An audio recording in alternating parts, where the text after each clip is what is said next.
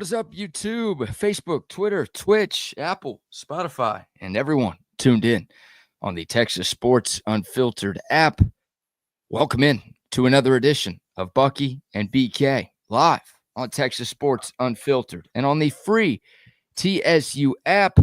Today is Tuesday, June 24th, 2025, and the Buck and I are with you for the next 2 hours. On today's show, some good portal news for Texas baseball as the Longhorns add 2 more players for the 2026 season. We've got the latest from the Kevin Durant to Houston trade. Did the Rockets pull off the steal of the year in this one? We've got plenty of NBA offseason news as we are 1 day away from the 2025 NBA draft. We've got some college football to get into, perhaps our first bit of bulletin board material for the upcoming 2025 season.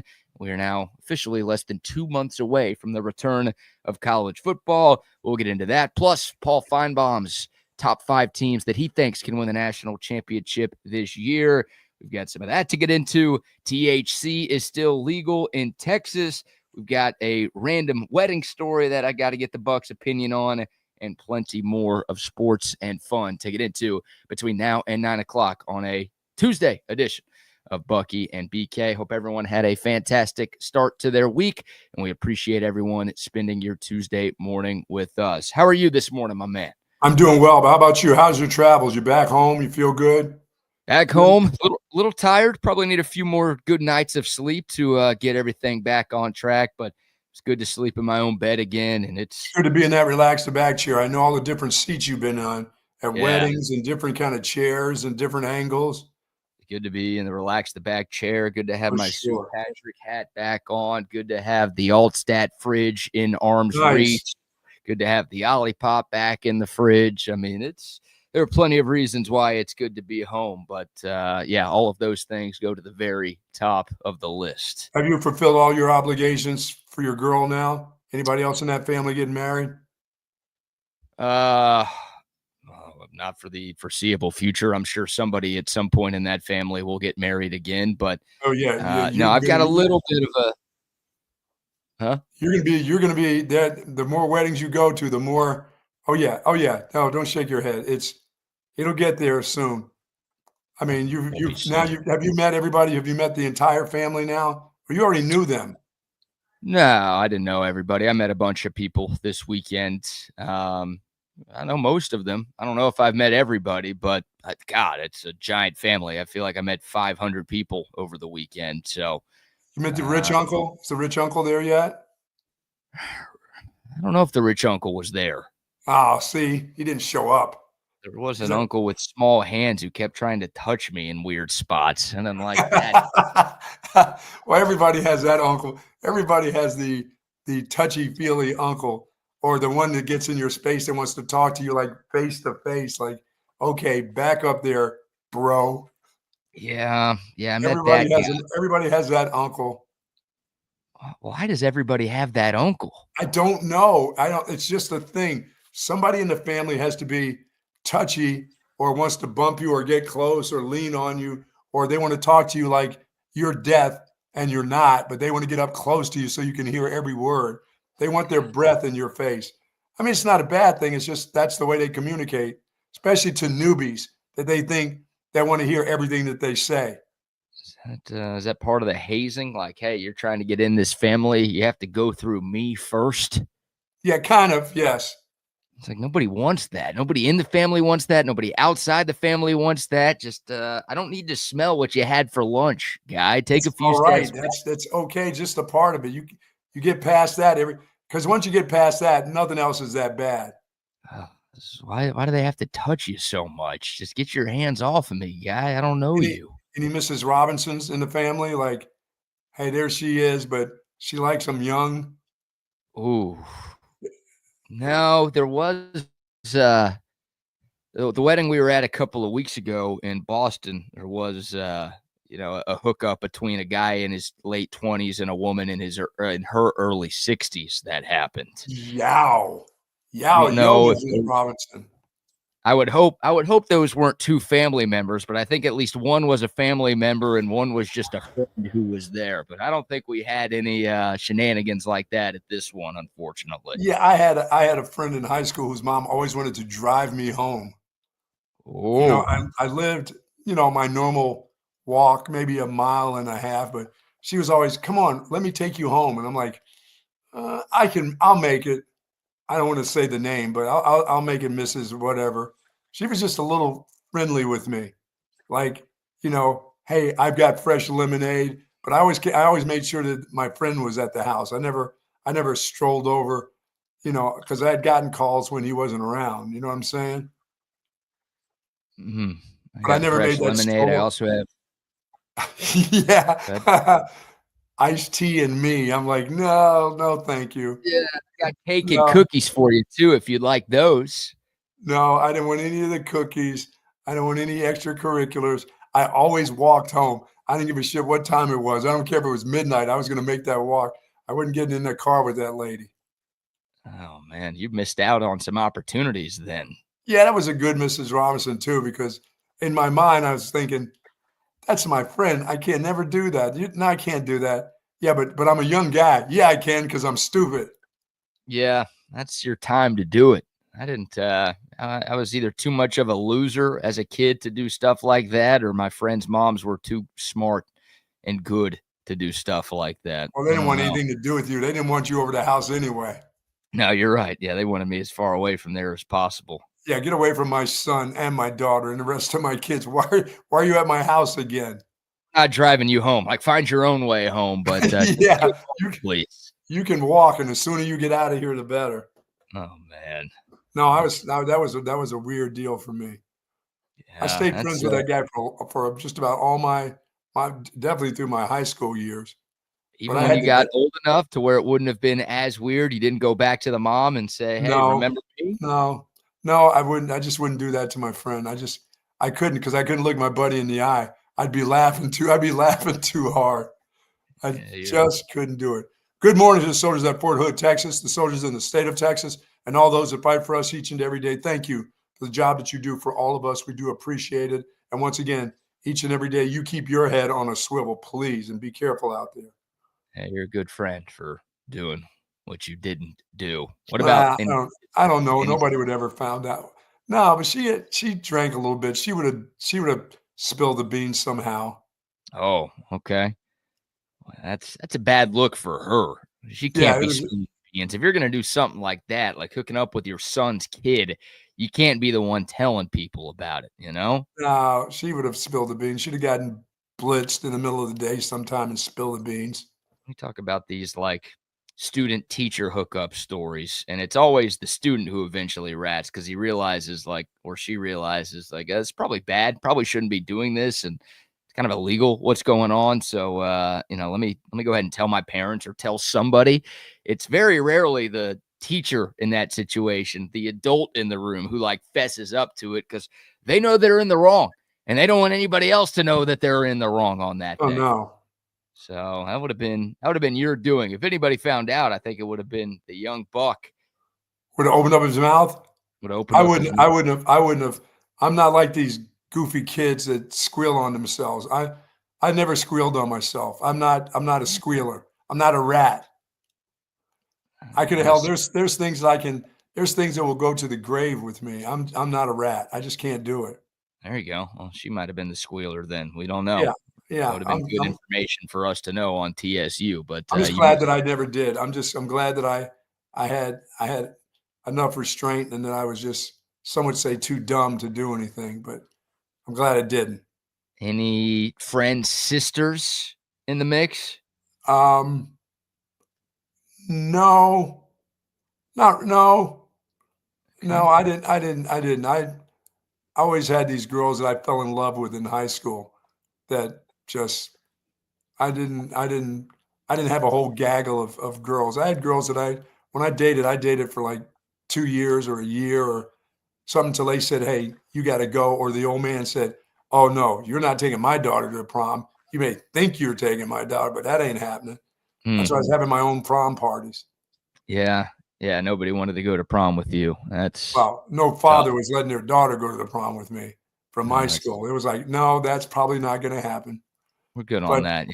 but I did. I had my own prom, and then I went to a prom with a girl that, like I told you, that was Janet Statham. She was always big. She was like a grown woman at senior in high school. She was developed. She was grown, and she was the one who said, "Don't even try to kiss me." And then I said, "Oh no, I'm not going to." And she goes, "Why am I not good enough? I'm not good enough for you to kiss." I'm like, "Oh no, that's not the case." But it was like that, and I was like, "Whatever you want me to do.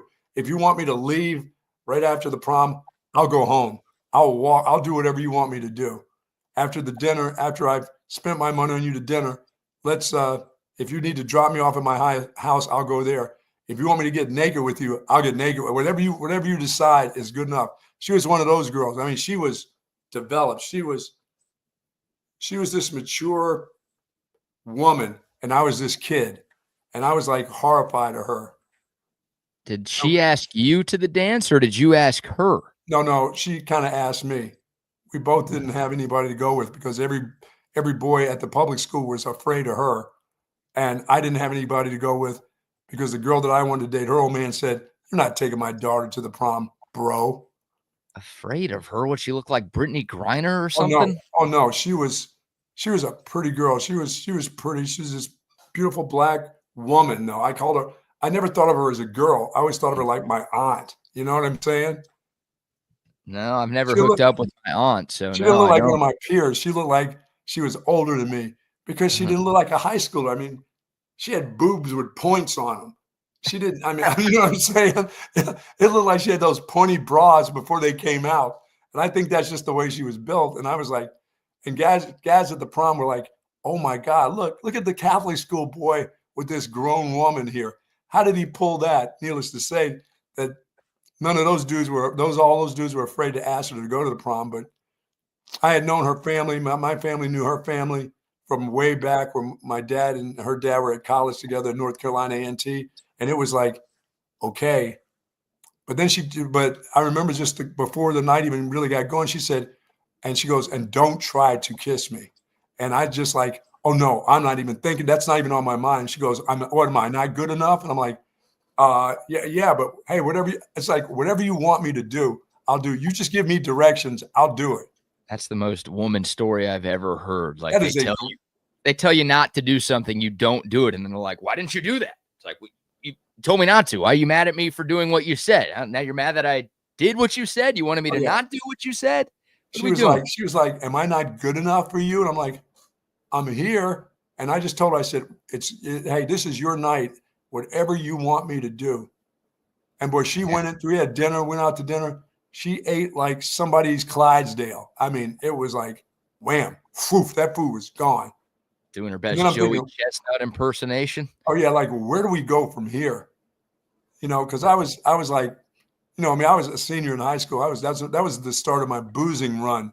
So you know, I was pulling out flask, and I had already been. Whatever she said was good. Like I said, whatever she said, even with the buzz on, it was like I was not going to try to make a move. I wasn't, because Was if she would have hit me like Larry Holmes, she would have knocked me out.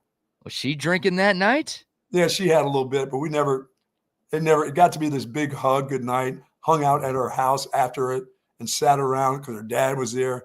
Wanted to know how my life had been, and I'm going off to BC to play football, and I do, believe me, it was never one of those let's keep in touch with her. No, good. I can't even imagine to have been married to that woman, Dude, that grown woman, that grown senior in high school woman. that sounds so she probably aged very poorly if she was already looking like that at that age. That sounds like the worst night ever. Like, you're with a pretty hot chick. At least you're describing her as a pretty hot Oh chick. no, But she was hot. She was a you woman. can't do anything with her. You're No, scared the entire night. And then when the night is over, you got to hang out with her dad in the living room for like 2 hours. it You was can't even all. go home. You're like drunk. You're trying to either drink more or go to bed. And instead, you got to hang out with her old man. Probably has a 12 gauge sitting on his lap. Like, Oh that's no, I had a better time when I had my own prom the year before, when nobody could when a bunch of dudes didn't have anybody to go with, and I had it up at my house, formal yeah. attire for drinking, and and shooting dice and having a good time. Sounds a lot better than. Oh, it was a lot better. Goodness gracious. All right. Having some fun on a Tuesday show.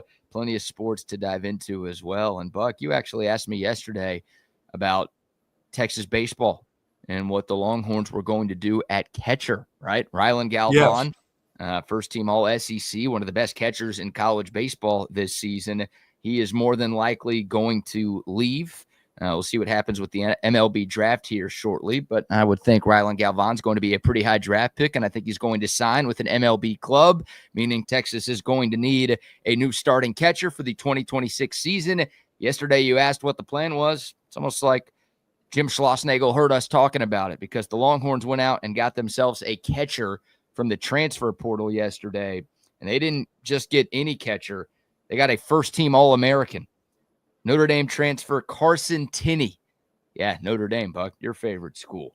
Yeah. Carson Tinney is coming to Austin, a first-team All-American in 2025. He hit .348 with 17 home runs and 53 RBIs for the Fighting Irish as a sophomore this year. He had an OPS over 1250. This was one of the top players available in the transfer portal. Everybody wanted this dude. And it sounded like Georgia and Florida were the two biggest competitors to Texas. But again, a bunch of other schools tried. It kind of sounds like that was the final three that Carson Tinney was looking at, and he ends up choosing the Longhorns. So assuming Rylan Galvan goes, and I think this decision kind of leads you to believe what the coaching staff is thinking with the future of Rylan Galvan, you've got a plug-and-play starter and a very good one behind the plate for 2026. Yeah, now just keep on bringing along that pitching staff with them. Yeah. I mean, they're doing a great job with the portal all around. They brought in a number of high-impact players and guys who started at other schools last year, both in the field and on the mound. But getting Carson Tinney, I mean, everybody knows how important a good catcher is, and everybody knows how important Rylan Galvan was to Texas's success these past couple of years. Getting a guy, look, I don't want to call him an upgrade because of how good Galvan was this year, but some of Tinney's numbers, some of Tinney's numbers are better than Galvan's this year. So this is ensuring you don't have much of a drop-off, if any at all, at a very important position on the field. I mean, this guy has incredible power. He's draft eligible after next year. He's got a few years of eligibility left. But next year will be his third year in college baseball, meaning he can go pro after next season. That's a one and done, or he's a one and he'll be out of here. Yeah, if things go right, it's a one and done type of situation. And not only that, but he's going to be a very high draft pick next year. I mean, this dude has like incredible power. He was top 10 in the country in average exit velocity this year. So when he hits the ball hard, and it goes a long way. That works. Man, the only bad thing is he spent some time in Notre Dame. That's the only bad thing. That's a character flaw, you think? Yeah, but if we can get him over that in a hurry. Yeah. He's coming to the bright side, right? He was on the dark side for the last 2 years. Now he's coming to the good side of things. Absolutely.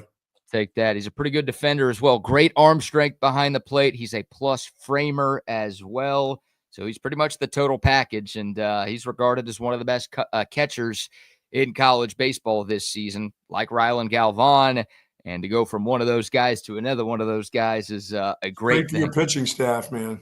Yeah, it's great for the Texas pitching staff. It's great for the middle of the lineup, and I think Carson Tinney, he's going to be a plug-and-play bat right in the heart of the Texas lineup. And, another thing we touched on yesterday is Texas – there's a good chance Texas is replacing 6 of its 9 starters in their everyday lineup. So you don't want to take a step back as an offense next year. You want to make sure you're able to replicate the production that you had. Hell, you're hoping your production at the plate is even better next season.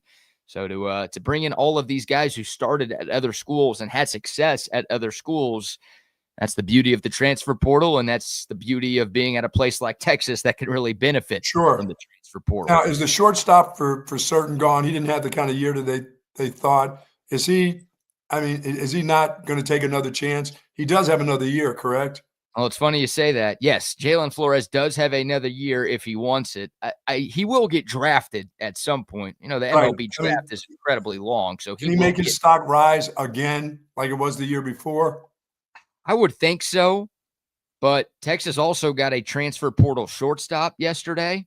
So, it could be for depth, right? If Jalen Flores doesn't like where he gets picked, then maybe That's he right, because decides. they can come back. Those guys can make a decision on whether they're coming back or not. Yeah, that's the difference, right? That's the difference between baseball and football and baseball and basketball. Like, you enter the draft in those other sports, doesn't matter what happened. Like, Quinn, if Quinn Ewers knew he was going to go in the 7th round, you wonder if he would have taken that reported $6 million to hit the portal and transfer to a different college, right? Like, but you don't get Yeah, that luxury if you're in football. Like, once you say you're going pro, you've got to go pro, and that's that. In baseball, yeah, you get to make the decision. You get drafted, you get to negotiate your signing bonus and your first contract. And if you don't like where those negotiations are headed, you could say, I'm not going to sign. Thanks for your interest, but I'm going back to school. yeah. So that is on the table for Jalen Flores. I don't know. Like, I do think if he came back for another year, he could improve his stock. But there's also two sides to that coin, right? If Jalen Flores came back and had another bad year, then all of a sudden that potential that pro teams love so much, it's like, well, that's 2 Sure. bad years in a row. Maybe he's just not as good as we thought. Maybe he just won't turn into the type of player that we want. There's a little bit of risk involved in Yeah, and in you're gonna talk to the head man, and he's gonna let you know that if they want you back or not. They're gonna push you one way or the other. They're gonna say, "No, you really can help yourself and help this team by coming back for another year. We'd love to have you back. Even though we're in the portal, even though we have another guy, you're our guy." I mean, coaches be pretty honest with you about that. I Because think so. when you're his stature, possible, signee, coach is not gonna mess with it. He's gonna let you know that, "No, we like you enough. We know what you can do. We've seen you at your best, and we may be able to get you right back to that. Plus, you help our team. We don't know what we're getting in a portal guy except for what we get in the stats and what we see. We know you. We see you." So Right. I don't know. In that sport, if I'm not pitching, there's a lot of reasons to come back, especially if I'm financially okay. I mean, you can get on buses and go in the minor leagues and get your career started. But a guy like that, he's not going right to the bigs. He's going to be on buses. He's going to be taking trips. Why not stay in school another year? Why not make yourself better and help the program out? Plus, make yourself some money on the side still. Probably more money than you would just driving around on the bus. Yeah, I think you're right. I mean, Jalen Flores, I bet, made more money this past season at Texas than he's going to make in his first couple of years as he tries to work his way up the minor leagues and get the call up to the bigs. So, I mean, in your mind, is he one of those guys that you would want if he says I'm coming back? I mean, you know what he does when he plays well on defense. uh, You'd probably say, "Hell yeah, come back." I would take him back, and I would think the coaching staff would take him back too. Again, it wasn't a great year one for Jalen Flores in the Jim Schlossnagle era, but don't forget, I mean, Troy Tulowitzki was on the staff 2 years ago with David Pierce, so he got to see the best of Right. Jalen Flores. And Tulowitzki, obviously a former shortstop. Like, I'm sure there's a part of him that thinks he could work with Flores on a couple of extra Absolutely. things, maximize his potential. So, yeah, I would take him back, and I would think the coaching staff would agree with me on that. But maybe Texas going out and getting a portaler at shortstop, again, kind of leads you to believe that they know the writing is already on the wall and Jalen Yeah. Flores is gone. It's not more so that they want him to move on. It's more so that he's ready to move on. I think so. I think it's probably that. And yeah, the transfer that Texas got at shortstop is Stanford transfer Timo Becerra, who hit .330 for the Cardinal this past season with 37 RBIs. He's a multi-year starter at Stanford. He doesn't have much power. He's hit 3 home runs in 3 years of college baseball. So he's a solid defender, got a little bit of speed, decent contact hitter. He is not your big power hitter like Jalen Flores could hit him out of the ballpark pretty much any time he stepped into the batter's box. Right. That's not what this new guy is. But again, at a power program, he has started for a couple of years at shortstop. So you're getting a guy. Yeah, you're not trying to develop a guy. He's already developed. No, that's the beauty. I mean, you talk about this with Texas football all the time, right? Don't get guys that you hope will eventually turn out to be good. Get guys that you've already seen. Get guys who already have some skins on the wall. And, both Carson Tinney at catcher and Timo Becerra at shortstop are guys who have started at major programs for multiple seasons. So and if it's that close, you're not, like I said, you're not pushing Flores out because he knows the players on the team. They know each other. I mean, the camaraderie, that helps an awful lot. You still, no matter what you do, you bring a guy from the portal, they've got to get used to the other guys. They eventually do, but it's nice to have a guy that already knows everybody. Sure. Yeah, continuity is a good thing. And it's hard to find in today's college sports because it feels like everyone's rebuilding their roster in every sport every year. So you take continuity when you can get it. But I take pitching no matter what. I don't care if they're from a foreign land. They can come right in here. Well, another reason, back to the shortstop position for a moment, why you feel like Flores is probably done. Timo Becerra is a grad transfer. Like, he has 1 year of eligibility remaining. Right. I don't think this is a guy who is garnering interest from a number of schools around the country.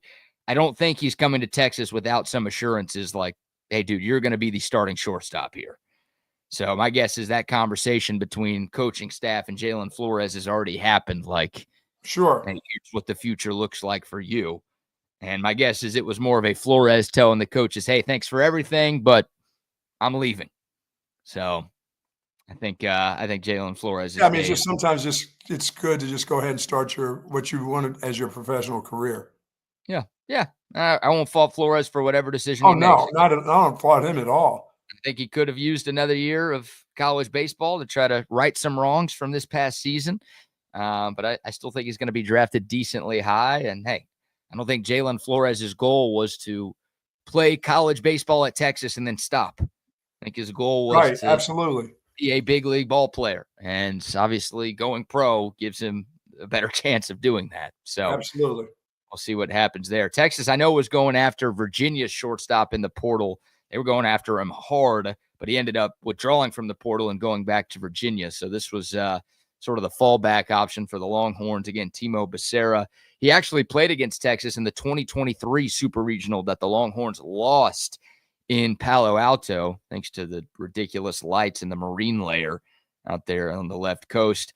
He went 3 for 8 in that 3-game series. So that name sounds a bit familiar for you Texas baseball fans. And Texas has seen this guy and went up against him a couple of years ago. But, man, the buy-in for Texas baseball is real. I guess that's the overarching point here, Buck. Like, we talked about this a lot at the end of the David Pierce era. It just didn't feel like David Pierce was getting the support that he needed to compete at the highest level, especially making the move to the SEC and how much investment there is in some of these other SEC programs. Like the NIL funding, just the overall support wasn't where it needed to be for David Pierce because it just felt like a lot of the big money donors didn't like David Pierce that much. So that was a huge part of why the change to Schloss was made. And then it was why this year 1, was so important for Texas baseball to prove that Schloss was the right guy to turn things around. Because Texas won the SEC in year 1, I think the money is coming in like crazy, and all of these people want to support the future of Longhorn baseball. Well, and the players that are in the portal want to come here too. They see what they have as a coach, and they can see what their future is like, and whether it's NIL money or not, they were going to be a pretty successful team. Yeah, I think it's twofold, right? NIL support, I mean, it matters for a lot of these recruitments now, but these guys want to win and these guys want to get developed. And I think a lot of those things happened in 2025 for Texas baseball. So the future is really, really bright for this program. We're all disappointed with the way the postseason ended, but winning the SEC in year 1 sent a message that, no, we've got the right guy running the show, and we're going to be a factor in this league for years to come. And you should want to be a part of this thing. Yeah, we've got the history, of course, we're Texas baseball, but also we've got the future. That's going to be really good. Absolutely. As well. So it's already 8 portal additions for Texas. A bunch of guys are leaving, but 8 portal additions coming in for the Longhorns. And again, these guys were all starters at their previous destinations. So you don't have to worry about developing a guy. You just make him better than he was. That's all. Yeah.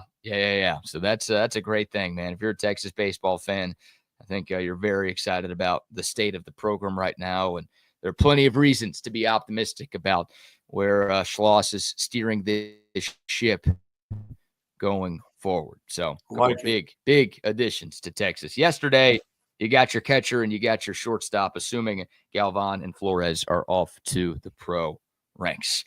All right, we'll take your thoughts. The Dakota text line, 512-222-9328. Of course, the YouTube, Facebook, Twitter, and Twitch live chats are rocking and rolling as well. Appreciate everybody tuning in this morning. We've got some college football to dive into.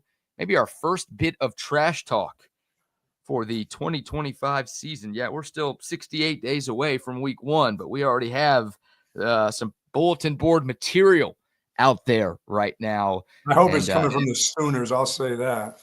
It involves somebody Bucky knows very, very well. That'll be Come on, man. Right there. But before we get to the gridiron, how about our first round of sponsor shout-outs? Let's say hello. We started out saying hello to Jay and the guys over at St. Patrick's since 1975. We got our lids on today. I've got my shirt. I've got my polo on, a little matching shirt to go with it, and you can too. 5222 Vernon Road for all your Longhorn items, everything that you're looking for, jewelry, books, detergent. They've got it. They got everything that you want. They've got those schedule glasses there. Don't forget, $12 a piece. If you want to buy them individually, go ahead and buy a whole rack of those bad boys. The 2025 schedule is out. They've got that. And folks, they are fantastic glasses. They make great mugs for freezing it, putting that cold beer into, lemonade. I use it for my iced tea. I love those glasses, those schedule glasses. And if you buy $75 or more of Longhorn apparel or whatever they have there that's Longhorn item, they'll give you a free glass. Love the folks over at St. Patrick. Free parking. They got plenty of space over there at the store. 5222 Burnett Road. For more information, go to StPatrick.com. Yes, indeed. Love our friends at St. Patrick. Also love our friends at CentexTickets.com. If you are looking for tickets to any sporting event, any concert, any comedy show, any festival, hey, ACL's right around the corner. Hey, F1 right around the corner. If you're looking for your tickets to those huge events coming our way, head over to CentexTickets.com. It's not just events in Austin. They got events all over Dallas, Houston, San Antonio, and all across the country. If you want to be live at anything happening, head over to Centex Tickets to get your tickets. And right now they are offering 10% off to all TSU listeners. All you have to do is type in the promo code CENTEX10 at checkout, and boom, you will instantly get 10% off of any ticket purchase. If you're buying 1, if you're buying 10, it doesn't matter. You're going to get 10% off with that promo code CENTEX10 over at CentexTickets.com. Our good friends over at, of course, Texas Orthopedics. They are the largest independent orthopedic practice in the state of Texas, folks. If you're starting to have problems and you got to replace joint replacement, they're the place that you want to go to. Spinal care, sports medicine, trauma care.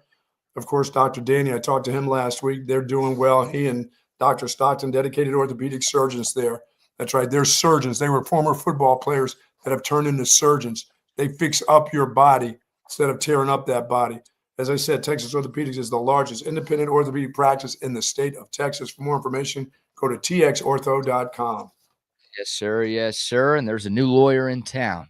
When the storm hits, you call Hurricane Hecht. That's Ryan Hurricane Hecht, your go-to personal injury attorney right here in Austin, a proud Texas Longhorn fighting for fellow Texans. Ryan's not just a lawyer. He is a Longhorn through and through, and he brings that same fire and pride to the courtroom. So if you get hurt in a car accident, if you're hurt at work, if a dog bit you and you're just walking around your neighborhood, it doesn't matter the injury, call Hurricane Hecht. He's been fighting for justice and big results for a decade, and the best part of his services, you don't pay unless you win. That's right. No fees unless Hurricane Hecht gets money in your pocket. That's how confident he is that he is going to get you what you deserve. He's compassionate with clients, but he's aggressive in court, based right here in Austin, a friend of the show and a fighter for the people. So when you get hurt, don't let the insurance companies push you around. You've got enough to deal with trying to get your life back on track after a big injury. Let Hurricane Hecht blow their case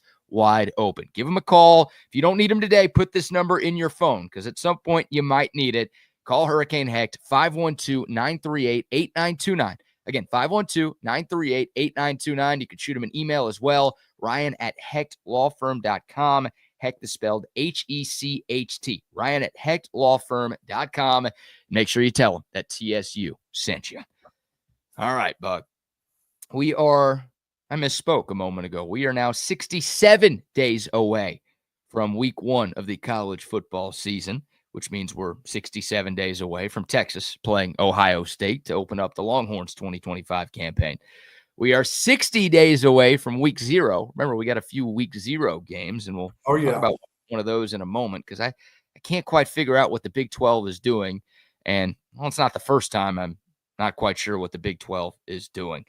But we've got ourselves perhaps our first bulletin board material of the 2025 college football season. Come on, Joey McGuire. Come on, cut it out. Not from Joey McGuire this time. Not from the T-shirt boys up in Norman, Oklahoma. Come on, Gundy. Stop doing these things. Not Mike Gundy. That guy should probably keep his mouth shut after going 3-9 last year. 3-9. I think they started 3-0 and then lost their last 9 games, if memory serves. Yeah, well, they'll be taking a trip to Oregon, I believe, in like week 2. Oklahoma State? I think so. You're out here memorizing the Cowboys schedule right now. Look at you. Yeah, I'm looking for a duck slaughter there. Some duck sausage. You are very ready for college football, it appears. Oh, yeah. No, neither of those guys are involved in the making of this bulletin board material. Remember the name Thomas Castellanos, Buck? My Boston College former quarterback. Yep. He's no Doug Flutie, so he just wanted to be, but he's a little guy that sounds like he's got a big mouth. Well, he got benched towards the end of last season by the great Bill O'Brien at Boston College. I still don't understand why that happened, but I guess. I don't either. But Castellanos hit the portal in the offseason, right? Most quarterbacks get tired of Bill O'Brien. That's kind of how it works, and you'll find that out at BC very shortly, that everyone gets tired of Bill O'Brien pretty early. But Thomas Castellanos transferred from Boston College to Florida State in the offseason. Yeah. And he is the projected starting quarterback for the Seminoles in 2025. Florida State opens up the season against Alabama. It's one of the big marquee matchups in week 1. That's a game in Tallahassee at Doak Campbell Stadium, I believe is what it's called out at FSU. Yep.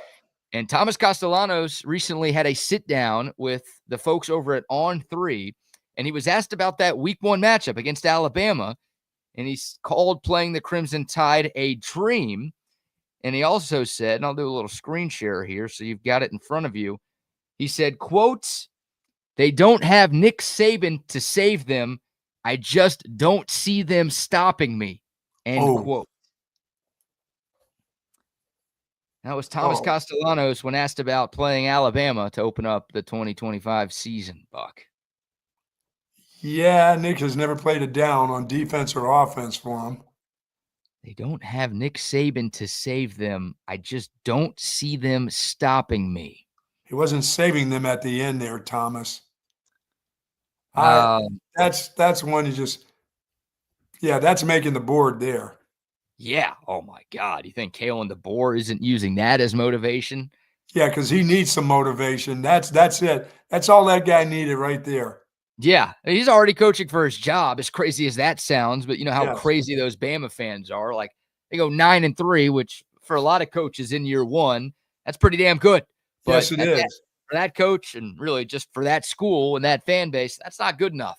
People are already talking about him being the wrong hire in Tuscaloosa. So he's already like, okay, I got to prove these fans wrong. All of these people who think I'm the wrong guy to replace Saban, I got to make sure I get my ish together and get my team into the playoff this year. I didn't think Alabama needed any extra motivation after getting left out last year.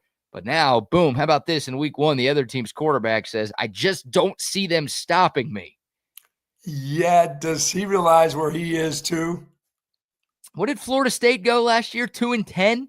Yes. And didn't this guy get benched at Boston College? I don't think Boston College was all that great last year either. No. So this guy wasn't good enough at BC. You know, Mike Norvell has to back up the Brinks truck to get him because, he's also trying to save his job after what happened last year in Tallahassee.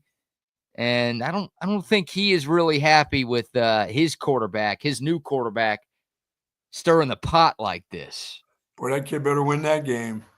I saw some Florida State fans too on the message boards being like, who is this dumbass? What is he doing? Like his own fan base is like, why is he of saying that? course. They're not playing Chickasaw State to start out. Chickasaw State, is that a thing? I think it is. There is a Kennesaw State. I do wonder if Oh, Chickasaw I'm sorry, not Chickasaw, Kennesaw. Yeah, you're right. It Kennesaw. might be. There's all these random ass college football teams out there. Maybe there You're is right. a Chickasaw State that exists. Kennesaw. Kennecoleslaw State. Kennecoleslaw State. Yeah, I'm not going to say that to anybody as the starting quarterback. I wouldn't even care if I was playing Moravian or Kutztown.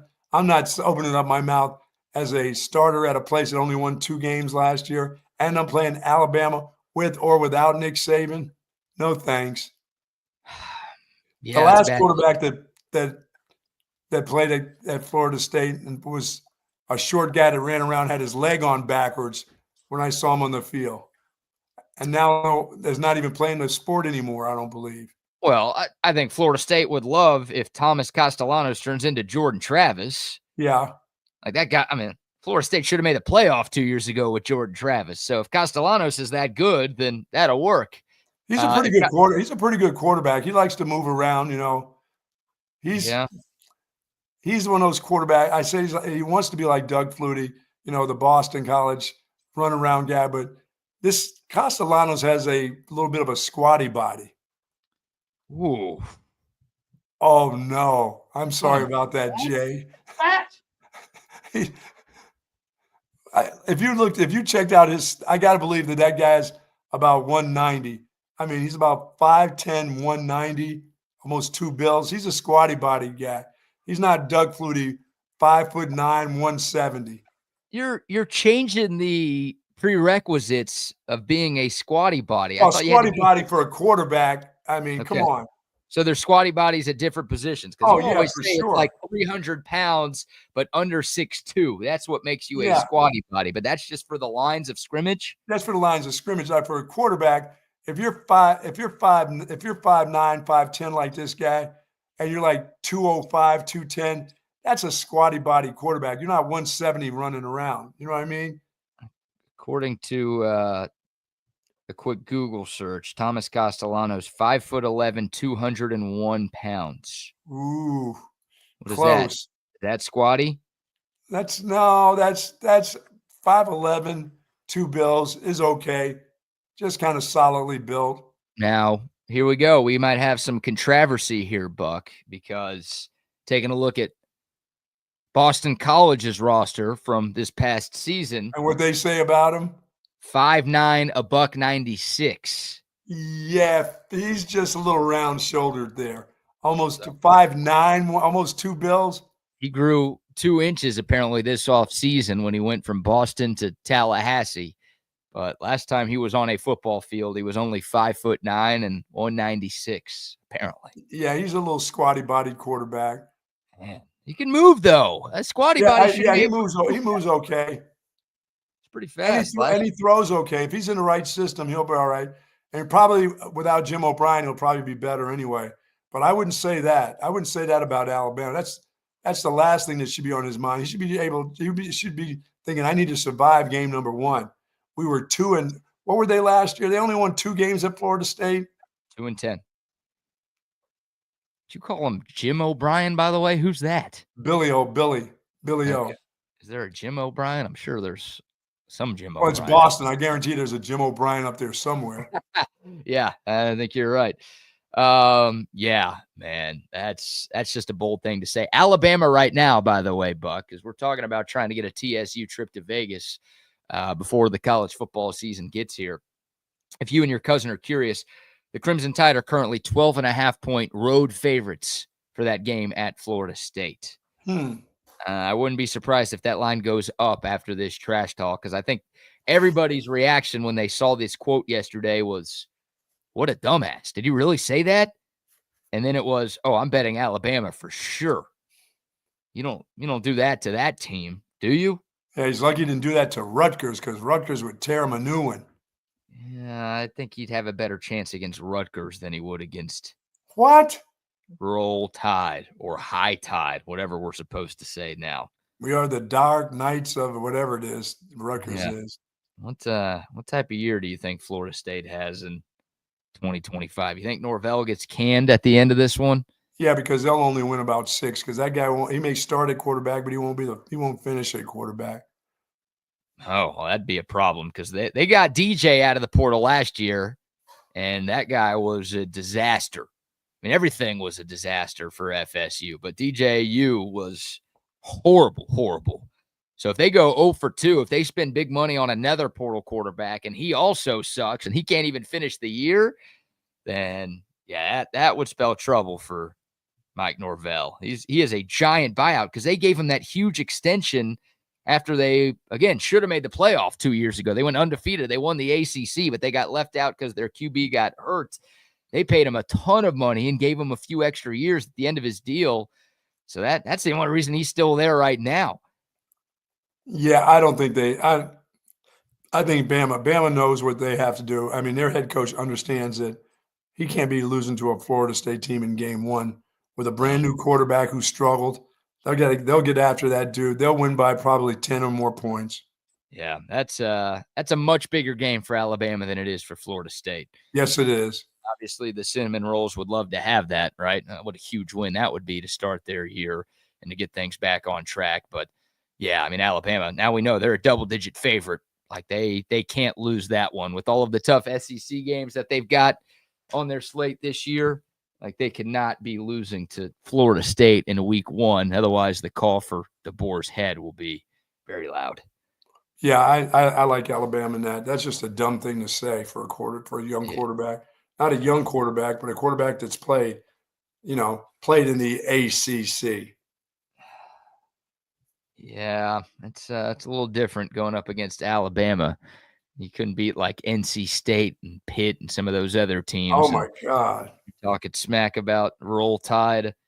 I don't get that one. So yeah, I'll be calling my cousin and we'll be laying the points on Alabama in that matchup there. But more college football. We are officially less than 2 months away from week 0. Yesterday was the 2-month point from technically the first college football games of the 2025 season. Obviously, the majority of the teams around the country will open up the weekend of August 30th when Texas plays at Ohio State. But we do have a few games the weekend before, and the biggest game is in Ireland, Iowa State and Kansas State, a.k.a. Farmageddon, one of the best rivalries the Big 12 Conference has. That game's going to be week 0 overseas in Dublin, and I can't figure out why this game is happening over there, Buck. I don't know. Maybe they're going to show them how to grow potatoes. I think the people in Ireland already know how to grow potatoes. They don't need K-State or Iowa State to show them how to grow potatoes. Maybe wheat or something. Yeah, Who knows? I was gonna say, how's the wheat production going in Dublin these days? Because you're talking Kansas, you're talking about wheat. Yeah. Maybe a little corn in Iowa. Maybe a little soybeans. A little soybean, a little corn. Is that what this is? They're more Could be excited about the crops than the football. Could be. These are like 2 of the best teams in the Big 12. Do you want them playing in Ireland in week 0? No. I want Notre Dame playing in Ireland where they belong playing. They should be there full time, huh? Well, I want them to play at least week 0 games there against somebody. That's the Fighting Irish, right? Just put Notre Dame in there against, like, I get the Big 12 wanting to expand its reach. That's been Yormark's bit for years, right? He talked about that when Texas was still in the league. It's like we need to globalize our conference. We got to grow this brand beyond the 50 What's the problem? Is the stadium in Atlanta being used by somebody in the SEC for some odd reason? Yeah, there is a game. And is there really? I think that what is it? Tennessee, Syracuse. I think that game is in Atlanta. Oh, there's another one with the great Syracuse coach, the great recruiter. I just this is a weird bit. Like these 2 teams, these might be the 2 best teams in the Big 12 this year, and they're playing in week 0 and they're playing overseas. Like this should be a home game on one of their campuses, and this should be a game late in the season when it's like, oh shit, the winner of this game might make it to the Big 12 championship game, and the loser might be out. And instead, they're playing it overseas before the season even starts. Yeah, that's a weird bit. I can't, like, this is like, I don't know. This is like Texas and Alabama playing a game in Mexico City in week 0. Like, a real conference would never do something like that. No, I don't like that tilt. That's why the I'd rather have NFL that is always somewhere. I'd like, rather have that game somewhere in the middle of the season in one yeah, of my stadiums at home. yeah, makes too much. Preferably the one with no lights. Preferably the one that has no lights. Yeah. Oh, in Ames, Iowa. Thank Yeah. God Texas had their night vision goggles for that game 2 years ago. Could have been real bad. But this is like, it's kind of a rivalry game, Buck. It's not the level of Texas OU or Texas A. This is like if Texas and Arkansas, that's probably a better comp. If Texas and Arkansas were playing week 0 overseas somewhere, but also Arkansas would have to be good. So even that's not a perfect comparison. True. It's a rivalry game with 2 great teams, 2 of the best teams in the league, and they're playing before the year starts overseas. Your mark being your mark, man. Another reason you should be glad to not be in that league anymore. Yeah, I don't think that's a good opener away from home. It'll be fun to watch. Like, I'm glad we have a pretty good game to watch, selfishly from a TV standpoint. But Notre Dame, and who do they play? Florida State, Boston College was the game. It should be Notre Dame every year playing over there. Sure. Why not? Because their fans actually care. The people of Ireland actually care about that team and send them overseas. Yeah, play Notre Dame in the Merchant Marine. There you go. That's their punishment for not being in a conference. You got to go play overseas. It is your home country too, and it's going to be a home field advantage that nobody else would get playing over there. No, you're absolutely right. Your punishment for not being in a conference is you got to go across the pond to play a game every year. We'll see you later. Yeah, but that's all right for Notre Dame. I don't like it for K-State or Iowa State. It's a weird bit. So there you go. There's that headline in college football. By the way, 60 days away from that one for those of you who care about Farmageddon. We care about all of these games. Sure. Once they start, we care. Oh, you don't think my cousin will be heavily betting these week 0 matchups? Of course. I got to double check the week 0 schedule just to make sure there's nothing else. I tell you, the closer I get to the season, the more I think there's going to be some guys like Lincoln Riley. He better come out of the chute getting it done. And that defense of theirs better be better, which they never are. So that guy's I can't believe that. I believe that guy's on the hot seat at USC. Yeah, it's really nice because for many years, Texas was a part of this conversation. Like blue blood programs, coaches on the hot seat, and now Texas isn't there. Dude, there are so many blue blood programs that have coaches on the hot seat this year. And they're all at varying levels. But yeah, Lincoln Riley at USC. I mean, when is he going to get it going out there? I don't know. I can't believe that hasn't worked. I cannot believe I thought for sure that would work. I thought that was a great hire from SC because Lincoln Riley at OU every year had the Sooners in the Big 12 title game or winning the Big 12 championship. Like I thought for sure with the talent out in California and everything that USC has going for it, like I didn't see a scenario where that thing would be as much of a disaster as it's been, but it has been a disaster. They got a couple of returning guys on defense, but they have now started to recruit that area where Lincoln Riley it's taken him a long time, but it's the line of scrimmages with him. He's figured that out a little bit, BK, where he is now he has got some recruits that are defensive linemen, and his offensive line has a bunch of guys that are kind of returning, but he has been slow in the whole defensive line. You got to win on the line of scrimmage. He's been quarterback, wide receivers. You got to score a bunch of points, but I think he may have tried to figure it out.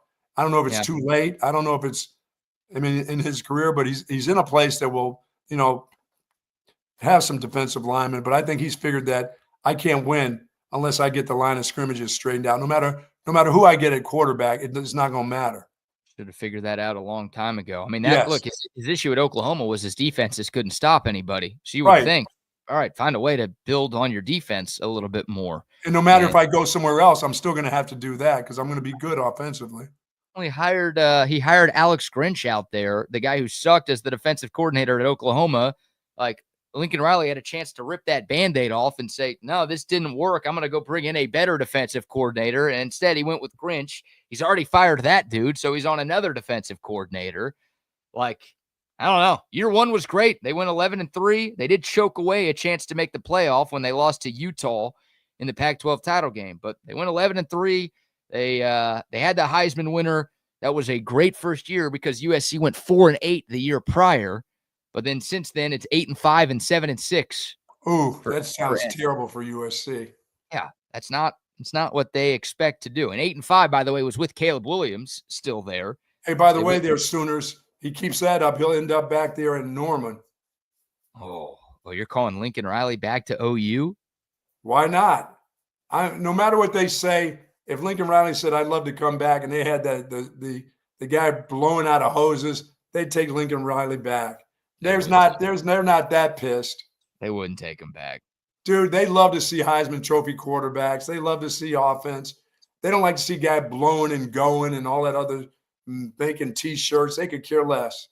They wouldn't take him back. No, yeah, they would. They take before that guy. Even over Brent Venables, I don't think they'd take him back. No, I don't. I think they prefer door number 3 at this point, for the record. Well, door number 3 better be something very special. But it had to be. I don't know what door number 3 would bring them.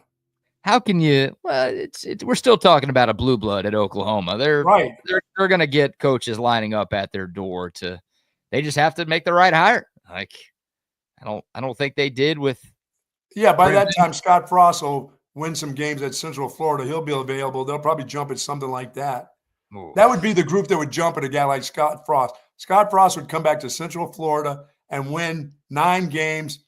Oklahoma would be shitty like they should be in year number 2. And the Sooners would grab Scott Frost and says, I think we can do something with this guy. Dude, that would be the funniest thing ever. You know, how funny would that be? That guy going from Nebraska back to Central Florida, or from Central Florida to Nebraska and then back to Oklahoma. That would be great. That would be great for college football. People keep calling Oklahoma the new Nebraska. At least Oklahoma haters are calling Oklahoma the new Nebraska. That would be awesome. So if they go out and get Scott Frost, who couldn't win in Nebraska, I mean, he was terrible in Lincoln. If they go out and hire that dude, then they're not beating the allegations of them being the new Nebraska. Well, dude, remember now, he won a national championship at Central Florida. It's not like he didn't win any games there. He didn't win a national championship. That's what I heard.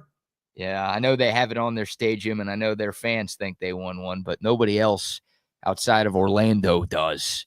So Mickey Mouse has a ring. Yeah, it is a Mickey Mouse ring for sure. I don't even think it's a ring. Maybe they made themselves rings, I guess, but of course they made rings for their football team. That, he's back there. What's that going to be like? I don't know. I mean, it can't be worse than it was in Lincoln, right? Like, I don't think he's going to go undefeated again like he did in his, last year or second No, last because year. They're having to play some real teams. Yeah, they're in a better conference now than they were a couple years ago. It's nice of you to praise the Big 12 like that, Buck. Yeah, and it's great that they're gonna win, and he's leaving them in year 1 to head to Norman, Oklahoma, when their coach is gone after this year. Yeah, he's not going to Norman. That would be so great. It would be great. I would love to see it happen. I'm rooting for it to happen, as a matter of fact. But I don't think OU's that dumb. They might be dumb, but I don't think they're that dumb. It's like, who would I rather play against? Scott Frost's group, because I know he'll be at the golf course and not at practice or something. He'll screw that up once he gets to Norman. Yeah. No, I'd rather leave that guy who's there. Leave that T-shirt maker there. You want Venables to stick around for a bit? I do. Okay. Yeah, I think I'm okay with that happening too. All right, there you go. Random college football conversation. Yeah, Brent Venables on a hot seat, Lincoln Riley on a hot seat, Billy Napier at Florida on a hot seat. Coach Kelly down at LSU. Seats are warming up for Coach Kelly at LSU and maybe Coach DeBoer at Alabama. As crazy as that might sound for people. If Ryan Day loses to Michigan again, they're going to want him fired at Ohio State, even though he just won a national championship. No way. Those dumbass fans up there. I guess Kentucky's not a blue blood. Now I'm just looking at the SEC, but Kentucky might need a new coach. Auburn might need a new coach. I saw a message board post yesterday that says like Hugh Freeze has played golf 10 times in the month of June already. Speaking of coaches playing golf, Auburn sucks. They're not recruiting well. And apparently their coach is like literally hitting the links every other day. And it's like that guy he's taking the Jimbo route, I think, where it's like he knows he's got all this guaranteed money coming if he gets canned. Might as well play some golf. I don't care if I get fired. What do you think I care? I'm going to get all this money anyways, and I don't have to work. Let me go ahead and enjoy my time here, getting all these free rounds of golf as the head coach of a SEC program. I think Hugh Freeze is becoming the new Scott Frost with those golfing accusations, which is perfect. All right, so there's some college football. We got more college football to dive into as Paul Feinbaum has listed the 5 teams he thinks can win a national championship this season. So we'll give you the one they call the mouth of the South, his list. Yeah, man. Title contenders in a moment. But before we do that, how about another round of sponsors shout outs? Folks, Relax Back embraces a holistic approach for a healthier lifestyle based on 35 years of proven expertise. And my back couldn't be healthier. I've been in my Relax Back chair for over 20 years now, and I love this chair. I don't want this chair to go away. I'm not looking for a new chair. I got the chair that makes me feel absolutely great. When my back's not doing well, I come and I sit in this bad boy, and it doesn't take very long before my back feels comfortable. All the swelling that I get from messing around in the garden or falling down or whatever I do to screw up my back, when I get in this chair, everything is back to normal. And they can help you too. If you've got some problems with your shoulders, your lumbar, your thoracic, your hip area, please head on over to Relax the Back and let the folks there get you in a chair that's really going to make you comfortable. And it doesn't matter whether it's a recliner or an office desk, or behind your office desk and you get a nice chair, you are going to feel the difference. And they've got accessories over there, Tempur-Pedic mattresses, pillows. They've got it all. 2 great locations, one at the Hill Country Galleria across from Whole Foods, and then North Austin at the Gateway Shopping Center. Live pain-free like the Buck folks at Relax the Back. Yes, indeed. Now a word from our great friends at AV Consultations. Now, stepping up to the plate is a household name, weighing in at roughly 115 pounds with a wingspan of 98 inches. It's Samsung. Kid, I know it's baseball season, but this isn't what I meant when I said to incorporate sports into the company commercial. Sorry, old man. I just want everyone to know that audiovisual consultations can make your home feel like a stadium. That's true. Audiovisual provides stadium surround sound, huge screen video, controlled lighting, and even temperature control. On our roster, every customer is an MVP. Sounds like audiovisual knows how to score a home run with our customers. All right, kid, that's enough with the baseball puns. But I'm trying to tell everyone that audiovisual is a real catch. You'll glove our services. Kid? There's nothing coming out of left field when you give us a call. We won't break your balls. Kid, we only have a minute. Pitch, please. I don't need your batitude right now. Rest assured, listeners, audiovisual is much better at installing and designing custom home theaters than we are at making jokes. Just check our stats. Give us a call at 512-255-8678 or visit us online at avconsultations.com. Our good friends, of course, over at 34 Wine and Spirits, 4601 Southwest Parkway. You know, of course, you got 4th of July just around the corner. You have all of your alcohol needs. You can do it right there, or they can deliver to you. There are wholesale distributors, and they will get it to you on time, believe me. Once again, located at 4601 Southwest Parkway. There you'll find the best beer in the world, and that is Altstadt Beer in all varieties. Yes, indeed. Altstadt Beer, the best beer in the world. And like the Buck said, you can pick it up at 34 Wine and Spirits. You can pick it up wherever you buy your beer, all across the state of Texas. So whatever you have going on in the summertime here in the Lone Star State, make sure you're accompanying your good times with the greatness that is Altstadt Beer. Check out the Altstadt Light. Super easy to drink. It sacrifices on calories, but does not sacrifice on taste. Some of the other light beers out there, it's just not good. Like you want to drink a light beer. You don't want it to be as heavy. You want the fewer calories, but you also hate the taste that you're getting with some of those beers. Altstadt Light, you can actually enjoy what you're drinking and still enjoy the benefits you get from consuming a light beer. And the Peach Radler, talk about that a lot. The summer seasonal for the Altstadt Brewery. It's a combination of the world-famous Altstadt Lager with juice from real Fredericksburg peaches, and it makes for an incredibly refreshing, easy-to-drink summer beer that's perfect when you're laying out by the pool, out by the lake, maybe grilling out with friends and family, whatever. Definitely check out the Peach Radler. Check out all of the Altstadt brews. There is something for every beer drinker out there. The next time you're at the store, again, make sure you are getting your Altstadt beer. No impurities, no regrets. All right, Buck. Paul Feinbaum. Are you a Feinbaum guy?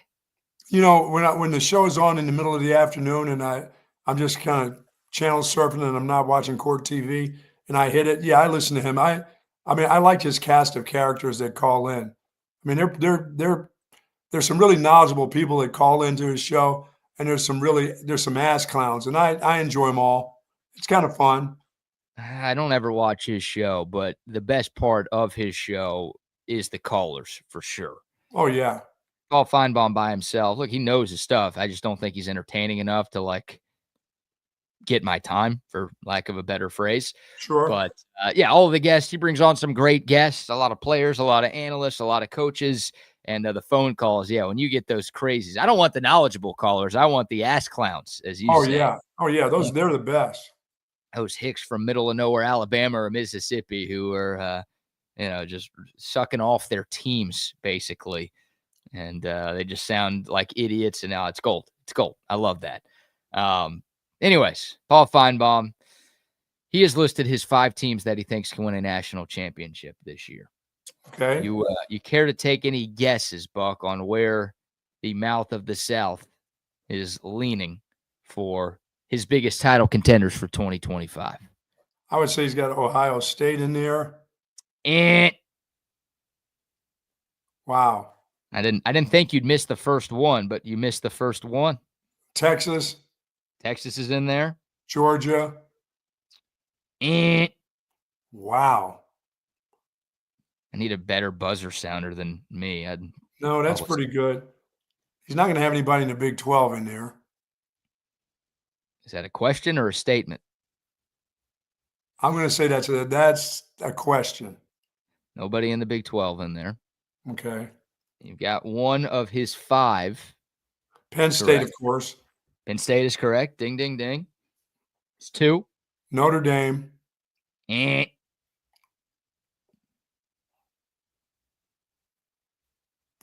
What other SEC team? Don't even say Roll Tide. Roll Tide. Get out of here. He does. I'm there. thinking, come on, man. We're talking about them barely beating teams like Florida State, and he's got them as a possible national championship winner. Really? High Tide. Well, as long as they can beat Oklahoma this year, they've got a shot. Oh, my God. High Tide. Yep, that's 3. It's Texas, Penn State, and Alabama. Those are 3 of his 5. Was he throwing? He's not throwing in BYU, obviously. You said no Big 12s in there. No Big 12 teams. No Mormons were made, or no Mormons were heard in the making of this. Clemson has to be in there. Ding, ding, ding. Clemson is in there. More evidence that they are not a sleeper. And Oregon. Boom. There you go. There's his 5. Yeah. The 5 teams. Paul Feinbaum was asked for teams that he thinks has a legit shot to win it 5. And he gave those 5 teams: Texas, Alabama, Oregon, Penn State, and Clemson. Thoughts on that list? Well, he left out Texas Tech, which is how can you do that? Because what has Texas Tech won? Hey, listen, dude, they've got the coach. They have a coach, yes. On his way back to high school after this year. You're sticking a fork at Joey McGuire too. Joey McGuire's done, folks. Show me the buyout money. That's what he's going to be saying. He's going to get bought out because if he doesn't do anything, if he doesn't win the Big 12 championship, he's a goner this year. I think he's got to at least make it to the Big 12 championship, right? No, he does not have Texas Tech in there. What happened? No Notre Dame, huh? No Ohio State, no Georgia. I'm never surprised. No Georgia. If he left Ohio State out, I wouldn't be surprised, right? Because Paul Feinbaum's the SEC homer. Right. So, if this list was Texas, Alabama, Georgia, LSU, and Clemson, I would not have been surprised because it's Paul Feinbaum, and he just loves on the SEC whenever he can, and that's why SEC people love him, and that's why everybody else hates him. But the fact that he, only 2 of his 5 were SEC teams, and he left Georgia off the list. And he put Alabama in there? He's Alabama in there. Yeah, Texas. I think most people would have Texas in their top 5 right now. Yes. Texas might be preseason number 1. So no surprise that Texas is there. But no Georgia? A team that's won, a team that just won the SEC, a team that's won, 2 of the last 4 national championships in this sport? Yeah, I mean, if anything, Alabama would be the last one on my list of the 5. I don't know if I'd have Alabama in the top 5. I think Yeah, they're going to be a playoff team this year, but I think they'll be like in the, 8 to 12 range. Is this group not looking for a new quarterback at Alabama? I mean, yeah, they are. Jalen Milroe's in the NFL right now. I think a lot of Bama fans feel like, Ty Simpson, who's the projected starter, former 5-star, they feel like he can be better than what Jalen Milroe was last year. A lot of Bama fans think Milroe was kind of holding them back. And at times he looked really good. At times, you just go turn on the tape of that Oklahoma game. Oklahoma had a good defense last year, but Jalen Milroe looked like a middle school QB in Norman. So I think Bama fans think that it might be addition by subtraction, with him going. Yeah, there's not enough homerism in there for me. That Georgia's going to be on my list no matter what. Yeah. Georgia and Ohio State should be on the list, right? Correct. Yes. Those 2 teams have won 3 of the last 4 titles. They're probably both going to start the year in the top 5 this year. And yeah, you're right. It should be Texas, Ohio State, Georgia, Clemson. And if you want to throw the Homer Alabama in there, throw them in there. And I'd probably put Penn State ahead of Alabama. Would you? Oh, no doubt. No. Penn State would be Penn State. This is the deal. They've got the schedule right now. You're right. Penn State, to me, would be in the top 3.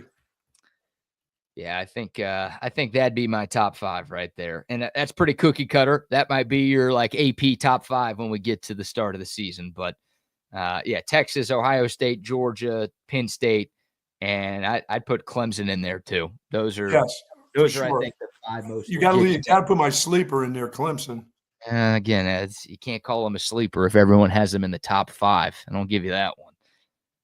But yeah, Alabama and Oregon are close. Notre Dame, I think, is close. They're right there. But yeah, you can't like Ohio State and Georgia. By the way, ESPN, who employs Paul Feinbaum, their FPI, analytical predictive formula that we talk about from time to time, that has Texas number 1, that has Georgia number 2 and Ohio State number 3. Yeah, that kind of makes sense. So I know I'm very intrigued with SEC Media Days this year because again, people are sleeping on Georgia right now, and Paul Feinbaum is one of those guys sleeping on Georgia right now. It's like, oh boy, just give Kirby something to talk about. I want to know what the vibe is like talking to Georgia people. I want to know what they think about their team. I'm curious where Georgia, like, I'm probably going to vote Georgia to win the SEC this year. And it sounds like I'm going to be the only person who's going to do that. I don't understand. What am I missing here? Just giving too much credit to what they've done in the past? And you should. Because they keep doing it every year.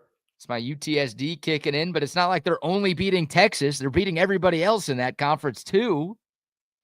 And Carson Beck wasn't very good last year, and they still won the league.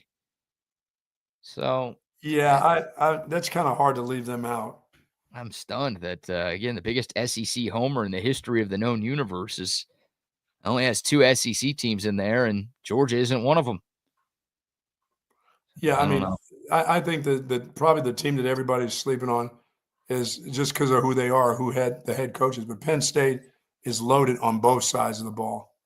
Yeah, I mean, you're talking about you bring back an offensive line, your quarterback, and 2 of your running backs. I don't give a shit if you don't have anybody to throw the ball to. You can turn around and hand it off to either one of those guys with that offensive line. And you know they're going to have some defense going on again. Yeah, it's big year for Penn State. Oh, after they stole the Ohio State's defensive coordinator? Yeah.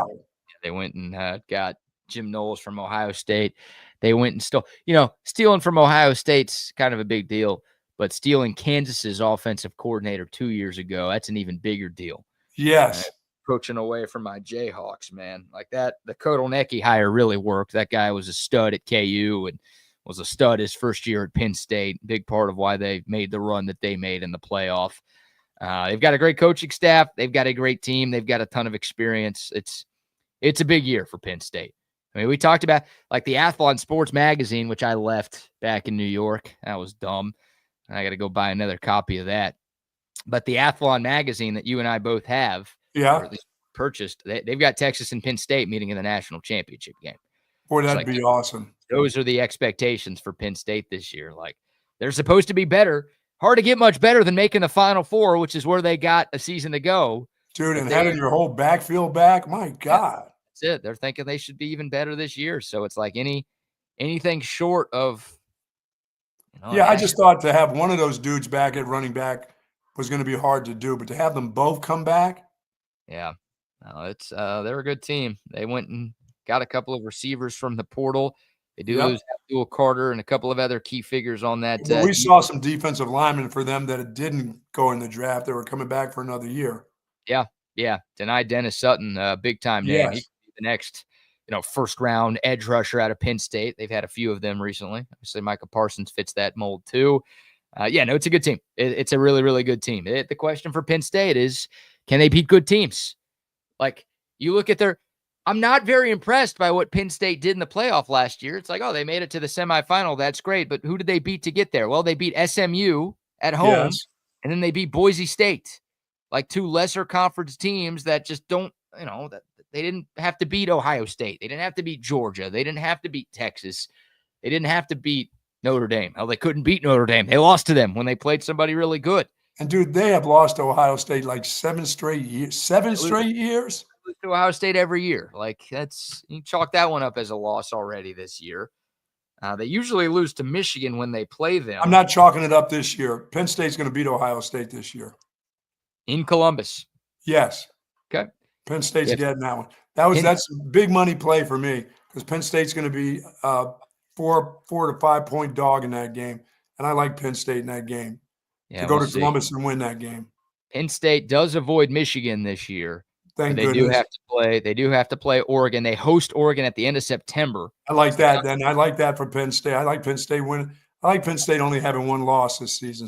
Somehow James Franklin will screw up one Saturday and Rutgers will get them, or somebody weird will get them. They do end the year at Rutgers.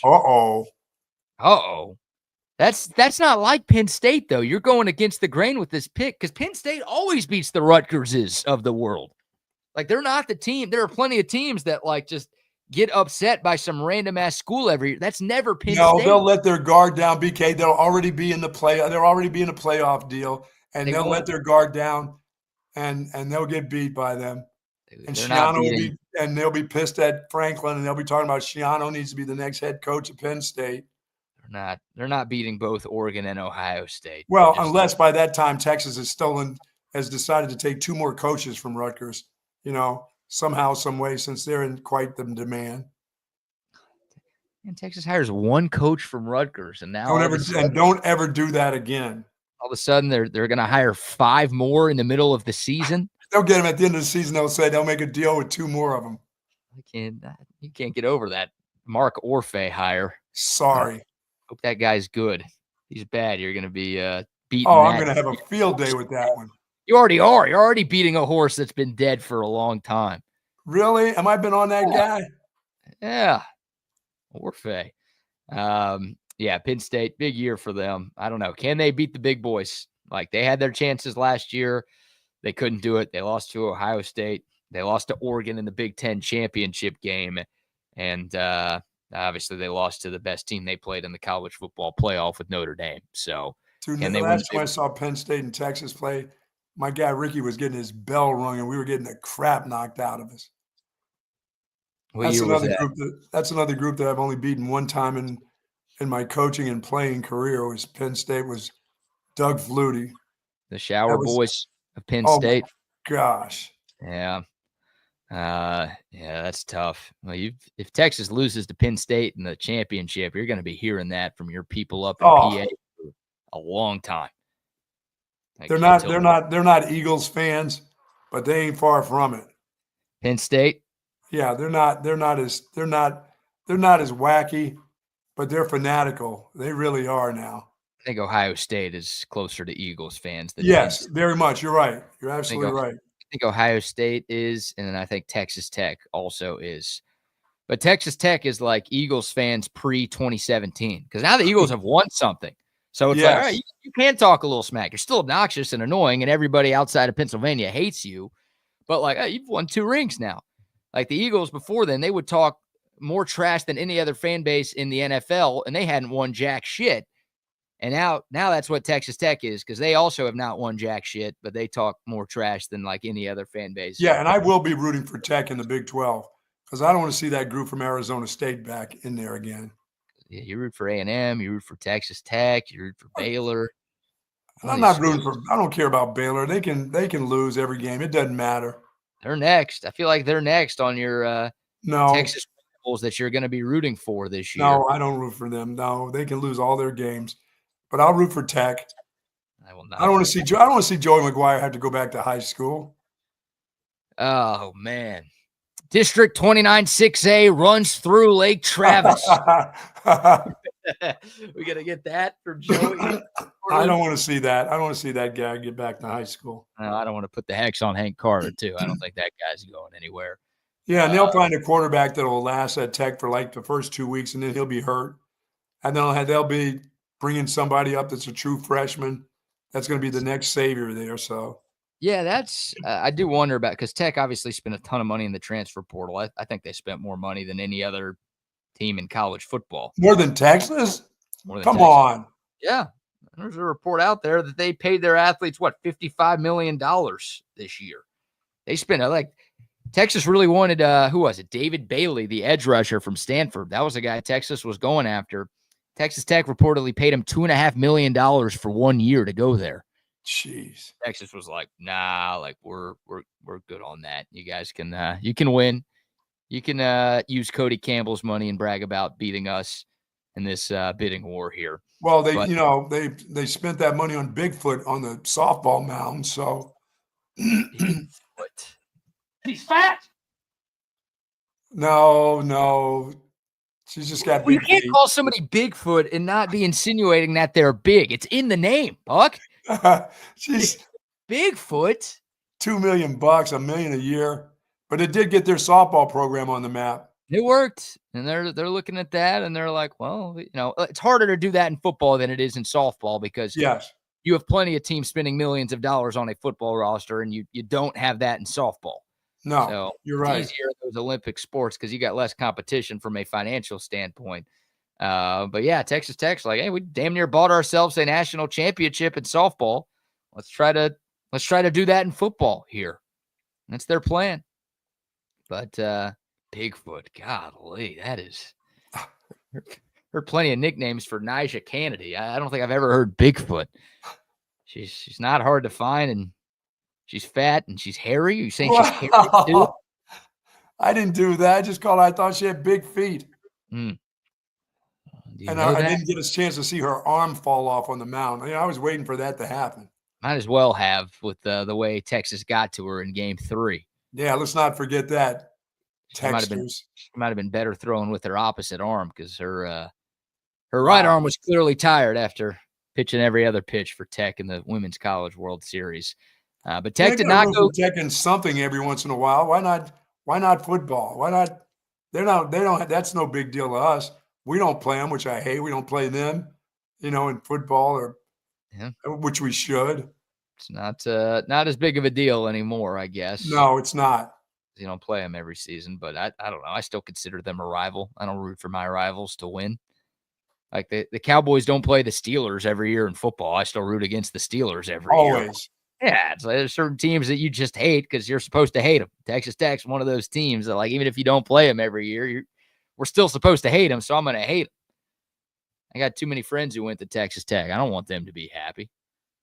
I don't like. Yeah, I should be the same way with Penn State, but I guess there's too many people I know that have gone to Penn State that are good people and stuff, and I kind of want them to do okay. And I'd love to play them in a national championship game. I think that would be fun. You're turning it like old people are supposed to get meaner and grumpier. You're turning into like nice guy as you age. No, but I know Penn State to me is Tommy Fleetwood. Oh,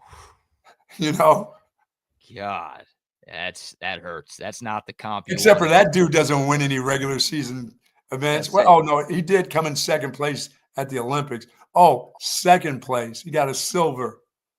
Yeah, no, that's a tough one for Penn State. You're getting compared to Tommy Fleetwood. Is that bad? That's bad. It's real bad.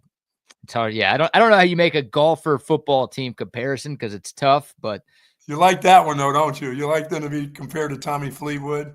Penn State's they've won a national title before, right? Yes, they have. Yes, they have. So who's like the school that has won the most games without winning a national championship? Because that's Tommy Fleetwood. It's like they're clearly good. They win a lot of games, but they don't win the championships. I don't. That's maybe something I should know off the top of my head. A good bit of trivia, like what college football team has the most wins all time without a title? Wow. That's, Jake says West Virginia. That sounds right, honestly. So West Virginia's Tommy Fleetwood. Hey, you got some kin at West Virginia. You can make that comparison to them. Oh my God, I don't want to even do that to him. I don't even want to put Tommy Fleetwood on that deal. That's hard. That's tough. That is tough right there. All right, there you go. Some good college football conversation for you on a Tuesday show. But I'll say this, BK. We're talking about the top 5. Yeah. Feinbaum must just not like LSU. He must not like Brian Kelly. He always talks about Brian Kelly being a good guy and stuff, but he never gives him anything at LSU because he knows they're going to lose game 1. Does he always know that they're going to be under the gun immediately? Would you put LSU in your top 5? No, but I'd probably have him in the top 7 or 8. Maybe Feinbaum would have. He only gave 5, but maybe they were just on the outside looking in. I wouldn't put LSU at the same level of all of those other teams, though, that we talked about. Yeah, I got a funny feeling that Notre Dame, because of the schedule they played, they're going to be on the move for a while now at Notre Dame. I think they got their program shifted in the right direction now. Yeah, I'll give Notre Dame credit. I mean, they get a lot of flack for not playing in a conference, but they have a tough schedule this year. Like, they open up the year at Miami. They play A&M in week 3. They have to go to Fayetteville to play Arkansas. They play Boise State. They play USC. Like, they have some tough games on their schedule. And then once again, they play the Army, the Navy, and the Merchant Marine. Yeah, well, they have some easy games too. And they get Purdue this year, and they get Navy this year. They don't have Army. At least I don't see Army on their schedule. But yeah, I mean, like, they've got some easier games, but they're not playing, Chickasaw State, whatever the hell you said earlier. They're not playing Coastal Carolina. Is that a military school? No, Coastal. Well, Coastal might be better than some of the other teams they're playing, but I don't see Coastal on their slate.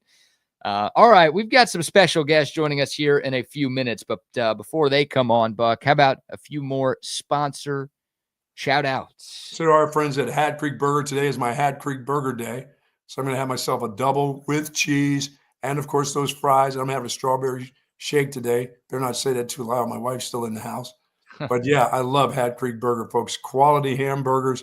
Everything that they have at Hat Creek Burger tastes absolutely delicious. And the big man is not looking for a little hat anymore. He goes, I've moved up in size as I'm about to move up in age here on Sunday. So I love Hat Creek Burger. And if you're interested in having a little cocktail, you can have that at Hat Creek Burger, Mom and Dad, while the kids are playing over at the Playscape, which they have at most of their Hat Creek Burger locations. Also, folks, Hat Creek Burger, they have breakfast starting at 7 a.m. in a lot of locations. Find out the location near you and go check them out. We all love Hat Creek Burgers. Yes, indeed. I might need a Hat Creek Burger now that I'm back in Yeah, Texas. there you go. That was one of the last meals I had before I left town. It might be one of the first meals I have getting back to town. Now you're love talking. Burger Company. Also love our friends at McCall Custom Homes. Hey, if you want to upgrade your home, maybe remodel a kitchen, renovate a bathroom, add some new life to your outdoor space, something to make your place a little bit more enjoyable to live in, reach out to our friends at McCall Custom Homes. They have been hooking up Central Texas for 40 years with the homes that you have always wanted. So if you don't love your space and you want to upgrade it this year, McCall Custom Homes can help you out. Bucky's gotten some work done by them. Double R has gotten some work done by them. We trust our homes to McCall Custom Homes, and countless other Texans have as well. You should be doing the same. Don't just take our word for it. Go to their website, McCallCustomHomesATX.com. Check out their 5-star reviews, their testimonials, and the gallery of projects they've done over the last 4 decades plus. get some ideas for your space, and then reach out to them. And right now they're offering free estimates to TSU listeners. Once again, that website, McCallCustomHomesATX.com, or you can reach out to Mike directly, 512-633-9580. It's McCall Custom Homes. We build value into your home. Hey, tell Coach Harrington I said I'm always thinking about him. He's always in my prayers. So I'm sorry I won't be able to talk to him, but I appreciate you guys. I'm going to head out because it's medical day or medical week for me as I get ready to turn 70, get all my medicals all done, make sure all my fluids in my body are working properly. And of course, working on that balance, working on being a big man. Hey, BK, 156 I weighed in at this morning, just getting out of bed. So I'm getting closer and closer to the 160. So I'm doing all the right things that my boss downstairs tells me to do. So I'm going to continue to do that. Rodney, I've got your shirt, and don't tell me I'm going to have to put yours in the mail. No, I'm going to get yours to you. I'm not mailing your shirt to you. No. We will find a time to hook up and get that. And thank you for doing that, Bucky. I'm telling you, I love that shirt. And guys, I will see you tomorrow. You betcha. All right. Down goes the Buck as he leaves for a doctor's appointment that he has scheduled early. And in comes Double R. What's going on, brother? How are you this morning? How you doing, man? Really glad to see Bucky going to get that tune up. It's a good thing, as you age a little bit to make sure that everything's working, all the plumbing's right, and, blood flow and stuff. And actually on the conversation we're about to have this morning. So, good for Buck. Doing well, man. Yeah. Thank you for having me on. I appreciate you popping on a few minutes early. And real quick, a couple more sponsor shout outs to give, including our friends at Woods Comfort Systems. It's hot outside, and that's not changing anytime soon. Make sure your AC is running properly with our friends at Woods Comfort Systems. They've been around Central Texas for nearly 70 years. They're the absolute best at HVAC and plumbing in Central Texas. So again, if you think your AC is wrong, if it's not blowing cold air, if it's making a weird wonky noise, don't try to go through the summer without working air conditioning. Woods Comfort Systems will take care of you. They will come out to your place, make sure your system's working correctly, and they will fix anything that needs to be fixed. WoodsComfortSystems.com is the website. 512-842-5066 is the phone number to call for Woods Comfort Systems, where comfort is their middle name. And a real quick word from our great friends out at Covert Bee Cave. It's really a family experience. I walked in the showroom today and everybody greeted me by name. How are you doing? What's going on? How's everything going? From a price standpoint, from a customer service perspective, just conversation when you come in, it feels no pressure. I want to buy cars here. The family buying car experience, one of the best that you will ever have. Come and experience it for yourself. Covert, born and raised in Austin. Yes, indeed. All right. Love the Covert family. Love Covert Bee Cave. And I see one guest in the waiting room. We'll bring him on here in a moment, and hopefully our other guest will join us here shortly. But a very special interview today on Texas Sports Unfiltered. June is National Cancer Survivors Month, and I know we have one in the waiting room right now. We'll bring on Mike Thompson here on Texas Sports Unfiltered, a cancer survivor. Mike's going to join us to talk about, his cancer story, the impact cancer has had on him and his life, and also the importance of screening and the work that Mike is now doing with the American Cancer Society. So a very important conversation on a Tuesday show. Mike, thanks so much for the time. Can you hear us? I can hear you. Can you guys hear me okay? Loud and clear, my friend. Loud and clear. Thank you for spending a few minutes of your Tuesday morning with us. And we're really excited to once again partner with our great friends at the American Cancer Society to just spread the importance of getting screened and the importance of getting checked year in and year out, and just to make sure that you and your loved ones are safe. So, Mike, we'll open it up to you here first. Tell everyone about your cancer story and how this horrible disease has impacted your life over the years. Well, first and foremost, thank you guys for having me on. Absolutely love the show. Lifelong Austinite, longtime Longhorn fan. So always a privilege to get to chat with you, VK. And obviously, I'm very proud of Bucky for taking care of his health. As a guy that's about to turn 40 years old this year, never thought I'd live to even see adulthood, much less being over the hill. Because you and I know it's called as our parents went through. But yeah, I'm a 4-time cancer survivor. I've had over 75 surgeries, 2 bone marrow transplants, a 12.5-hour facial reconstruction. And that all started when I was 10 years of age. And so now, here 30 years later, about to turn 40 is obviously a huge privilege to still be alive, the blessing every day that I get to wake up and experience life. But because of that, I'm acutely aware of cancer awareness, advocacy. Certainly for men, it's important for us to talk about it. I think guys can let stigma get to them a little bit more than the ladies do, and we want to be tough and we want to be providers and there for our families. And when it comes to taking care of ourselves, sometimes we struggle with that. And so June is Cancer Survivors Awareness Month. American Cancer Society is constantly working. I mean, for the last 100 years, it's a centuries-old organization that has been working to spread knowledge and information and really promote awareness of, getting screened and being an advocate before cancer hits rather than when it does. Yeah. So to be a almost 40-year-old now, to have endured every kind of cancer side effect you can think of, I just want people to especially men, to get out there and get pre-screened and just be an advocate for yourself. Yeah. Mike, thank you for joining us this morning. I think it's so imperative that we have these conversations. I've got about 10 plus years on you. And I can tell you from personal experience, I was one of those guys where it's like, oh, I don't need to have this checked. I don't need to do all of these different things. And I finally went in and was screened for just about everything. I was a mouse. They checked me out. Thank goodness everything was good. Talk about that part where it is. You kind of touched on it, where we guys, I mean, you don't want to hear that C word. You don't want to hear that something's wrong, but it's so important that if you get ahead of it, it's something that you're not playing catch up with.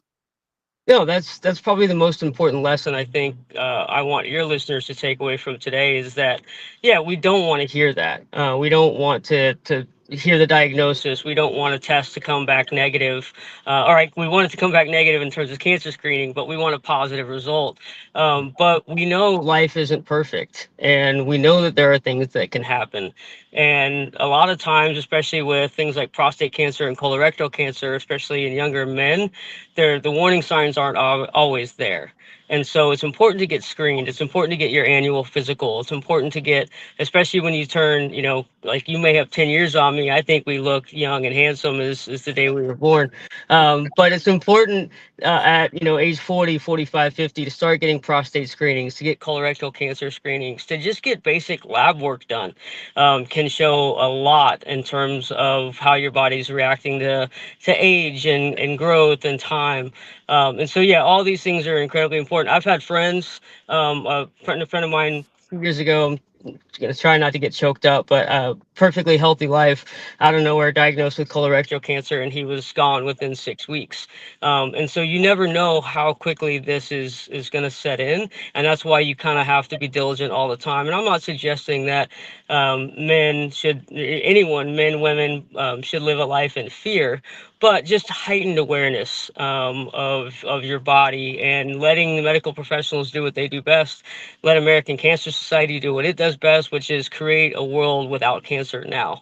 And so, yeah, I thank you guys for doing this. Just from someone that shouldn't be alive right now, I can tell you that treatment and advances in medicine are the reason I'm still here today. And so, but we can't help anyone unless they're willing to help themselves first. Well said. 4-time cancer survivor Mike Thompson joining us here on Texas Sports Unfiltered. This conversation in conjunction with our friends at the American Cancer Society.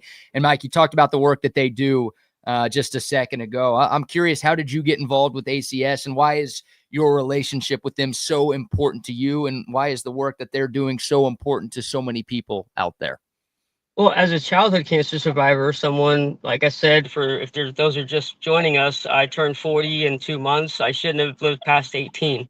And I met American Cancer Society when I was first going through treatment. Luckily, I never had to use their services. My cancer treatment was always paid for through my dad's insurance and through loved ones that donated lots of time and money to our family. But I first met American Cancer Society at Relay for Life more than 25 years ago. They were at a local high school. I was asked to share my cancer story. And American Cancer Society had taken over a school, basically one in Bastrop. And there were thousands of people out there. And they were doing a relay walk around the track to raise money for loved ones that had cancer or had passed away from cancer. And they were just sharing information about how to get screened, about how to, if you have someone that's been diagnosed with cancer, how to react to that, how to support them. And it really just struck me like, wow, this organization that's been around for 100 years, there's 3,000 staff nationwide, more than 1 million volunteers. So it's a very volunteer, grassroots run organization that has truly been saving lives. That's not hyperbole or exaggeration at all. Hundreds of thousands of lives saved every year just due to pre-screening. But it was actually relevant to my life of being a Longhorn fan that I was reconnected with American Cancer Society in 2016 at a little event called the Hardwood Heroes. Coach Tom Penders and Coach Jim Herrick of NCAA basketball decided they wanted to join in the fight. They coached two teams of cancer survivors at the Final Four in Houston. For the next 4 years, 2016 through 2019, I got to be the captain of the Hardwood Heroes basketball team, a cancer survivor cohort that got to play against each other at the Final Four practice courts before the semifinal and championship games for March Madness. And so I was like, this is a convergence of sorts. This is an organization that I love and respect. This is a spectacle in athletics that to me is the most exciting in all sports, the NCAA March Madness tournament. And really, focusing both efforts, college basketball through coaches and cancer advocacy together at the men's Final Four. What a better way to showcase men's health and to spread awareness of how men can be advocates for themselves and their loved ones. And so I'll be a fan of the organization for as long as I have air in my lungs. And certainly same goes for you guys. Obviously we're rooted in Longhorn love and, everything that circulates around Austin sports. But life is short and it's sweet, and we need to be there for each other. And ACS does that better than most. Well said. It's been over 110 years for the American Cancer Society, just doing amazing things with research and treatments. Mike, but touch on the other part of it, because I think one of the tremendous things that I've always heard about ACS is caregiver support and family support, because a lot of times it's not local where you're going to be able to get these treatments. And folks that may not have that nest egg of money, American Cancer Society does everything they can to take care of them as well. Yeah, great point. When a patient is diagnosed with cancer, it affects the whole family for sure. One of the programs that I've loved supporting since I rejoined American Cancer Society efforts is the Hope Lodge, which is by all accounts, a wonderful, comfortable home respite. It's a big building, usually with multiple suites in it, that allow cancer patients and their families to stay for free nearby a major medical system like in San Antonio, Houston, Dallas, and so forth. We don't have one in Austin yet. That is forthcoming in the future, but Austin also has a little bit better infrastructure of healthcare offerings, of charitable offerings through Ronald McDonald House and other organizations.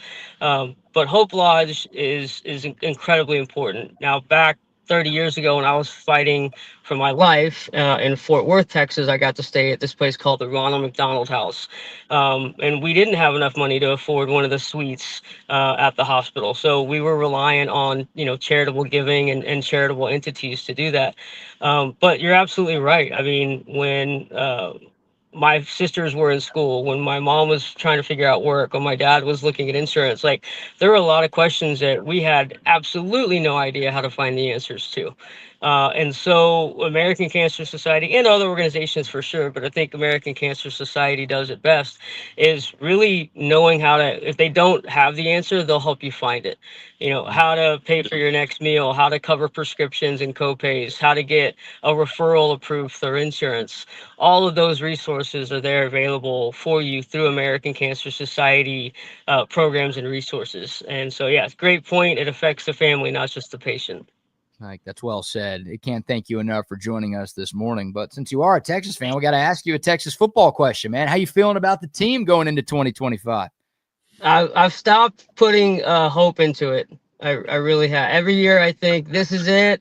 We've got everything we need. You know, we've got a star quarterback. We've got a great running game. Defense is playing well. And then something happens. There's always something that comes up, with the exception of 2005, which I watched, you know, Vince run it in. That was life transformative for all the, I know I can't swear on here, but all the crap that I talked to all my friends, especially at USC back in the day. That was a defining moment, and ever since then, it's just been letdown after letdown. And this is coming from a Cubs fan, lifelong Cubs fan, that I know defeat. But every time I think we have a program together, or a coach, whether it's Charlie or Tom, we got it, you know. And so I thought we had it last year. New playoff structure was a little bit, you know, not worried about it, but just lining up who we're going to have to play. I honestly thought we had it. And then, you know, everything happens with Quinn in the game, and then we can't get back from the lead. I think I have strong hopes, and I do think that Arch is the future, but time will tell.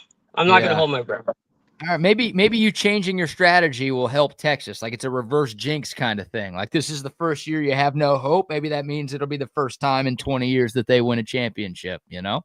Let's just say this. Whenever I've been brought on to speak or share my story in front of a team, they've done well. So, Sark, if you're listening, if you need some added motivation from the lifelong Austinite who, you know, Mac Brown used to come see me in my hospital bed. They did pretty good.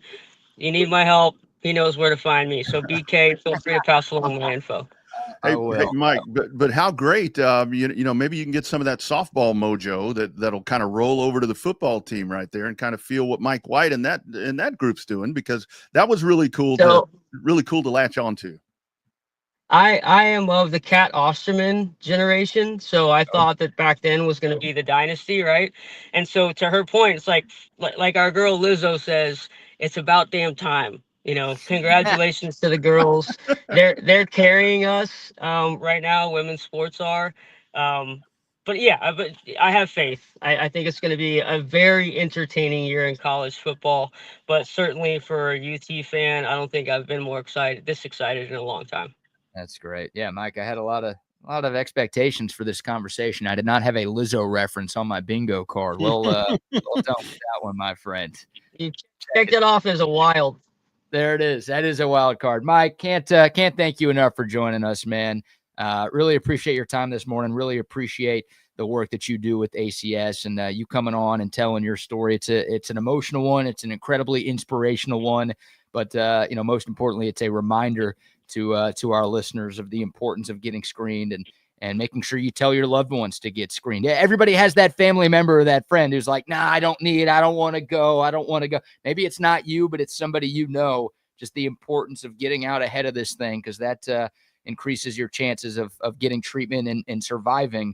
It's all so important. So can't thank you enough for telling your story and talking about cancer and the work that you guys are doing with ACS. Well, I can't thank you guys enough for having me on. These are the types of conversations that are fun. You know, it's not about life or death. It's about very first world stuff. But the fact of the matter is that 1 in 3 men will be diagnosed with some form of cancer at some point in their life. So if you're looking at yourself and one of your friends doesn't have cancer, then, you know, go get screened just to make sure, be proactive.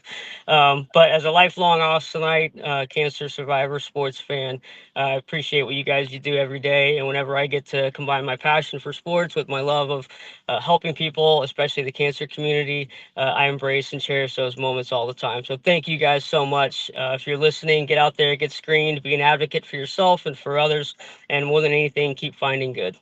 Hey, Mike, right quick, how do folks get involved? If you want to be a volunteer, if you want to donate and so forth, the best spot for folks to jump in on something that is truly life-changing and life-saving. if you just go to acs.org or americancancersociety.org, it will populate whatever region you're in. And there's just a laundry list of resources, of ways to support, ways to donate, areas where you can get involved. We also have a local effort here, a local cohort that gets together once a month that chats about the best ways we can do. It's a group of young professionals. But yeah, go to americancancersociety.org. All the information will be there. It'll populate based on region. For Central Texas listeners, like I said, we meet once a month. You can find all that info online. Beautiful. Excellent. Beautiful. Great stuff, Mike. Thanks for the time, and hopefully we get the chance to talk again soon. Absolutely. Looking forward to it. Hook 'em. Thanks, Mike. Good stuff. Mike Thompson, 4-time cancer survivor. How about that? First diagnosed at the age of 10. What do you say, 75 surgeries over the course of his life? I mean, the dude is a warrior. He is a fighter. And most importantly, he is a 4-time survivor.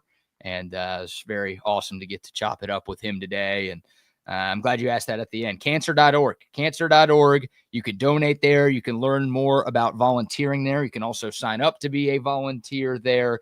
And, of course, the American Cancer Society has been around for more than 100 years. Their vision is to end cancer as we know it for everyone. But unfortunately, cancer is a very real thing that impacts everybody in some form or fashion. So it is so important to protect yourself, protect your loved ones, do what you can, get screened, get checked. And great to hear Mike Thompson's firsthand accounts of just the importance of doing all of those things. Yeah, just an amazing story. And there are so many like that. And that's the thing about the American Cancer Society, where you know that if you're a part of that, if you're donating to that's an organization that is doing everything that they can to prevent, cancer as much as possible. And it really is important because you do hear, he mentioned right there, you live every day. I mean, you do all of that. That's so important. And you hear you only live once thing that gets thrown around a lot of times, but it really is, as you get older. And this is something, BK, I don't think that you'll feel this as much as I did, but it's a very daunting task. And it's very intimidating, where you are afraid of like, oh man, what if they tell me this? Yeah. But it truly takes a moment in your life. A few years back when my dad had a heart attack, that's when I said, okay, he could be gone. He could have been gone today. I need to go and get ahead of stuff. And sometimes it's things like that kind of nudge you and give you that little kick in the ass that you need to go get stuff done. Yeah, no, definitely. And it's scary. Like, you don't want it to come to that, but sometimes that's how it is. But that's why it's like these conversations are important. Again, try to get out ahead of it. Don't be the person who has that horrible, near-death experience, right, that could have been prevented. Try to get out in front of that, get checked. And, Mike is, an important reminder of why you should be doing that. So, again, cancer.org /donate, cancer.org /volunteer, or just head to their homepage, cancer.org, and you'll find out everything that the American Cancer Society has going on. They've got a ton of helpful resources as well. So if you have a family member or a friend dealing with cancer, they've got ways that they can help you and your family out. It's a great thing that they are doing, and hopefully we can one day put an end to this horrible, horrible disease that has taken way, way too many people. Far too. Yeah. And as he mentioned, I mean, June is National Cancer Survivors Month. But I mean, the thing is, when it comes to cancer and cancer prevention and cancer survivors and cancer stories and outreach and so forth, that's all the time. I mean, that's every day, all year long. I mean, that's not something, this is just the spotlight month of June. But as we all know, it's not something that just comes and goes. And once this diagnosis is made, as he talked about, it's not going to be a short little tenure. Yeah. All right. Couple of sports conversations here, and Wags will jump on for a normal edition of Chaos Theory at the top of the hour. Little NBA. I see our chat has been talking about the Drew Holiday trade that went down. We'll start there, and then we've got some audio from Brian Windhorst, ESPN, talking about the Kevin Durant to Houston trade. Maybe some good news if you're a Rockets fan, maybe some not so good news if you were a Phoenix Suns fan. But last night, Drew Holiday was traded from Boston to Portland in exchange for Anthony Simons and 2 second-round picks. Boston, of course, won it all a couple of years ago. Drew Holiday was a huge part of that championship team, one of the best defensive guards in the game. Boston, maybe a salary cap kind of move, maybe a building for the future kind of move.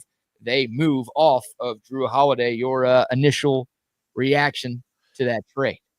I think Surprised, but not really surprised, because I think this again is another move of the NBA environment that we're in. And this is something Wags and I will touch on here in just a little bit, where we've just crowned another champion. I mean, it's a seventh different champion. This is what the NBA does. And I truly believe that this is a reason that maybe the Buss family and so forth to why NBA franchises are getting sold, is because you can't build a team and keep it together because of whether it's financial or whatever the case is. You just can't do that anymore. So not really surprised, but I think Boston making this move is just another. I think it sets them back a little bit, but in that East, I think they'll still be a contender. They'll replace that. But for Portland, maybe a little bit of hope there, because they're going to need all that they can to survive there in that gauntlet that they're in right now. Yeah, I think it's a steal for Boston. I think it's a great move for the Celtics. And I don't want this to sound like I'm disrespecting Drew Holiday. Again, he was instrumental to them winning the championship 2 years ago, but he's 33. He's making a little more money than he probably should. And I think Anthony Simons is a very good young player who has a chance to become a great player in this league. I mean, he's 26 years old. He's 7 years younger than Drew Holiday.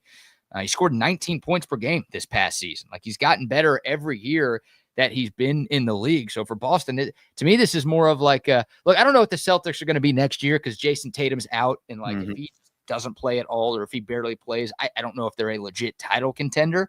But to me, this prolongs the Celtics window, because again, the guy they traded for 7 years younger, and he's already doing a lot of good things. Now you put him around Jason Tatum and Jaylen Brown and all of the other, Derek White, Kristaps, the other pieces that they have in Boston. I think Simon's game could go to another level. And again, for Boston, you save a lot of money. You get a few extra second-round picks in the process. You get younger. This feels like a really good deal for Boston. And I don't know why Portland's trying to win now. Like, do you think they're good enough to win a title next year now that they have Drew Holiday? Yeah, I don't think that's not going to, maybe it'll increase the chances somewhat, but it's not going to put them up at the top of the upper echelon there. And I think, to your point about Boston, what you're doing right there, you have the luxury of playing in the East. It just seems like all the power is in the West. So taking a step back like that and adding a piece in there, a younger piece that you can go and help maintain the continuity of your team. I think it's a great move for them playing in the East. But yeah, Portland, it's like, okay, great, but the odds are stacked against the Trailblazers at this point. So I'm not penciling them in as a title contender. Yeah, they were 36 and 46 last year. Like, what Drew Holiday, I don't even know if they make the playoffs next year now. We'll see what they do with the rest of the offseason. Maybe they have another big move or two planned, but I just like that. They don't feel like a team who should be trading young pieces for older players. Right.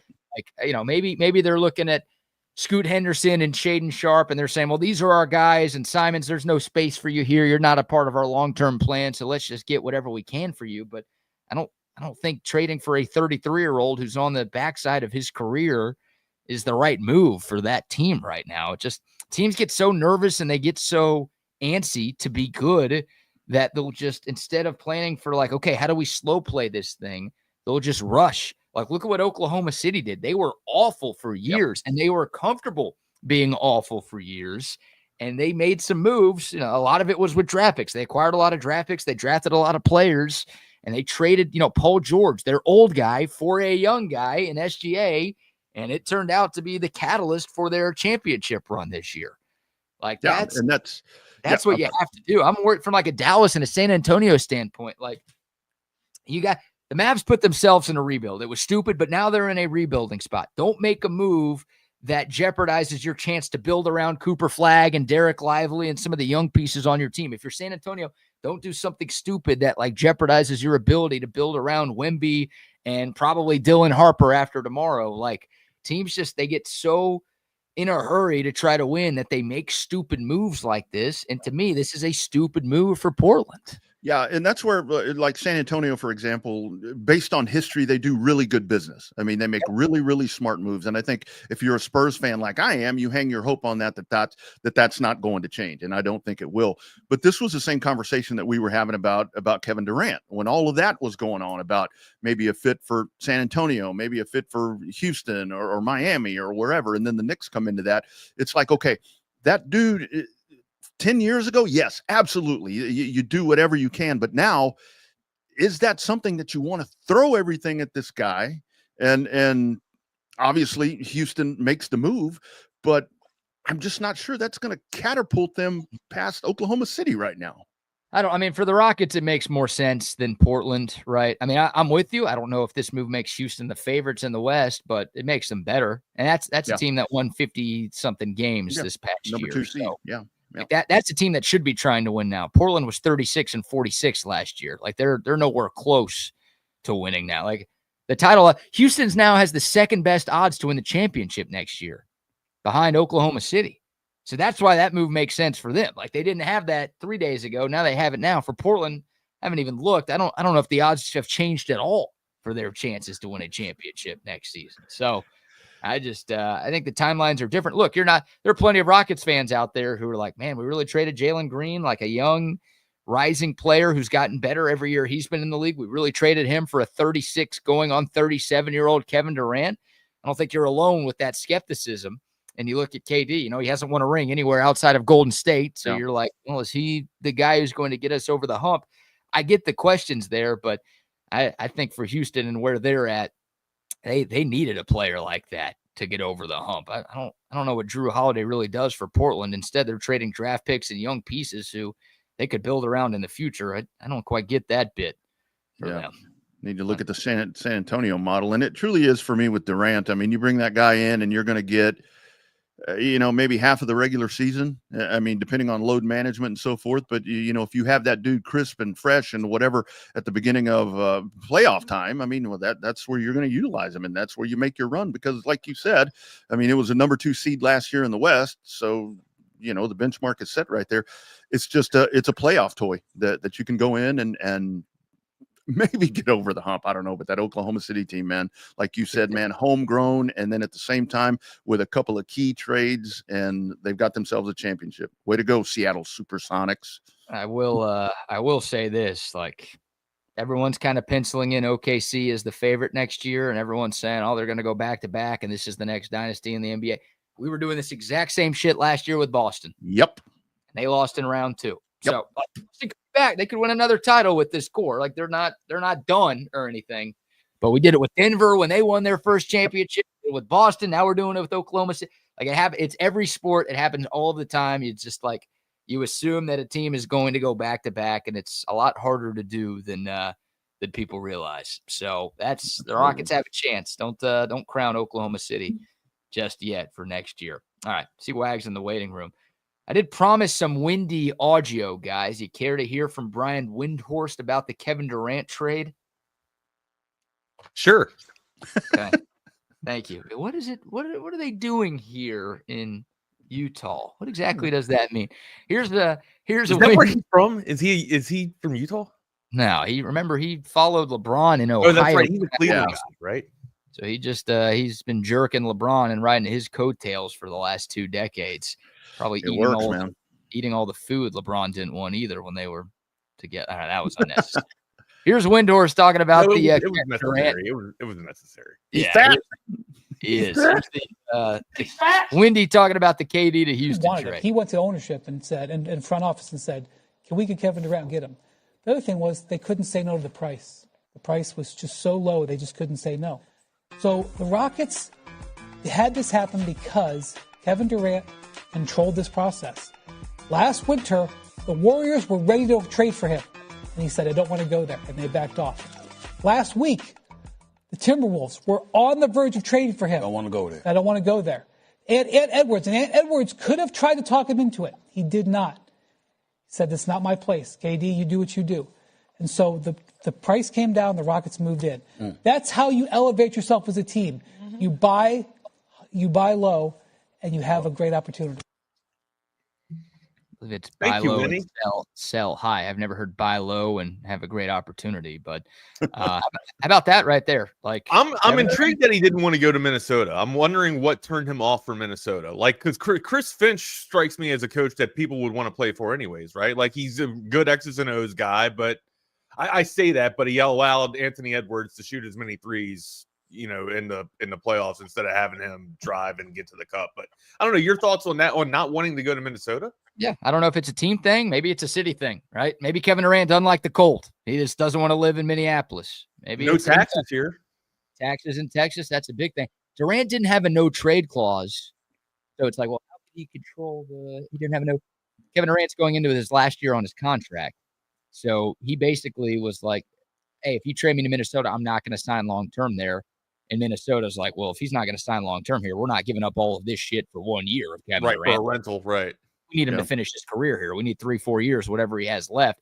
He basically forced the Suns' hand, and he's like, yeah, no, I would sign long-term in Houston. That's where I want to go. Royale Ivy is an assistant coach for the Rockets. We know KD and Ivy have a great relationship. Ime Udoka is an assistant in Brooklyn when Kevin Durant was there. So he's got a relationship with the head coach too. And I think all of those things kind of led to Durant wanting to play in Houston. And it sucks for the Suns because they could have gotten more from some other teams, but Durant kind of controlled this process. Right. But I mean, there's still really no facilitator for either team now, right? And like, it's Van Vliet the guy you're leaning on if you're Houston, and if you're the Suns, like Green's not your distributor. Oh, you're talking about point guard. I mean, Durant's the guy you lean on if you're Houston. That's why you go out and trade for him. Right, but he's going to be the facilitator. Like Durant's going to be the guy bringing the ball up. He's a pretty ball dominant player. You still got Van Vliet, who, I think he's going to be your starting point guard for the Rockets. I mean, you've got Amen Thompson who can handle the rock as well too. I mean, I don't think Jalen Green was a great facilitator. He was a pretty ball dominant player, but like he's not like Van Vliet was the point guard on the team last year. So but I mean, that's basically the only guy they have, though. Yeah, that can move the rock. In my opinion, that can move the rock around. Well, I think now Houston has to build, right? They can't be done this offseason. They have to go build around Kevin Durant. They got to add some depth. Maybe they do need a second unit point guard. You saw the type of impact a guy like TJ McConnell had for Indiana. Like he's not available, but just a guy like that who's like, you could take your starter out and, you get that spark off the bench, a guy who can facilitate, a guy who could do a lot with your second unit. Like Houston's got to be looking for dudes like that, I think, next. Is Caruso still locked up with Oklahoma City? Yeah, I think so. I think Caruso's there for a bit. Yeah. Maybe Reed Shepard's that guy. That's who the Rockets took in the top 3 last year. He was kind of back and forth between Houston and the Rio Grande Valley Vipers this year in the G League. But he could maybe be that guy if he turns out to be the guy the Rockets were hoping when they took him, 3rd overall. I think another part of this, guys, is with Durant with Houston. That dude is obviously going to be the face of the franchise. I mean, he's already doing that right now. I mean, I think that factors in when it comes to Minnesota, Houston. I mean, both great landing spots, I think, or he would fit the same role. But I think he is definitely going to be the catalyst right now. I mean, you're already seeing the red 35s everywhere. So, and that's part of this. That ego stuff, man, we try to downplay it, but it's there. It's there. Oh, especially for Cupcake. Right? Like, I love it. He's my favorite hooper, man. But dude, it's tough. Like when the guy comes from Montrose, like the DC area, and then goes to the Burnt Orange and the 40 acres. It's hard to not kind of draw a parallel to this dude, even though I'm not a hooper myself. But still, like he's I made that like one of my favorite hooper moments, right?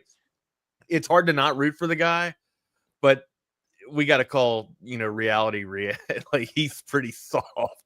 The move to Golden State, is that what you're going back to that? Move to Golden State, like the whole him getting touched up on social media and just responding and let strangers get to him. I mean, well, my favorite dude, but you touched on the emotions, Rodney, and that is Cupcake himself. So he was doing that through all of this. I mean, I saw him exchanging with just random people about it. Looks like he's going to San Antonio. Oh, really? He's like replying to stuff. So yeah, man. They bite at him pretty good. He's going after Maniacho a lot, but Maniacho goes after him all of the time. And it's like, that feels like, Longhorn on Longhorn crime. What are we doing here? Keep it in the point. You guys be trying to hype each other up, but no, that's not what's happening right now. So, hey, news is good news, right? All news is good news. I don't know. Especially these days. Hold on. You can shame. There is no such thing as shame anymore, man. Like people will do anything for clicks. That's the impression that I have. You think it's all about clicks, man. You think P. Diddy believes that all news is good news? Well, hey, no, 20. That you got touche. Yeah, Tupac, right. You got me. Plenty of people trying to get famous for shit, but plenty of people not trying to be famous for shit. And Mo on the hoe side, I'll say. Mo on the hoe side. There you go. What you got cooking today? What's up for you?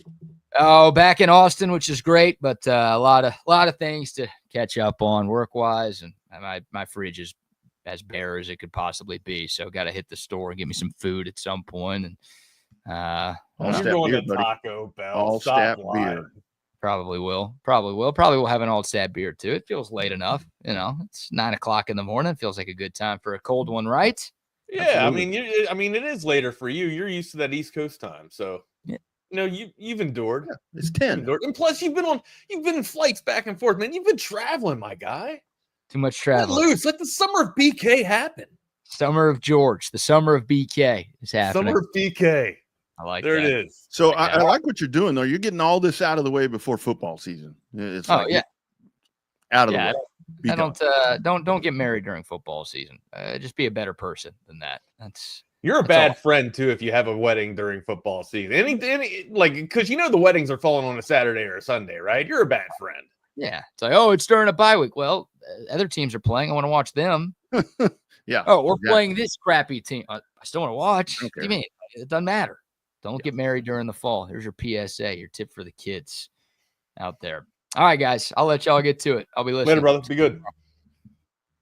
There he goes. Here we are. Welcome into another edition of Chaos Theory on Texas Sports Unfiltered on this wonderful June 24th, 2005. We're so happy to be alive. My dudes, make sure if you're out and about, hit that Coda text line, 512-222-9328. Also, hit us up on our socials. I'm at Not The Fake Wags on Twitter, brand X. My partner in crime, who's already been on the morning show already, is at the Rodney R. And then on InstaFace at the _ Rodney R. I'm on InstaFace at the Wagner Wire and all other social media platforms that way. Smash that subscribe button if you hadn't done so already. That way you can get a part of the conversation. Where you want to go first, amigo? You've been already on here, so I'll let you kind of take the wheel. Jesus, take the wheel. Had some Carrie Underwood this morning. That shit was on. I shouldn't call it shit. She's pretty good, right? She's got great legs, I can tell you that. She got some pipes, man. She can sing. She can absolutely sing. Got some pipes. She got some thighs, and she got some calves. Is what she leave has. It to you. I'm trying to talk about professional talent. It's talent. You're a talent. It's good to see you, my dude. Good to see you. How are you? You too, man. Doing great. I already got the bubble guts here. What the Timmy Hortons got me the coffee here, so it's already going through me, man. If y'all missed that conversation that BK and I had talking about the American Cancer Society, you guys seriously and just the story there, go back and catch that if you didn't hear it. Get ahead of things, man. Get those screenings done. It's National Cancer Survivors Month right now in June. But man, go do them preventative checks. And I sit here and talk about it after I stumbled and for 12 years to get it done. I'm the expert now. Like I think a lot of men are like that, right? Like we just don't want one. For me, I don't want to hear if there's anything wrong with me and anything else wrong with me, right? And then also, like, you feel like if you have that doomsday over you, for me, I feel like I get bogged down. I'd rather just not know what's going on and live the rest of my life. And I don't want to know the day I'm cashing out. Let's just say that. Yeah. And I will tell you guys, I mean, it's one of those things where if something doesn't feel right, it probably isn't right. You know what I mean?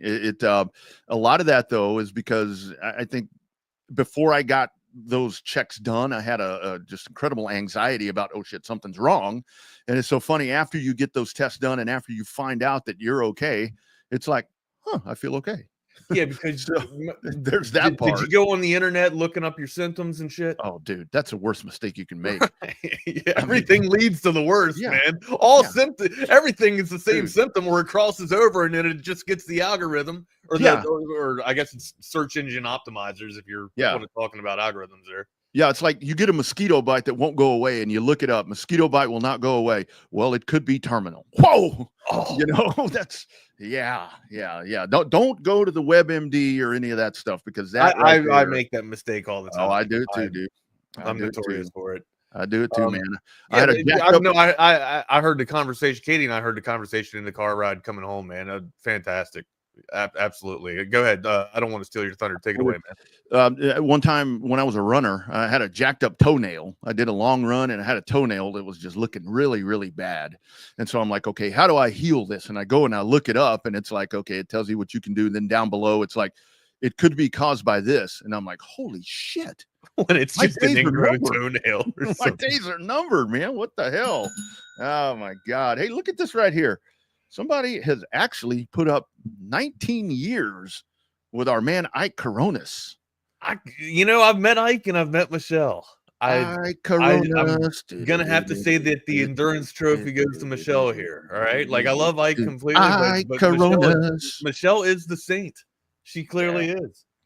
Well, most congratulations to you both, Ike and Michelle.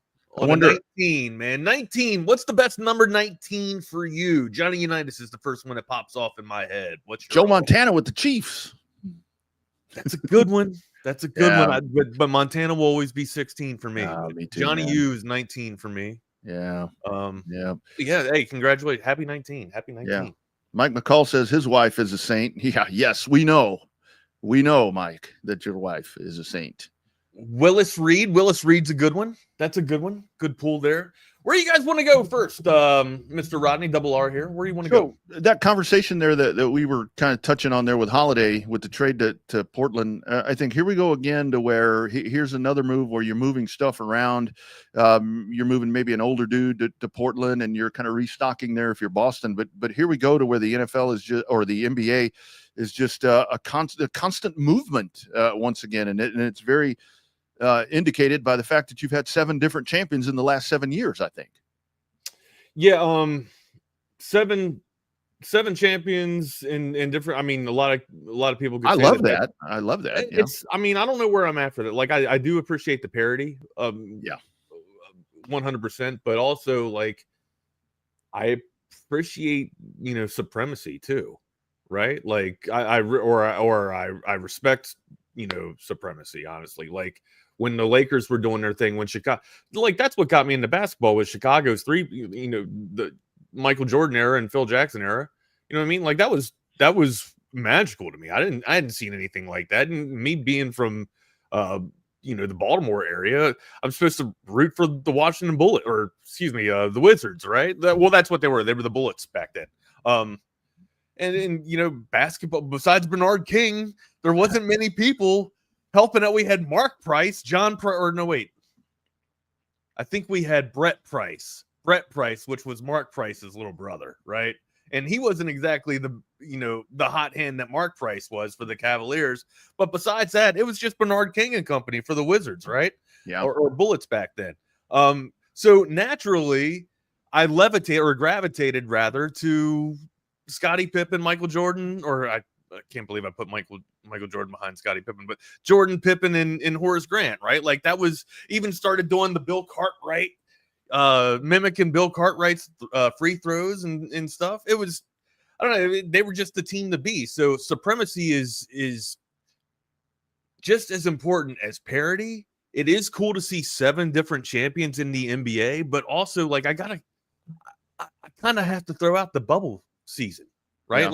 Yeah. Like, regardless of, like, the bubble year was in the last 7 years. So, and it sucks to say that, because it's one of the, like, icons and staples of the NBA, with being the Lakers. Right. But I'm almost like, does that season even count because we were in the bubble? Or do you put, of course it counts. You just put an asterisk on it because it was just a weird season, a weird vibe.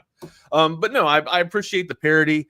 To be long-winded about it, I think I appreciate supremacy more. And ultimately in basketball, right? Like, in basketball, I love knowing that, who the stalwarts are going to be, or who the studs are going to be, the top franchises. It's great to see the little ones come up, or the mid-market clubs come up. But ultimately, it's just, for me, it's better for basketball if the Knicks in Boston are good and if the Lakers in San Antonio are good. That's just what I remember, man. I love seeing Dallas at the top too. I love sprinkling a lot of the other Magic on there. But those are kind of like the key cogs that I love seeing, just and call me old fashioned, but that's just what I love seeing in basketball, right? That's kind of what drives it for me. I love seeing Indiana being able to do this. Seeing Oklahoma City, capture a championship, that's fantastic. You can't deny that, right? But ultimately, I love what I love, man, and I like the stalwarts. I love the knowns. I love it sucks too because I'm not really a Yankee fan, right? But the Yankees are kind of always known in baseball, but basketball is just different for me, man. Yeah, and it's, I go further back, being older. I mean, for me, it was you had the, Boston and the Lakers. I mean, it was like in the late 70s, early 80s when that really, right about the time that the Buss family, bought the Lakers is, I remember those times, and like Philadelphia would make a run and winning a championship in 83. And every now and then, and that's when San Antonio was just good enough to not be good enough. So it was usually those two teams, the Lakers and the Celtics, that were making those pushes until we got to the later part of the 80s, and then everything transformed and changed. But I do like in the sense with the 7 different titles. I mean, obviously the Laker one you're talking about and the Boston one last year, that the other teams in there, it's not the Knicks, it's not whoever, it is the Oklahoma Cities and some of these smaller whatevers that we talk about. But it just seems like right now, and I think this is another example right here where Boston kind of separating that championship team up a little bit to where it's really hard to put a team together and keep it together. And I think that's why we see all the parity. And I think free agencies, everybody wants their money, bro. NBA is proud of that. I think they've done a really good job of that. And the other part of that I thought was ironic last night that I saw where folks were talking about. Didn't Gafford just get $60 million? That dude just got paid for 3 years, I think. And the everything. Yeah, they love that. I mean, they do. They love paying their players, man. They pay their players well. 3 years, $60 million for Gafford. And everything that was talked about in the series to where it's like, oh, nobody's going to watch or whatever. This was just the most watched Game 7 in the last 6 years. There's like almost 14 million people were watching that at its peak. So I guess the little small market series did okay. Funny what happens when you go 7 games. Game 7. I mean, it was, and I hate, again, we kind of talked about this yesterday. I hate that it kind of ended the way it did because it was such a great tournament. It was not just a great tournament. The finals were fantastic. The tournament was great, but the finals was absolutely apex. Yeah. But it felt like a disappointment because in that third quarter it kind of just all ran away, right? And I know Halliburton went down early in the first, but it's like the Pacers hung in there. They clawed, they fought, but at the end of the day, it just wasn't enough, and wasn't enough without their star dude. Like, and you hate having that blemish on it, right? But I mean, shit, if you're Oklahoma, you're going to take you're taking the championship no matter how you can get it, right? It's unfortunate that that Halliburton went down. The championship still resides in Oklahoma City. So I mean, and they're going to be there for a while. So we just talked about parity, and we talked about how I talked about how I appreciate supremacy. You could be seeing supremacy here with Oklahoma. I don't think Oklahoma City is going away, but again, like to sit here and say, I heard what you and BK were talking about. It's very hard. It's very hard to win back-to-back championships, and those that do it are incredibly special. That's why I think you can't sneeze at the Lakers being able to have their three-peat, or the Bulls being able to, or Phil Jackson being able to do it multiple times with 2 different clubs. Like, that's clearly the guy can do X's and O's, right? And also just the magical players that were able to orchestrate that, right, and put it together. Like, they're a big 3 for Chicago, and there was a huge 2.5, I would say, for the Lakers. But ultimately, man, when you see that type of magic, it just resonates with me, and it resonated with me and kind of made me fall in love. That's the type of stuff that made me fall in love with basketball, because being a Wizards fan, my point to that was there wasn't really that much great basketball to watch, and that's what you kind of gravitated to, right? That's what kind of captured you. And like they said, man, like Mike, everybody wanted to be like Mike, and one dude was, and that's Kobe Bryant. So we got to see Michael Jordan. We got to see Kobe Bryant lead those type of supreme teams. Is SGA the next guy?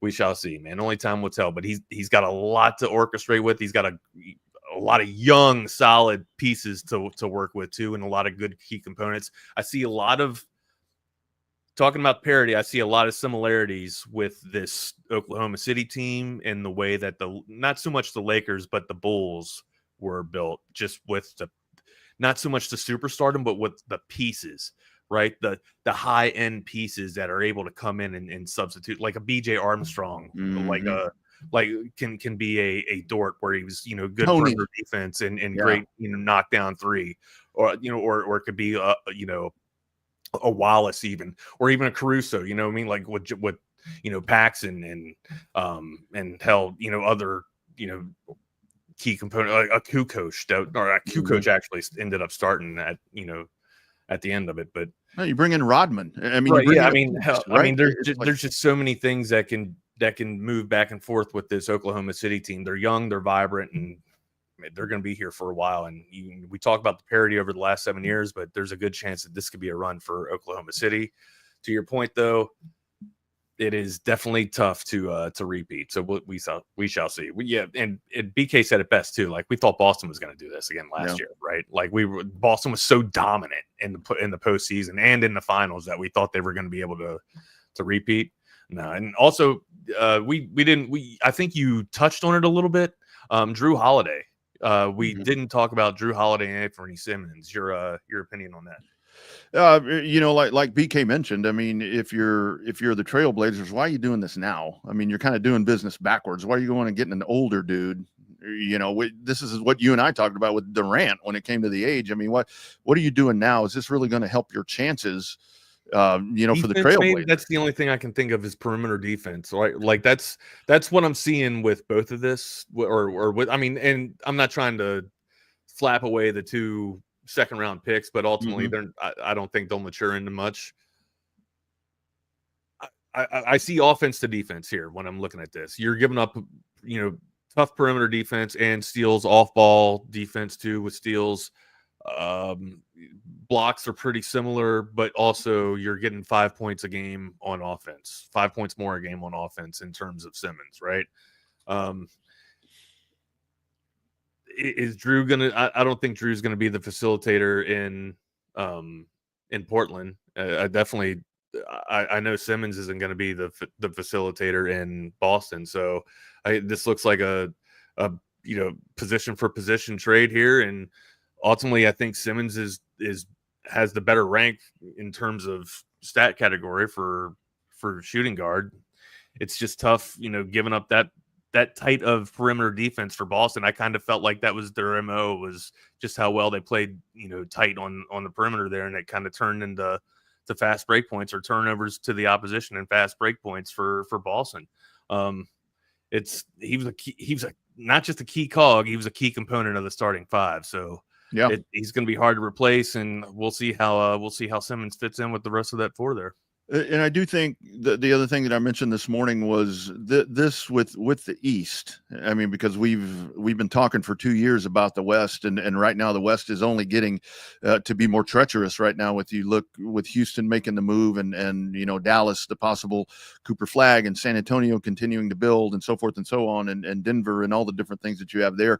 I think for Boston right here, this is kind of where you can kind of maybe take a step back and bring a younger dude in, because you are in the East. And the East isn't the West is kind of the bottom line that I'm trying to make right there. So I think it's in terms of what though? The East isn't the West in terms of what? The West is just so top heavy with so many teams that I think can win the West, where the East it's not quite as muddy. You got Cleveland, you got Boston. That's kind of the cream. Maybe the Heat can sprinkle in there if they get lucky. I got it. Or shit. I mean, we just look at what we just did though. We just excluded the Pacers. Look what Indiana did. We just excluded the Pacers, and they've been doing it for 3 years in a row, right? They've been making a run.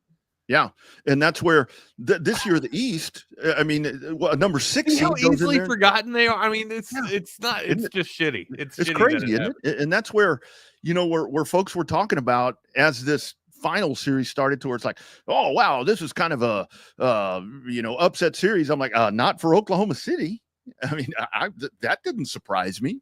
I mean, I think at one point I thought that they were too young to be able to get over the hurdles, but they sure shit figured it out. But yeah, what Indiana just did, but can they do that again? Halliburton, man. Are they? I mean, well, one, I think the first thing that they got to look at right in the offseason is, are they signing Miles Turner? Right. I mean, that dude's going to get paid. Hook him, absolutely hook him. And you guys know that I'm a big fan of plus minus too, and his plus minus wasn't exactly great. Okay, and I know it's a very tough series for him. Especially trying to step out and play with Chet. That's a unicorn. Chet's a unicorn, right? He just is. Length, can shoot the perimeter or can play on the perimeter. He's got handles, like we just mentioned. Like anybody that is over 7 foot and can actually dribble it's not meant to happen that way, right? And Chet's able to do it. Great on defense too. So I just think it was a tough matchup for Miles Turner. If I'm Indiana, I absolutely sign Miles Turner and bring him back, even if it's just for a 2-year contract, if that's what they're looking at. Gafford and Jake looked this up and finalized it for us. It was 3 years, $54 million for Gafford. Oh, 54. So, okay. I just I probably saw 54 and just estimated up to 60. But anyways, so there's money out there to be made. Put the retainer on Miles Turner, bring him back. I think he's a key orchestrator for this offense too.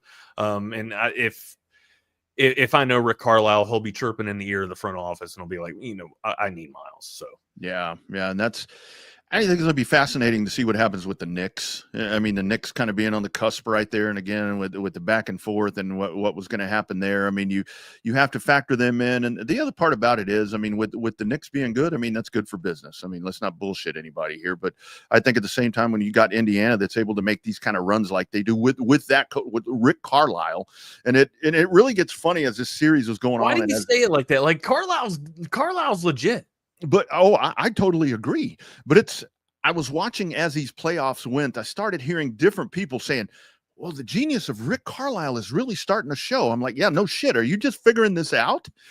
It's like this is nothing new here. This is absolutely nothing new here.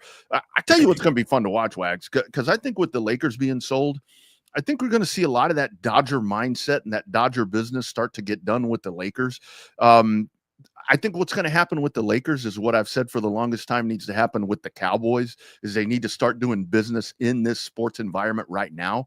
And I think they're about to start doing that with what the Dodgers have done. And look, you spend $10 billion, you're looking for ROI right here. So I think that's going to be really interesting to watch how the Lakers start making moves, and if they can factor themselves and kind of bump themselves up in the West again.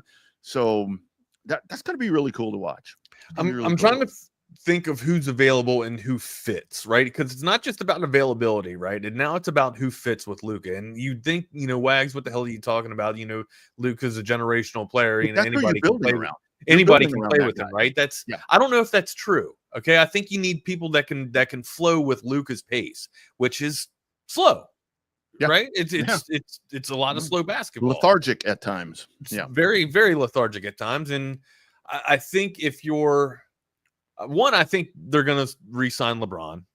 I think LeBron gets re-signed there. And if that's the case, I think you start to see they'll probably, they'll bring in.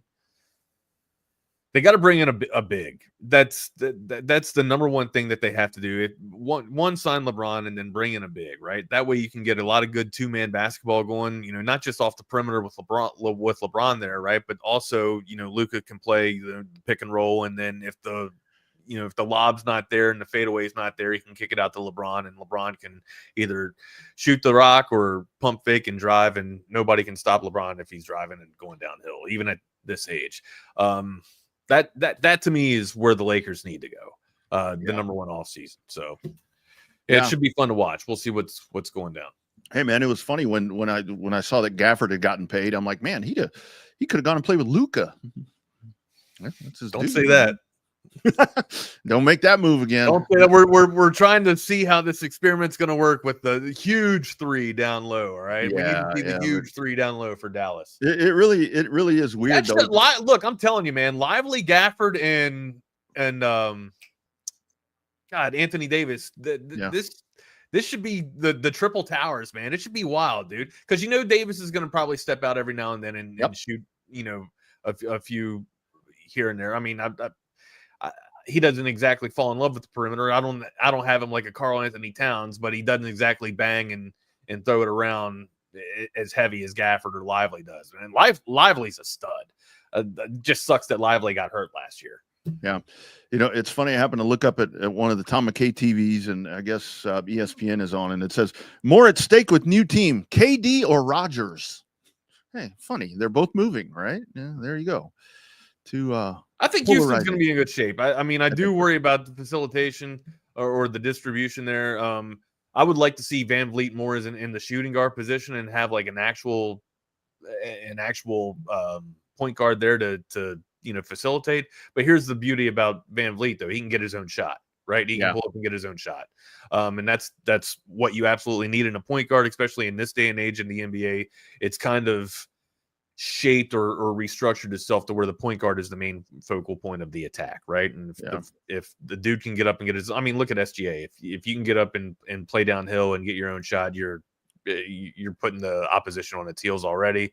They step back, and then you got natural gaps and on the floor, kick it out to the perimeter, and then there's your shooting guard, and he knocks it down. So, and I do think, because I'll use the word kind of lightly, but I think we do see an energized Kevin Durant, because just the whole Phoenix experience, I think, was just something that was pretty much utter disaster. So, and like I said, I honestly think it's all about financial decision at this point. In all these people's lives these days, he's got a championship, right? Yeah. He doesn't care about what people. We'll walk that back. He absolutely cares about what people says. Yes, he does say about him, right? So yeah. Think about this, Wax. Does he care about winning? My question to you: does he care about winning? Yeah, absolutely. But I think what he cares about I think he cares more about taxes. That's what I think about all these moves. Well, when they come to Texas or to a Texas club, I thought, state taxes, buddy. Yeah. And I think I really think what I said a while ago that looms large for him. Houston is really, really good. You pop him in there. Let's say they win the NBA championship next year. Why'd they win? Because of Kevin Durant. So that's a big part of it too, man. This dude, I'm telling you, I got to get my love me some me shirt out tomorrow. I got the Padre on today. Padre. Look, he's one of my, besides, I put him up there in the pantheon of Michael Jordan and Kobe Bryant. Not like where his aura is, but just how much I love him, right? Just because, again, I draw the parallels of him coming from, right next to my hometown in Maryland, and then him going, to the Burnt Orange, even though it was only for, a cup of coffee. Yeah, that's where I've always been. He still stepped foot on the 40 acres, right? So yeah. KD's a bad son of a bitch. No, yeah, he's a bad dude. He is a bad dude, man. He always has been. But when people start lifetime Longhorn, I'm like, for 6 months? That's what it takes? I don't know. I was but again, that's the way that worked. Where I'm like, dude, hang around one more year, dude. Hang around one more year. But I get it. I get it. Friends, customer testimonials from the great customers of Covert Bee Cave. CovertBeeCave.com. New or pre-owned cars, trucks, or SUVs. Jump online today. Find that one that you want. They have it in stock. And then drive your way on out to beautiful Bee Caves and take a look at the chariots, as Wags likes to call them. Here are some customer testimonials with Covert Bee Cave. They treat you like family. My husband and I have bought several vehicles from the Coverts over the years, and it's always just been easy and effortless. By the time we walk into the dealership, paperwork's ready and we're ready to buy. I walked in, literally signed a couple of things, and I was 10 minutes in and out. They just take care of everything. I personally feel like people took care of me. I feel like as they're taking care of me, if they take care of other people that I know, it's just that much of a plus. Covert, born and raised in Austin, where you are always treated like family. Absolutely. Thank you, Dan. Thank you, Hayden. Nobody beats a Covert deal. Not now, not ever. Remember, friends, there's a new lawyer in town. When that storm hits, you call our man Hurricane Heck. That's Ryan Hurricane Hecht, your go-to personal injury attorney right here in the ATX. Proud Texas Longhorn fighting for fellow Texans. He's not just a lawyer. He's a Longhorn through and through. He brings that same fire and pride into the courtroom. He may go into the courtroom doing this for all I know. I don't know. They might play the eyes of Texas when he walks into the courtroom because they know what's coming right there with Hurricane Hecht. If you're injured in a car accident, hurt on the job, you're out walking, a dog randomly comes up and bites you, you call Hurricane Hecht. He's fighting for justice and big results. He's been doing that for over a decade, you guys. The best part, you don't pay unless you win. These guys jumping on top of cars, being hacksaw Duggan, like I talked about yesterday. A lot of times you're going to have to pay a retainer. You're going to have to pay even if you lose. That's right. No fees unless Hurricane Hecht gets money in your pocket. Aggressive in court, compassionate with you, the clients. Austin-based and Texas proud, friend of the show, friend of BK, fighter for the people. Don't let those big insurance companies bully you around. It's the first call you're going to get. Hey, so-and-so, this is ABC Insurance Company. Let's make a deal. Now, you need to call Hurricane Hecht before you come up here rolling up calling me. Call Ryan today at 512-938-8929. You can also email him at ryan@hechtlawfirm.com. That's Ryan at HECHT lawfirm.com. Hey, what do you say, man? Got the comments turned on here now, man. Sorry, I had the comments turned off for a while. I see you guys saying hi. What's up, guys? No, the 2005. Did I say 2005 coming in? If I did, I don't know.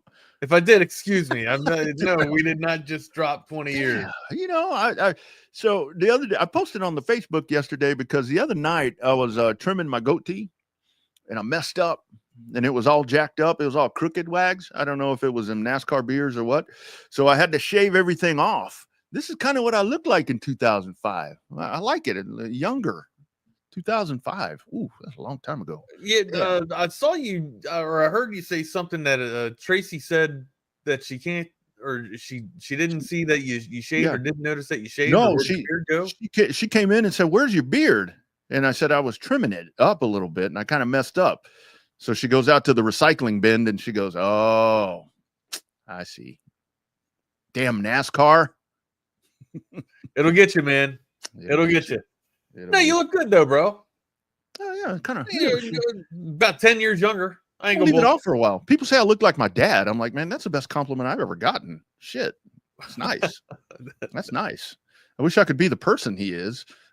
Oh, come on, man. I say that all the time. I say, you know, if I'm 10th of the man that my grandfather was, I'm doing pretty damn good, you know? No, my aunt, who had a large part in raising me, used to tell people in some of my more rambunctious days, she would say he was doing all right till he got away from me.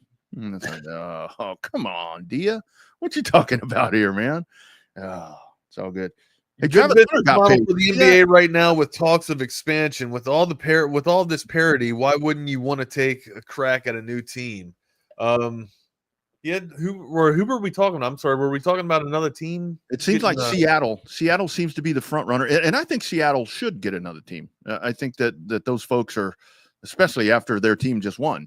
Their old team just won the NBA championship, but Seattle seems to be the one where you'd get a revitalized, maybe bring back the Seattle Supersonics. I think that's a great market for basketball.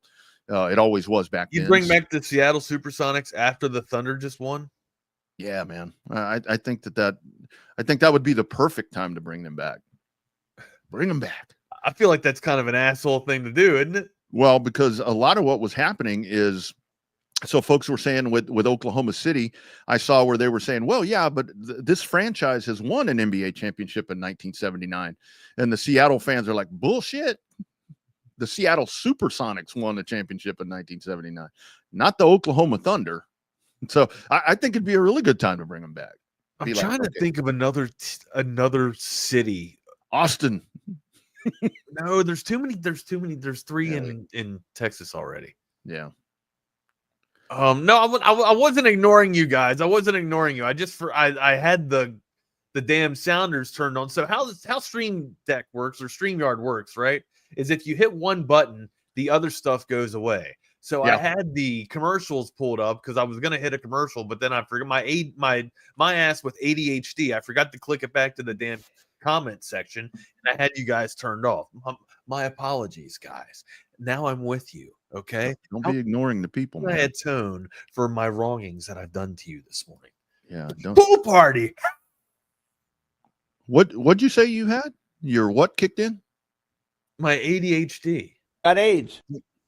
Face these. No, not that. God, I hope not. No. God, I hope not. Oh, you get no, I don't know. Get screened. Get screened ahead of time. I want to say, and I see move Dallas to the east. No, I wouldn't move Dallas. I mean, Dallas can't. Dallas has to stay into the west. Like I can't even stand how Dallas is a part of the NFC East. It drives me nuts. And I know that we say it. It's tradition.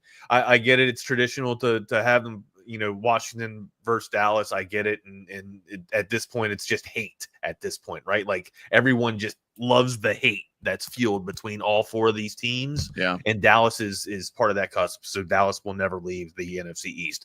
But you can't convince me that it makes sense geographically. It's not. When Texas is in its own damn category of the of America. So it started to make a little more sense for me as I started traveling, because I know as I've been traveling along the Southeast, you kind of like in racing terms, when it comes to car racing, people lump Texas into the Southeast along the Gulf Coast and so forth. But where it really doesn't make sense is like where you have the South, the NFC South, where you have Atlanta, and you've got the damn Saints, and there's Dallas or Texas right below them. Could we bring in another Midwest team? Could Kansas City get a squad? I think Kansas or for basketball or St. Louis. St. Louis is the one. You got a great building. Well, you got New Orleans. I mean, shit. I mean, it doesn't matter. If you got New Orleans right there, St. Louis. St. Louis, a good city for the NBA. Basketball? Oh, I think it'd be great. They've got the Dome of the Americas. I think it's probably too big for that, but I think St. Louis. I mean, I got to go to St. Louis a few months ago. I wouldn't mind seeing some Midwest more Midwest basketball, right? Professional Midwest basketball. And I think that they would really welcome that because I mean, obviously they love the Cardinals. Oh no, Rob, we're with you, Rob. Give Vegas a team 100%. Yeah. But I mean, if we're talking expansion, let's look at all the other cities in the state too, right? Or in the nation too, right? Let's see what's out there. And St. Louis, I mean, there are still bitter, broken-hearted people there that they lost the Rams.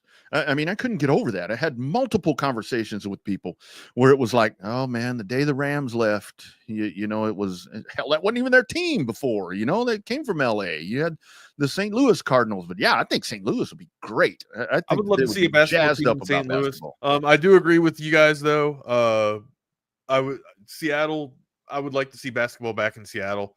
It is a ultimate ass kicker to give them their team back, right? Or to award their team back right after the team that just left wins the O'Brien Trophy. So it's I don't know. It's irony. I appreciate irony. So yeah, and to Rob's point here, I mean they do for the UFL. Hell, even for that championship game. And I don't even think St. Louis was in it. And there were people in that dome. St. Louis is just a good sports town, is it not? It is, man. I got to tell you, when I went down there, I went for a big dirt late model race in December at the Dome at the Dome of the Americas in December. It was fucking 7 degrees outside. Thank goodness we were inside. Wags, they had to open up the 3rd level in the Dome of the Americas for dirt track racing in downtown St. Louis. That's wild. Yeah, that's a good sports town, man. Yeah, man. They love it. They love it. Yeah. 25K for UFL. 225,000 turnout for UFL. For Are you kidding me? Yeah. Isn't that crazy? It's like, I mean, San Antonio's kind of the same way when their UFL team is good. When they're winning, they're like, oh yeah, let's go. Yeah, but that's just it. It's a lot of like fair weather. Fair weather fans here, right? Yeah. And I mean, I don't want to say that's kind of how Austin is, but I mean, when it's up, it's really good, and when it's bad, it is the highest of highs and the lowest of lows here. That's what I'm saying. Yeah, absolutely. And I see the A's being thrown out right there. Now that's one. So the A's going to Vegas, man. They've already started building. They've already started building their venue, didn't they? I know, man. But I'm not a diehard Oakland A's fan, but I'm a baseball fan. And the whole thing is, I don't know why I can't wrap my head. I know it's business or whatever, but the Las Vegas A's it's just going to be weird for don't you feel the same thing about the Las Vegas Raiders? Like it's always it's the Oakland Raiders too, right? Yeah, they've moved around so much, going to Oakland, LA, Las Vegas. Hell, you pick the year and you give them a city. I don't know. I just don't feel it the way that I do for the Oakland. I don't know. Like when I think of Oakland, the A's are the first thing it's not the LA Raiders or it's not the Oakland Raiders, right? Because it's just like you mentioned, but again, like when I think of Oakland, I also think of football as well, right? Like there's the Coliseum. Dennis Eckersley and Ricky Henderson and the Bash Bash earthquake. Brothers. Remember the earthquake? Oh yeah, I mean, how weren't they playing? Were they playing the Reds? They were playing the Reds, not the Giants. It was the Giants, I think. Oh, you're right. It was San Francisco Giants. Duh. Dude, that was weird. Wait, I remember the Reds. Oh no, Reds were playing Reds were playing Toronto Blue Jays. Dude, that was weird. It's like, what in the hell is going on? You know what? That was my golden era of childhood right there. Watching that, I love baseball, man. Before I even knew about steroids, just Mark McGwire and Jose Canseco just smashing home runs and Ricky Henderson stealing bases. Like it was hard to root for the Orioles seeing all that success from Oakland. That was a team. That what? Boom. No, championship baseball squads. That's going on the wheel. We got to do the wheel today. We've forgot about the wheel 3 days in a row now. We got to do the wheel day. Do you have your picks? I got them somewhere. Okay, or not the wheel. We got to do the top 5. But I'm adding World Series baseball teams. To the list. And that's the thing. Like with Oakland, I mean the movie Moneyball. I mean the Oakland A's, MC Hammer. I mean you name all the shit MC around. Hammer. What are you talking about? Wasn't MC Hammer like a big Oakland A's fan back at that time? How do you know this shit? I think when that album came out, You Can't Touch Us, when that was out, it was like Hammer's like an Oakland dude, and it's like there's just so much around, and that's why I was like, the Oakland A's aren't going to be playing there anymore. It's like, I don't care if it's a shithole. I don't care what it is, man. Let them play there. Nobody's going anyway. But I don't know about MC Hammer. Seriously, dude. I think all I know is Hammer Time and the Hammer Pants. That's all I know. Well, I know he was an Atlanta fan because him and Dion used to like dance and shit all together. Remember Too Legit to Quit? I remember the Falcons would come out to Too Legit to Quit. Rodney, I'm trying to remember. I really am. That's his second. I may be wrong about that, but I swear MC Hammer was a huge Oakland A's fan. I don't know. MC Hammer used to work for the A's before he became famous. Yeah. Okay. Yeah. DJ Dog. Okay. Thank you for that contribution. I heard that if you I heard a sports radio guy that I truly respect talking about this several months back. I heard with MC Hammer that like if you cross that guy, you may not wake up. You had to mess with Suge Knight. If you cross that guy, you had to mess with Suge Knight. You may not wake up the next day. Yeah. So it's like, hey, please. So I guess please Hammer, don't hurt him actually meant something back in the day. I do know that he and Tupac were homies. Like good friends. Like pretty damn close. Man, that's Tupac, having roots from Baltimore and the New York playgrounds. So remember when rap was all new? It's like, what? I mean, my aunt that I was talking about that do you remember what? When rap was like a whole new concept. I remember when Run DMC came out. I used to play Run DMC. I mean, rap was kind of when I was. You're 10 years older than me. Yeah. Right. So like one of my first impressions of music was Young MC. Do you remember Young MC? Oh, yeah, absolutely. Yeah. Right. Bust the Move guy. Bust the Move. Right. His friend, your best friend Larry has a brother Harry. 85 Break it down for me, fellas. Mary. Like that was and hearing that beat, it was I like and Michael Jackson. Like I loved Michael Jackson growing up too. Like I loved I like to dance growing up. Yeah, he's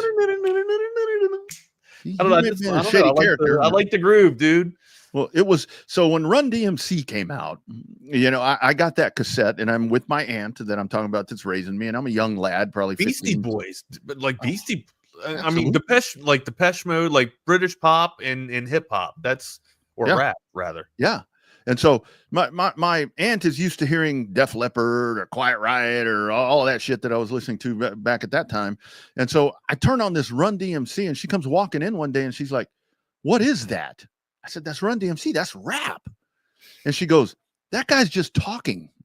I'm like, "Yes, that's rapping. That's rapping." Putting it together, man. Poetry. Poetry with music. Poetry with beat. When they play, it's tricky. The speech is my recital. Yeah. I think it's very there you go. vibrant. Old school. We're going to add that to the list. Old school. Here we go. Hip-hop. All right. Old school hip hop's going on there. Hey, regardless if you're listening to old school hip hop, country music, or if you're watching your favorite television show or your favorite sports team, you do it with audiovisual consultations.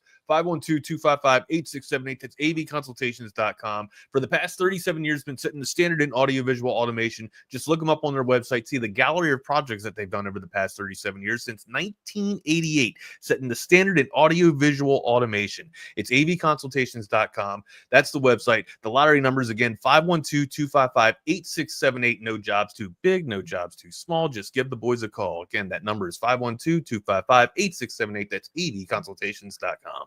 The other day I started busting out "I Was Born Son of Byford, Brother of Al" from that Run DMC cassette. And the dude I was hanging out with said, "Who's Byford?" I'm like, "Come on, man. You're as old as I am. You got to know that tune." Oh, well, sorry to show my age, man. Gray beard. It's all right, man. Hey, it happens. It happens to you. My son, actually, I feel like I'm starting to feel like Dad of the Year, honestly. Again? I am. Well, hell, if you gave me a pool, Wags, you would be Dad of the Year. It's not even that. He's starting to put down the Travis Scott and he's starting to listen to like Nas. Wow. Yeah, I think I'm winning in life. I really am. Yeah. No, that's great. That's great. And he finally a confession, or is it? No, it's an admission. It would be an admission. Finally, an admission out of him. We were sitting at the table eating some Domino's Parmesan stuffed crust. As a matter of fact, he even dropped and he's like, "You know what, guys? Talking to my wife and I, you're right. Your all's hip hop is way better than our rap. Trap, crap. That's what it is." There you go. Music is horrible these days. I'll tell you, especially country music. He was listening to Ether and he was just like, "Man, who's he talking about?" I was like, "He's talking about Jay-Z, dude." Yeah. Talking about Jay-Z. I'll tell you.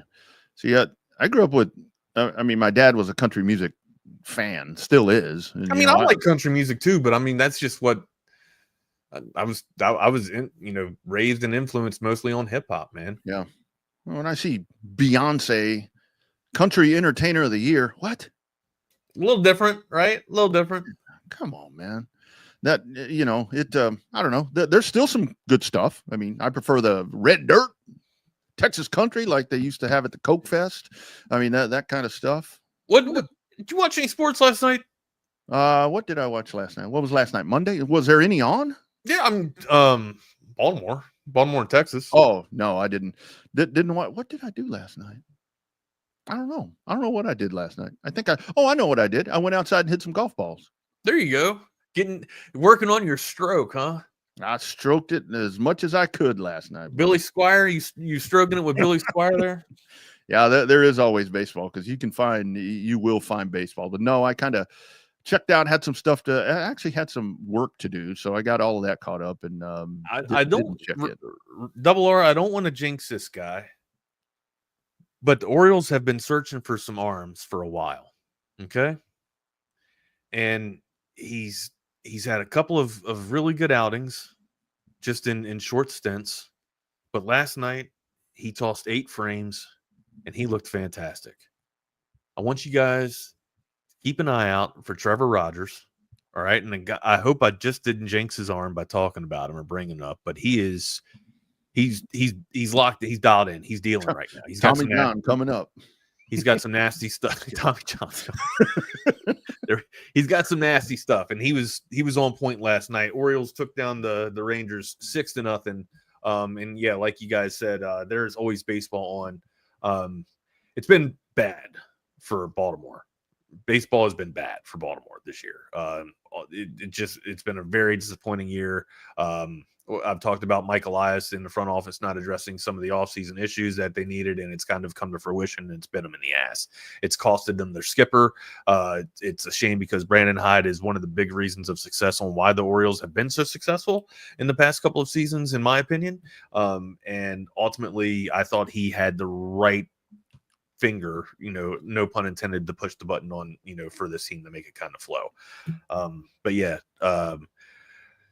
it's good to see some youthful pitching come, rise to the occasion, as the cream always rises to the top, like Macho Man Randy Savage says. But yeah, 8 solid frames last night, keeping the Rangers off the board. Now, yeah. It's been really, I'm really excited watching, like, with kind of touched on it yesterday with what Houston is doing, to where it seems like they've entered that phase again, to where when Bregman and King Tuck, when these guys are gone, it's like, okay, you're losing two pillars right here. And they kind of stumbled out of the gate a little bit. But when you watch what Joe Espada's been doing there, I mean, kind of shuffling the lineup around. Jeremy Pena, we touched on that dude yesterday. That's a gold gloving son of a bitch right now. He's pretty good. Pretty good. Yeah, it's like people, I think some people are like, wow, where'd this guy come from? Well, he's an MVP, remember? It's just kind of one of those things to where he's elevated his game to a different place. And like with Jake Myers, that's a long time investment there with Jake Myers, and now you're seeing the benefits of that, to where he's been thrust into this spot. And Framber Valdez and now your closer Josh Hader is doing what you intended him to do. And watching Houston again, the West is watered down. I will tell you that, but still, I think it's the second best record in baseball. So to see how the Astros have kind of evolved themselves, kind of taking that next step, doing very much like what the Spurs used to do, Wags, to where it's like, okay, boom, boom, boom. Again, there was no trash can incident for the Spurs, but here's the Astros kind of putting themselves at another level, and it seems like they're going to be ready to make another run when it comes time to the playoffs. Jackson Holiday. Yeah, nice little day at the yard for Jackson Holiday here. Hopefully, get some more muscle behind that lumber, and it starts. I don't need Jackson. But here's the thing: don't need Jackson to hit home runs in the top of the lineup, right? Just get on base, right? Get on base. Let Hendo hit you in, and let the rest of the birds knock you in, man. Get on base. Be a havoc to the person on the mound, to the pitcher that's on the bump there. Great to get, steal some bases. That's what I want out of Jackson Holiday. But this is playing with house money here. When you get Holiday, you go on yard like this. Yeah, it's a great addition for sure. But yeah, so your last comment there, I hope Morton works out for you, man. It's been rough for Charlie here, and it's tough to play. It's tough to be a pitcher in Camden Yards. We talked about that. Oriole Park, Camden Yards. They used to consider it a pitcher's park back in the day. I don't know how, even with the extensions and the additions that they put on with the ballpark, I still think it's a hitter's park. It's just like the way that it doesn't have a vacuum, like a wind vacuum like New York does or anything. It's a small ballpark, or the hitters are just that much stronger these days, man. You're seeing 30 season home runs on the rip here, man, and there's supposedly no steroids or no enhancements in baseball. So it is what it is, bro. But yeah, it's a very hard yard to pitch in. And you guys, me, I kind of feel the same way on tour for the East, the American East, right? Like all those venues are pretty hitter-friendly ballparks, in my opinion. And it's been a rough year for Charlie. I got to tell you that Charlie Morton, as a second grade teacher used to tell us in class, that Charlie Morton just makes my heart pump peanut butter. I just like that dude. Obviously, great in the ball club, or great in the clubhouse. It's just been a rough season on the bump for him. That's all. And he's been fantastic everywhere he goes. It's just, he really has. Baltimore. Man. It is. Baltimore, you're just notorious for Corbin. I was shocked at how much success Corbin Burns had last season, right? But he's got a lot of strikeout shit. He's got a lot of stuff that you can't hit.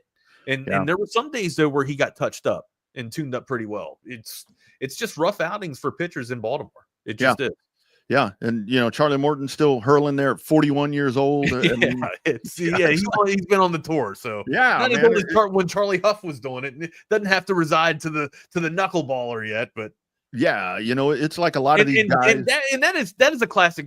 To Jake's point, not sorry to cut you off, but to Jake's point, Baltimore always goes out and gets these headliners, yeah, right? And it's the moves like that, yeah. When on their latter portions, I don't want to say it's like the decline of their career, but it kind of is. Like I feel like Morton hit his apex, a couple seasons ago. Like maybe at the Rays he was at the top, right? But yeah, it's or maybe even Houston.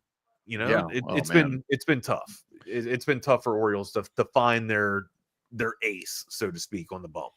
You get so many of these guys, especially when you're deeply rooted and invested, in one of these teams or whatever for your whole damn life, pretty much, to where it's like guys like Charlie Morton. I mean, a lot of people, and they leave, when they leave and they go somewhere else, and then you see your team playing them, it's like, oh, there's Charlie Morton.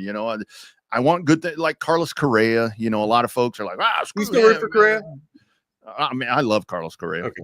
And the main reason why, I mean, obviously what he did on the field, but when all that crap was happening with the scandals and all these different things, who was the one dude that actually sat there and defended and actually went and talked about it? Yeah. Correa. Yeah. He stood up. That was the guy. Nobody wanted to say anything, but that dude would tell you what he was thinking. Do you think he wanted out? I think it was one of those things to where he knew that he needed to get away from that, to probably for his personal. The backstory on that was that he goes to Jeremy Pena the year before he left, and he's like, dude, you need to get ready. We need to get you ready to take my spot because I'm going to be gone. And boom, there you go. I mean, the dude slots in there at shortstop and was just unbelievable. But it is those guys. I guess it's bittersweet, right? Like it gets you prepped, it gets you ready when you can read the writing on the wall, but it sucks knowing that you do have you got a finish line or you got an end line here that you're coming up on, and you got to get your succession ready, or ultimately like you got to train your succession. You know what I mean? Like you got to make sure your succession's ready. They talk about that in business all the time, to where it's like, okay, here's what we need you to do. Yeah, you're training your replacement. Yeah, you're training your replacement. It's like, great. And it sucks because in the military you're so good at that because that's you're relying. You bring death in. Like if I go down, you gotta jump on here. You got to know what the hell you're doing. So you get really good at training your replacement, not knowing that it's a financial dilemma, right? Because you're not even thinking about financial purpose. You're thinking about life and death, right? Yeah, so, that's the shitty part where it's like, and then when you see veterans training their replacements so well in corporate, and you're just like, oh shit, I just gave the guy my job. Yeah, where it's like you're too expensive, so we need the cheap guy, but we need you to teach him everything that you know, and that's why you get a lot of these people in business circles where it's like they teach you all the wrong shit. then it's like, okay, it's your job, and you're screwing up left and right. I mean, don't be a victim of your success. That's dog world, man. It's a shitty lesson. I mean, it's tough. It's a tough lesson, man. Yeah, it's a very tough lesson. Where are we gonna go? Oh yeah, the guy that it was hard for me to root for. I mean, I still rooted for him, but it was just tough. Remember Mike Messina? Remember the Moose? Mm-hmm. Right? Mm-hmm. Like, I mean, came up in the Orioles, minor league system too. Played for the Hagerstown Suns. So there was a lot of baseball games that I had gone to see Mike Messina pitch in. Right? Like, I mean, me from being like adolescents to watching Mike Messina's career blossom, and then when just his invention of the knuckle curve. I mean, he was just he was a savant on the bump, right? Him and Greg Maddox were the dudes to watch for me in terms of pitchers growing up, right?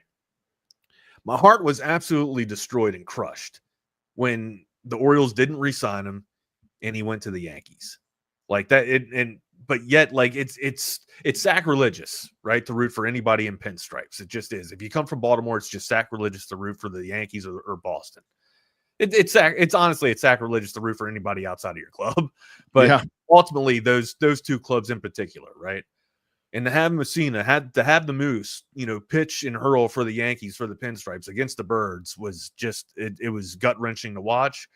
But you never could put him down. You just never could put Nicky Markakis. I was the same way with Nick Markakis when he left the Birds and went to the Braves, right? When he started batting for the Bravos. There's just ball players like that live in your heart, in perpetuity. So it's you can't really throw snide at them or wish them hate or animosity anywhere they go, whichever yard they're playing ball at, man.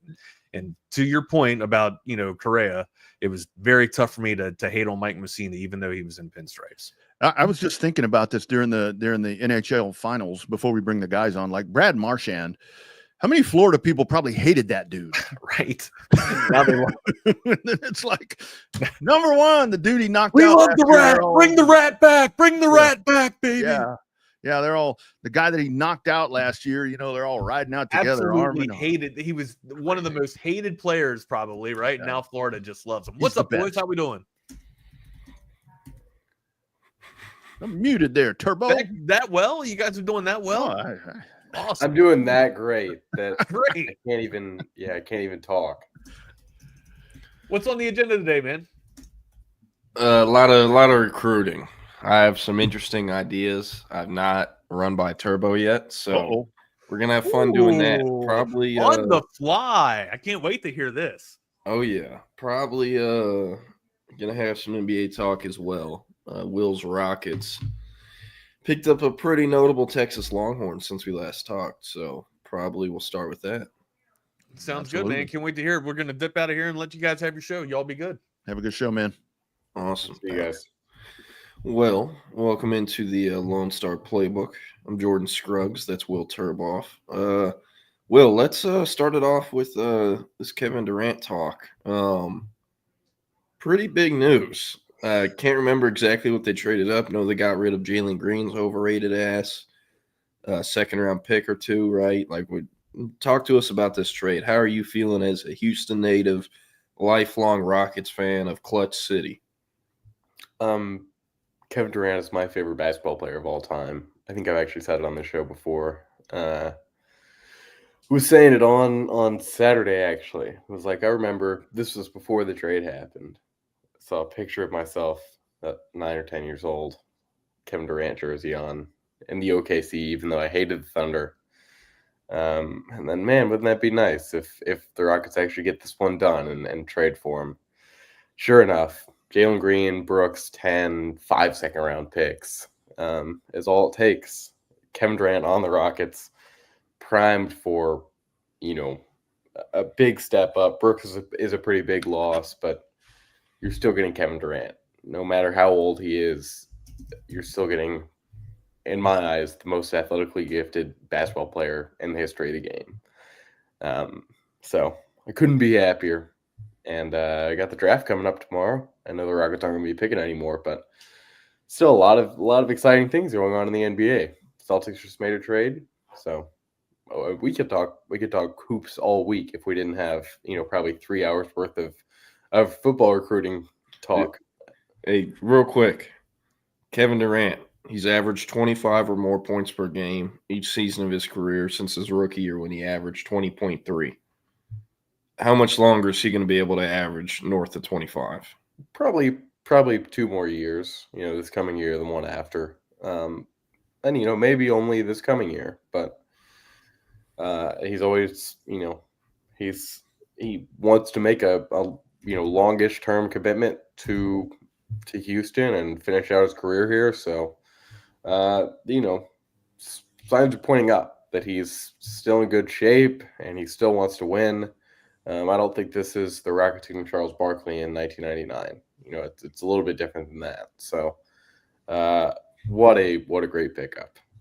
Yeah. Man, I love me some Kevin Durant. I'll never forget July 4th, 2017. Yeah. Or 2016. Yeah. 2016. Yeah. We'll never forget it. I remember sitting at my parents' dinner table eating breakfast when I saw that and was disgusted. Actually, absolutely disgusted. But hey, he's back in Texas. I'll be rooting for him. Last question on KD and the Rockets, totally off topic. You're Kevin Durant. You're a millionaire. You got money in the bank, more money in the bank on the way from the Rockets. where in Houston, if you're Kevin Durant, are you moving to or are you buying a house? What part of Houston? Probably River Oaks. I don't know if I'm Kevin Durant, I think. Because, like, a lot of these guys will move to Houston and go buy houses out in the suburbs. And I think that's kind of lame. And I think, like even Drake bought a place out in Conroe or somewhere like that. And that's not even a suburb. I mean, that's too far away from Houston to be considered Houston.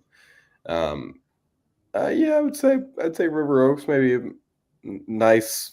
Kevin Durant strikes me as a guy that would just maybe find a nice condo, midtown, downtown. So, well, yeah, maybe he'll just live in Austin and make the commute every day.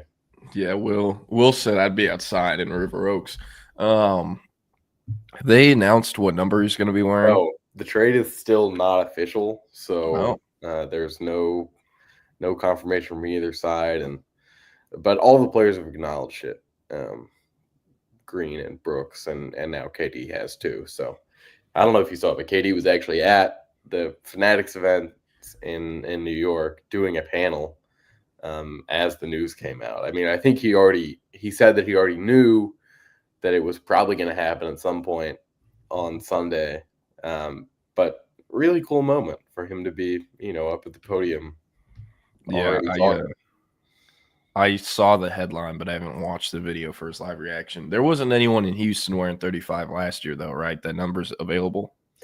So I actually do have a Houston 35 jersey. Jordan, if you can name the player, and it's going to be hard. I'm not going to be able to name it. Yeah, it's from 2020. Christian Wood. Christian Wood was supposed to be kind of the savior, not the savior, but the the first leader of the next era for the Rockets when James Harden left. So Harden, actually did come in for the 20 to 21 season, and they brought in Christian Wood as this big number 2 after Russ had left. They had John Wall. John Wall was not good, and there Christian Wood wore the number 35. And that was always the joke 5 years ago that 35 jersey would be useful because Kevin Durant would wear it one day. Yeah, hey, well, now it's useful. So my idea here for what we're going to start with today in terms of recruiting, there are several Texas targets who have commitment dates set. A few set some yesterday. I know Samori Matthews, a few other dates. I'm thinking we just roll through these guys that have commitment dates set, and we try to predict where they end up. What do we think? Let's do it. And I want to make it very clear. This is a stupid exercise. It is impossible to predict all of these accurately in today's era. Just because, hey, it can be Texas. And then at the 11th hour, School A says, hey, we'll give you this much more of the rev share or this much more in NIL or whatnot. Or maybe Texas does that and they come out at the last minute. Who knows? It's happened before. It won't. If it happened, it wouldn't be the last time it happened or the first time. And also, one thing I want to say real quick, it is like ridiculously annoying, the amount of people on Twitter. I mean, it's always been annoying when a kid doesn't go to the school they want and they're like, oh, it's just the NIL. Like, it's not even NIL anymore. It's not even the bag was dropped anymore. It's rev share, which is legal. These players can legally be paid by these schools. Like if Jermaine Carlton ends up at Baylor, for example, Texas fans can't be like, oh, my God, Baylor's paying him more of the rev share. Like, it's legal. They probably are going to offer more of the rev share than Texas is. You know what I mean? So just wanted to comment on that. I feel like not enough people understand how things are working and at the house settlement is I think most people do understand. It's just more of a troll job than anything else. Yeah. No, you're probably right, and I definitely care too much. But anyways, starting at there we go. Starting at the top. Xavier Crowell, where are we thinking? Bama? We are thinking Bama. Jordan, I think a little bit better for this. I'll pull up the profiles. So we don't there have you go. It's a better idea. All right. Just go ahead and introduce the next one. Yeah, there you go, Rob. It's gonna But Xavier Crowell, we're thinking Alabama, running back out of Jackson, Alabama. The only running back prospect that Texas hosted for an official visit this summer. since KJ Edwards never made it in, and neither did Derek Cooper. But up next, Chase Calicut, top 247 safety out of North Shore, Galena Park, North Shore. Kind of low-key a defensive back factory, but with him, has the top 3 at Texas, Michigan, Georgia, announcing his commitment on Friday at OT7 as his national tournament in Fort Lauderdale. That's where he's announcing it at. I think it'll be live streamed somewhere. But I don't want to say Michigan's out of it, but this is going down. It's going to be Texas or Georgia. Some think Texas, some think Georgia. Both staffs have confidence, and for good reason. Chase Calicut has given both of those staffs very good reasons as to why they should have confidence. But on the outside of this thing, he's telling people around him different things. He's telling reporters different things. And it's not what he's saying on record. It's what he's saying off record. So I currently lean Georgia. I know my crystal ball says Texas. All 3 of them say Texas. I think Texas still has a shot to win this thing on Friday. But I am currently leaning Georgia for 4 days out from the decision. But I want to clarify, Texas can still win this thing. And I also do think it's worth bringing up, like, Chase Calicut and Devon Benjamin, those are the top 2 safety targets. Calicut is likely coming off the board first unless Benjamin commits between now and Friday, which I don't think is happening. If Texas misses on Calicut, I think the chances of getting Benjamin go up. After the Benjamin OV June 6 to 8, Texas felt as if it was going to be them versus Oregon. Oregon has a big need at DB, but they did land Jet Washington. So, where would Devon Benjamin fit in over there? Not sure. Jet Washington is very expensive and is a prospect that is going to make more money than Devon Benjamin, no matter which way you look at it. But Benjamin's still expensive. Is Oregon going to pay both of those guys top dollar? I'm not sure. So if Calicut doesn't end up at Texas, he ends up picking Georgia on Friday. I think the chances go up for Benjamin. But if Texas misses on Benjamin, and let's say he commits to Oregon in, I don't know, July, like Texas will have a shot to flip Calicut in the fall, whereas they won't really have one with Benjamin, in my opinion. So just something to note. This one is going to go all the way till signing day. And again, leaning Georgia, but Texas can still pull this one out. We've seen crazier things happen. And I mean, yeah, Will, I don't know if you have any thoughts on this. I think you got it on that one. We'll go to the next one. Okay. Yeah. Here we go. Damari Simeon out of Richland, New Jersey. This is a guy that, has had a Texas offer for a long time. And then there wasn't really, his recruitment just wasn't very public for a while. Picked up offers from UC, Ohio State, Texas, Penn State, Michigan. Those are the 4 finalists. Basically every school in the Big Ten, every school in the, on the other side of the Mason-Dixon line, basically. And is pretty highly ranked, especially in the composite. But didn't have a ton of connection to Texas until, I would say, February or March. He set up an unofficial visit, made it to campus. Actually didn't make it to campus one time, ended up coming in April, had a really good time, had really good things to say about Texas, and then returned for the official visit on June 13th.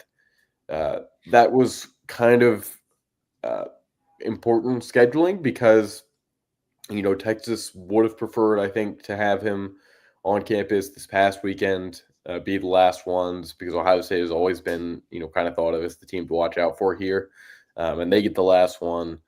From what it sounds like, it is Texas versus Ohio State versus Penn State. Doesn't seem like Michigan is really in this one anymore. Penn State has a pretty big need of defensive line in this class. I don't believe they have any so far. And as we know, Texas has done a really good job already with Corey Wells, Dylan Behrman, and Bodney Cleveland. And then you've got, Richard Wesley coming off the edge and Marion Carlson on the way. There aren't unlimited spots. Would Damari Simeon, be welcomed in the class if he said, I'm going to commit? Absolutely. We haven't gotten the feeling that that's happened yet or will happen yet, but I think this one has been open enough where it could very easily go Texas's way, if not, as mentioned, Ohio State or Penn State. So sure. Looking forward to getting some more information on this in the next couple of days, because this is coming up here on Friday. So one thing – or sorry, finish. Go ahead. I was saying one thing that I think is interesting. Officially visited Ohio State this past weekend. Spent some time on Ohio State sites yesterday. Pretty much every one of them reported whatever NIL number he's asking for is too high, and Ohio State isn't going to pay it. So, and there's also some other words added in there that I don't quite remember, but usually whenever you see sites in a market of a school kind of go rogue and start saying whatever this kid is asking for is too high or whatnot, that means that staff told those reporters, like, we're not taking this kid. We're not paying this. So, that being said, now, I don't want to say Ohio State's out of it, but I'd be kind of surprised if he ends up there at this point based off what has been reported since his Ohio State OB. And then, like you said, Penn State, Michigan. He highlighted how academics are going to be like the biggest focal point in his recruitment. I doubt that is the case, but if that is the case, it'll be Michigan versus Texas. At this point, he can't make a wrong decision. Those are three great, Big Ten schools, and Texas is the SEC school, kind of the outlier. But, I mean, we'll see. Like you said, Texas, they're not going to tell him no. We think Kendall Gervil will end up in Austin come July 2nd when he announces commitment. We'll obviously get to that here soon. But, they would take Damari Simeon and still take Kendall Gervil on July 2nd. They're not going to tell these guys no just because they're at 4. And they're also not stupid either. If they take 5, they know there probably isn't, the super high chance they will end up signing all 5. It's just how numbers work, and people are going to try to pick apart the class, in the season. So, with Simeon, I think a big thing too, Kenny Baker gets so much credit in this one. Obviously, he's been killing it. He's been on a heater. I think he's recruited better than any coach this cycle on Texas' staff. But, in this one, it was not the unofficial visit to Texas that put them in this. It was the May, during May, the spring evaluation recruiting period. Kenny Baker went all the way up to New Jersey to see him. I'm almost positive he was the only prospect in the Northeast that Kenny Baker saw. And he met with him in his head coach's office for, I think, 1 or 2 hours. That is when his OV to Texas got scheduled. That is when Texas became a real threat. And, while some might say, oh, Texas is only getting these guys because they're paying them, those numbers aren't getting discussed till they get on the OV the large majority of the time. And it's Kenny Baker, the relationship building, being a genuine guy that has won a lot of these kids over, and convincing him to, hey, you don't just got to look in Big Ten country. Come check us out in Austin on the other side of the country. So I think Kenny Baker deserves a lot of credit for just putting them in this one. The last New Jersey kid that, Texas was after was Sadir Mitchell, at least on the D-line. And he chose Texas over Georgia. And that one purely came down to who was going to pay him the most. And Texas and Georgia went back and forth. Eventually, Texas won out. And how did that one turn out for Texas? Not great. He's gone. So just talking about more appreciation for Kenny Baker. He's getting a lot of credit. He's deserving of every bit of it. And Texas fans they should be grateful for him because it's a night and day difference from the last guy. So I'll say that. You want to move on to next one? Yeah, I'll move on to the other side of the ball with Malachi Lee, number 14 offensive tackle in the country. Malachi Lee, we talked about this on the show last week and the week before, that he earned an offer from Kyle Flood right after Kyle Flood got to Austin. When the Sark staff was first assembled, he was in 8th grade at the time. Traveled to Austin around then for a visit and then didn't come back until his official. Spoke really highly of Texas, but Alabama's had a lot of momentum here for a long time. Michigan has also had a lot of momentum. If I had to put a pick in today, I would lean Alabama. I think they've been in this one longer and just had a more complete recruitment with him and been able to see him. But Georgia, is still in there for sure. They actually, not only did they get him for an official in April, they got him back on campus for an unofficial in June. So that's definitely something of note. And kind of interesting there, Stacey Searles recruiting for Georgia there, the father of Texas director of on-campus recruiting, Taylor Searles. So Little family rivalry going on here. Not the first time, won't be the last. But like I said, if I had to predict, a spot for Malachi Lee, I think Texas has probably increased their chances this summer, but it still seems like Alabama has just had the more complete process with him and been around a mainstay for longer. Not to say that Texas wasn't early to offer, because obviously they were, but Alabama's just recruited him a little bit harder than Texas ever did. Yeah, this one is interesting. He didn't take a summer OV to Georgia. He took one in April. It was his first OV. And then went June 6th through 8th to Texas. Bama, he saw May 30th through June 1st. But he took an unofficial to Georgia the 13th through the 15th weekend. And then Michigan, obviously. And I don't want to say Bama's out of it, but from what I've heard, I think they are the probably fourth place. Really? Or least likely. He obviously was at Bama right before the Texas OV, and coming out of that, Texas side was them versus Michigan. Was at Michigan, this past weekend, like we said. But one thing I keep hearing about him is the NIL numbers that are being discussed for him are significantly higher than what kids he's ranked at usually get. And it's because these schools are higher on him than what, the recruiting industry is. And that's fine. Stars and all that. It's about draft projection 3-4 years from now. But with Lee, he's a true offensive tackle, just like Felix Ojo. Could he be a true left tackle? I think so. Not quite to the level of Ojo, but he's more of a true tackle than John Turntine is. That is for sure.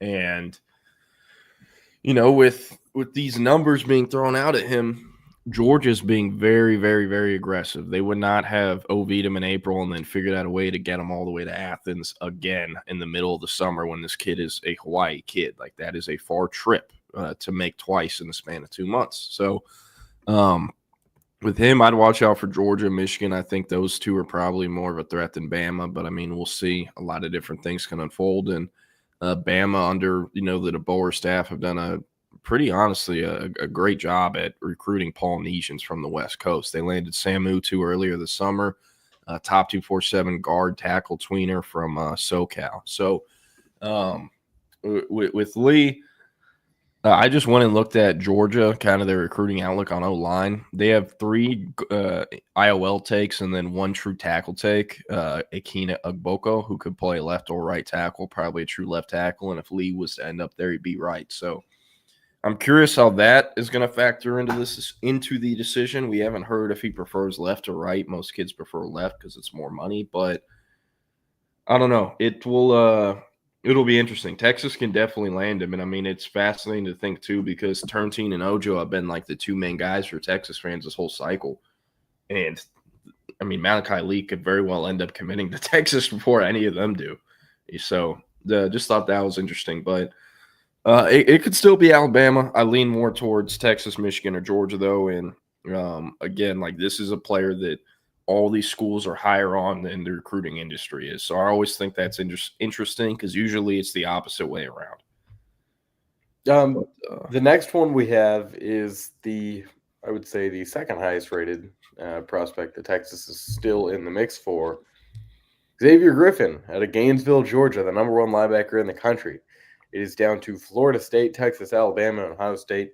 As you may remember, Xavier Griffin was a longtime USC commit, reopened his recruitment, I want to say middle of May, and is now going to decide on the 29th, which is Sunday, I believe. So Texas had him on, on the 13th. Florida State got the last visit, but I don't think that's one that this isn't one of the situations where the last visit really meant a ton, because Alabama has been the team to watch since well before he decommitted from USC, and I think it'll stay that way until Sunday. I think this is Texas or Alabama. Texas has some decisions to make at linebacker in terms of where they want to spend their money. As we know, coming out of the weekend, Tyler Atkinson, who's the number 2 linebacker in the country, is very, very interested in Texas. And I would imagine that PK and Johnny Nansen feel like they have a fair shot there. Tyler Atkinson, Xavier Griffin duo would cost you more than just about anything in this recruiting cycle. So I wouldn't imagine both of them. In a best case scenario, you do get one of them though. I think in the best case scenario, you get Xavier Griffin. Although when he goes to Alabama, you're gonna have to reshape your plans. Jordan, I don't know if you have anything more, but that's kind of my take. Alabama's been the team to watch for the last month and a half, and I think they still will be. Yeah, I think when you look at it, they're going to have to get Griffin or Atkinson. Texas has higher chances of keeping Atkinson from going to Georgia than I think Texas has higher chance. And Texas has lower chances of keeping Griffin from going to Bama. Yes. So of those two, currently leading Atkinson and DJ Dog. Saw you ask about the arm length. I just went through Under Armour, I think Hawaii or Honolulu, the data I have from last summer. And he was not there. Also looked at Under Armour LA, and he was not there. So I don't know if we had like third-party verified info from him or for him, or if it's just measurements from visits he's gone on. But I'll try to figure it out. I know for a fact, though, that it's at least 34. The numbers he'd be getting, he wouldn't be getting. So there's that. And how about this one, Will? Do you think rednecks like Roll Tide Willie are familiar with the Hawkeye? Yes. I feel like there's been enough Pacific Islanders that have come through, Bama, where they're bound to know it. I think Roll Tide Willie especially. I think Will, he knows it. Can you name me one Polynesian player that went to Alabama not named Sam Utu? Because I can think of one. It does do the Tagovailoa brothers not count as Polynesian? That is true. Forgot about them. Okay. I was going Henry To'o. Yeah. And he linebacker they tampered with from Tennessee. Yeah. But I guess we can keep it moving. Who do we got On next? to the next one. Another 5-star. It's Trenton Henderson this time. Announced yesterday that he is down to Texas, Florida, and LSU. Texas came completely out of nowhere in this recruitment. Hadn't had him on campus prior to a June unofficial visit. He came on, I believe it was right around the 10th, and then announced that he had canceled a planned official visit to USC, ends up coming to Texas this past weekend. We were not able to talk with him, and to this point has not talked about Texas at all, and how they've kind of fit into this recruitment. So really going to be interesting to see how this one progresses over the next 10 days. Florida has been thought of as the team to look out for a while now.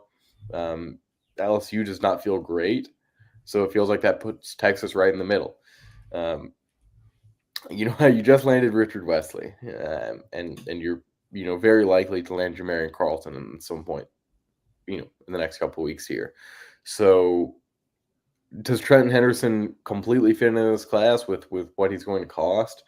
I'm not sure, but you have your bases covered. That's what I'll say. Again, of course, Texas would take a commitment from him, but I'm not sure he's exactly in the plans. Yeah, Texas thinks it's them versus Florida. You can't count out LSU, though. Yes, he's an in-state Florida kid, but Baton Rouge is actually a closer drive than that's right. Gainesville is. Yeah. So that part is interesting. I don't know why Michigan is on there because he cut it to a top 3 yesterday. We need to update his profile, but hey, Texas thinks it's them versus Florida. I think that's very interesting because he's a 5-star battling 2 other SEC programs. He's going to cost a lot, and Richard Wesley costed a lot. And Henderson, I think he could play either edge spot in Texas defense, the Jack or the Buck. But Richard Wesley is going to be a Jack, and Henderson profiles more to being a Jack. So the numbers start going up at an exponential rate because Florida's going to do whatever it takes to get him. I don't know if Texas plays ball because Jamarian Carlton, if they land him, he's another 5-star, borderline 5-star edge rusher who's probably more versatile than Henderson and how they can grow into different positions years from now. Henderson is always going to be an edge one way or another. Carlton can grow into a 300-pound defensive lineman, a true IDL. So I think that part is very interesting. Is Texas, are they, I don't know what they're giving Richard Wesley, but to Lan Henderson, it would require something very similar, if not more. And those are both very expensive players because the jumbo athletes that are big enough to hold it down on the perimeter as a jack are much harder to find than the bucks, just because of the body types and other like boxes that the jacks have to check compared to the bucks. So again, he can end up on either side, but I'm very, very, very curious to hear what these NIL offers are, because like I said, with that kind of nuanced thing with the edge outlook and other stuff, it's going to be fascinating. It will be interesting, and he's committing July 2nd. So does that affect Jamarian Carlton? I'm not sure. He's committing July 10th, so we will see. A lot of things that have to play out here. Here we go with the next one. This was not, I believe, still not a confirmed commitment date, but July 2nd, same as Trenton Henderson. Kendall Graville is expected to come off the board. This is completely Texas versus Florida from what Graville said and what kind of everyone has got a feeling for. And for the most part, it seems to be all Texas. This is the most open prospect that the Longhorns have had. It has been a joy to cover. An absolute pleasure to cover. He comes on campus. He talks to a friend, Brian Doan from 24/7 Sports, right after the visit, says, that was a 10 out of 10. That was perfect, and now Texas is my leader. And then every interview he does after that, he continues to say Texas is my leader.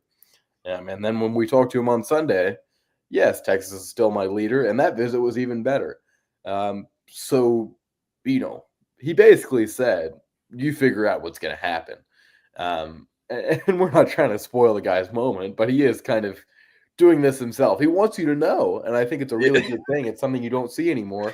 I really like this school, and I want you to know that I really like Texas more than I like anyone else.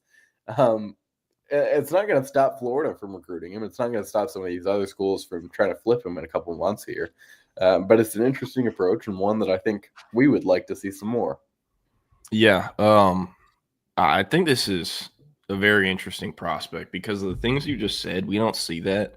And I think like Texas fans are almost just like taking him for granted. Like he's not the number one ranked D-line prospect in Florida.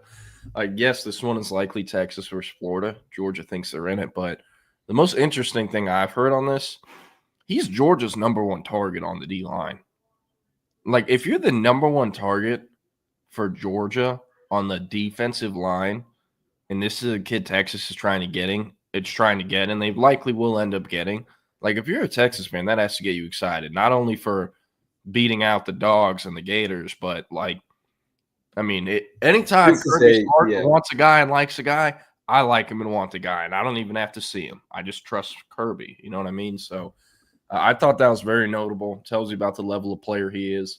And also, like, the reason that him and Damari Simeon are getting talked about more is because Rodney Cleveland and Dylan Berriman are going to play between the guards. Corey Wells can play up and down the line. I mean, he's 6'5", 300 pounds. He's going to get heavier, and his frame is going to change a bit, and his body will be reshaped. But he's kind of more the outside interior D-line, if that makes sense. That's what Gervil would be as well. You know, he'd be playing in the 4-eye, 3-eye. I mean, he can do it all as well, but they need, like, more – they don't need any more true nose types because they have Rodney Cleveland and Berriman. So I think James Johnson is more of that nose type or whatnot, and I also think he'll be more expensive with how Miami's been linked to him. So, like Gervil, that's the guy on the board. After that, I'd probably say Simeon and Johnson. At least that's what it is in my opinion. But, man, a great player. And, hey, Georgia's top D-line target. If they end up with him, that's a pretty big flex. So not too bad at all. Here we go with the next one. Kosio Pala, our boy out of Katy Maid Creek. Longtime target for the Longhorns. They were just the second team to offer. They've been near, if not at the top, the entire time. And we would expect that it all culminates on July 3rd when he'll choose between Texas, Miami, Penn State, and I suppose Baylor. Miami could be thought of as the biggest competition here. I know he had a really good official visit. They are. I know the same thing at Penn State. And obviously, the proof is in the pudding at Penn State. They picked up Max Granville. Now been a year. He would have been, he would have signed in December, but actually went up there as a 2024 prospect after reclassification. And I'm pretty sure that was, part of the reason that Penn State was able to get him up there. They had a little bit of a connection there. So Cozy on July 3rd, as I said, there is some competition, but you've had your pick in for a while, as have I. This one will very likely be Texas. Yep. Texas was kind of the school we grew up having an affiliation with. I've talked about this a lot, but Brian Arakpo, former Longhorn legend, Tennessee Titan, Washington, they were the Redskins at the time. I think he might have played for one or two other teams, but that is Cozy Okpala's godbrother. That's what he calls Brian Arakpo, his godbrother. The first time I interviewed Cozy was at a 7-on-7 tournament like a week after he got offered, or the same week. And that was the first thing he told me. I was like, this kid's going to Texas as long as they take him years from now.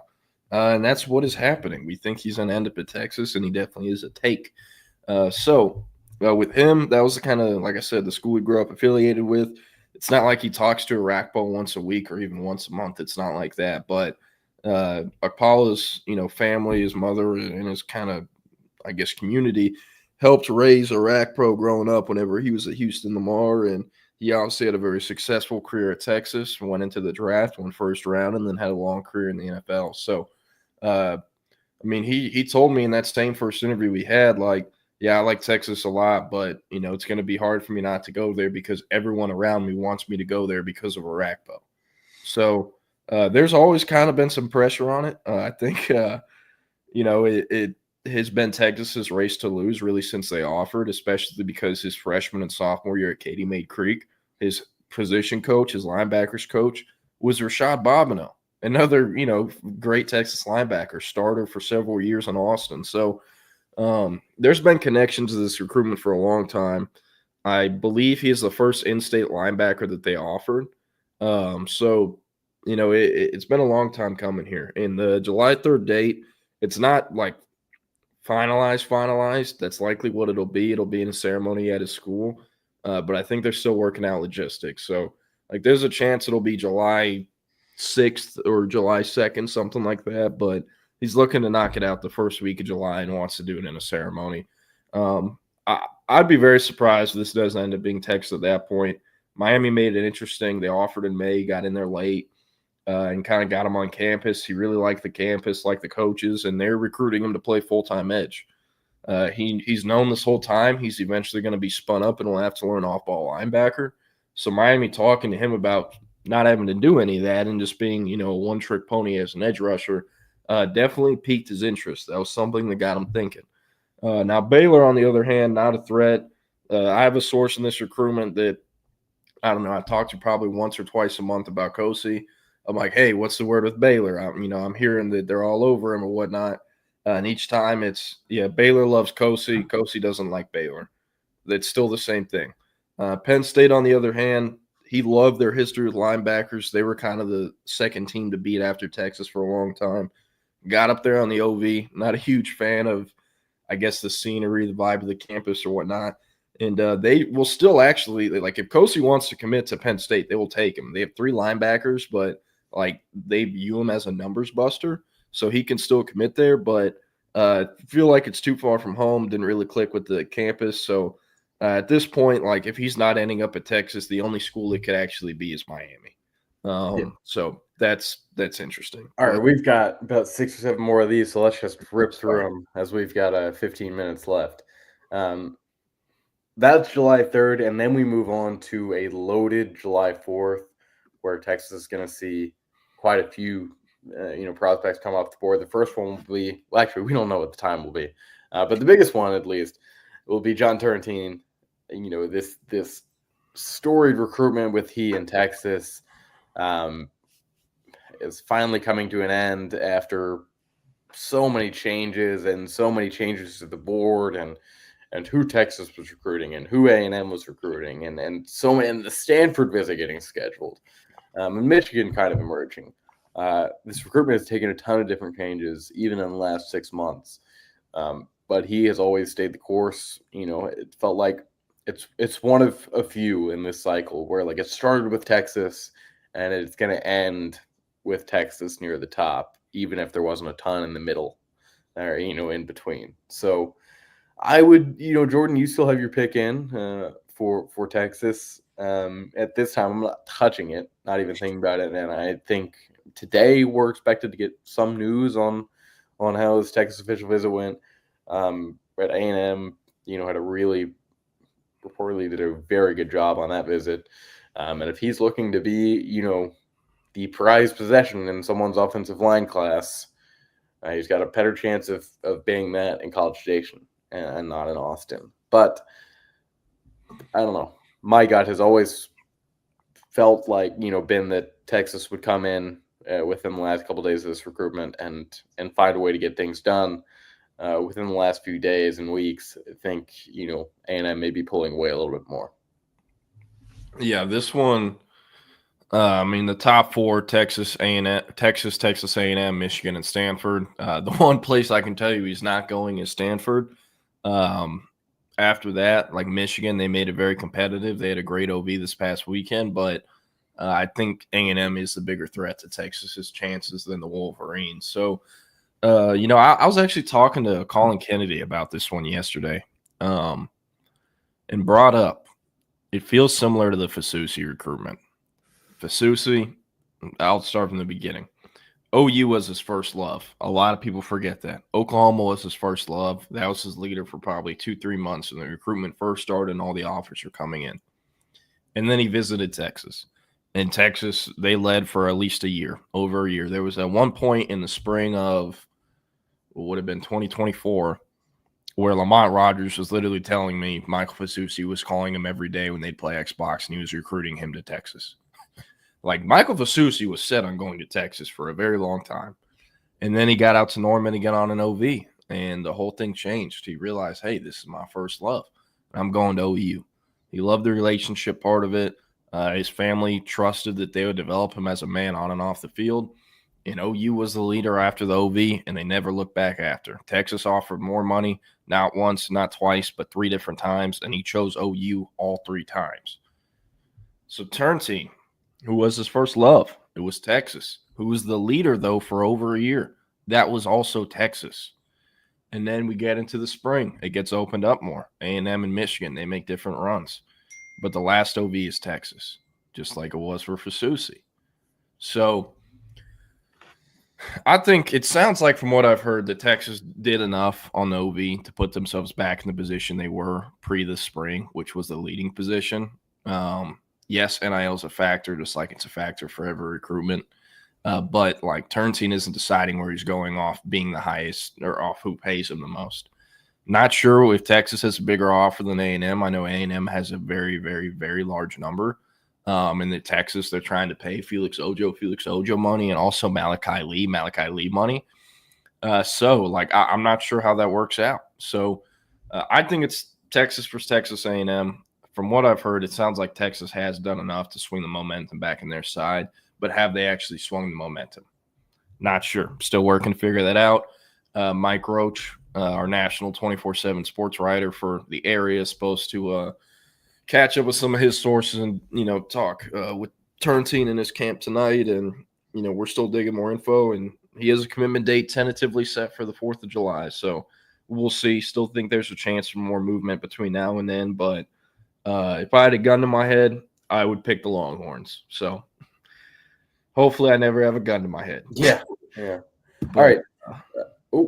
We just lost the screen completely as we get through quite a few here in the last few minutes of the show.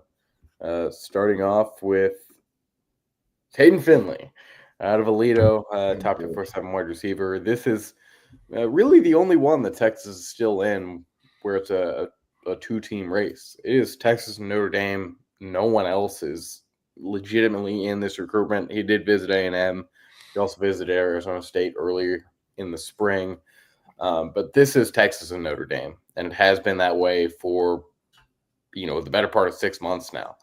And Notre Dame, I think, went into the summer with a little bit of a lead. It went viral, Drew Michael Finley's son and Larry Fitzgerald's son and Thomas Davis Sr. Maybe all looking to team up at Notre Dame, and there was definitely a lot of momentum there. But we another one where we haven't really gotten the full story on how his visit was at Texas. Things seem to have gone well. It seems like this is one of the more level recruitments that we're still following, and I'm not really ready to make a prediction yet. So, Jordan, I'm just going to pass it over to you. Yeah, I put in the lone crystal ball in favor of Texas was one I put in, and I put it in last summer. Threw it in with a few different 2025 predictions and a crystal ball and story, and the intel came from a source in DFW I spoke with that pretty much said, at this point, it's Texas's to lose. It's always been Texas's to lose since he came out of the womb with who his daddy is. So I'm like, you know what? Screw it. Let me throw this thing in. Just throw an early picking. And I haven't changed it since. Has Notre Dame been the leader and had the most buzz, the current pulse of the recruitment, has that been reflected accurately in those Notre Dame predictions? Yes, it has. They've definitely led at times.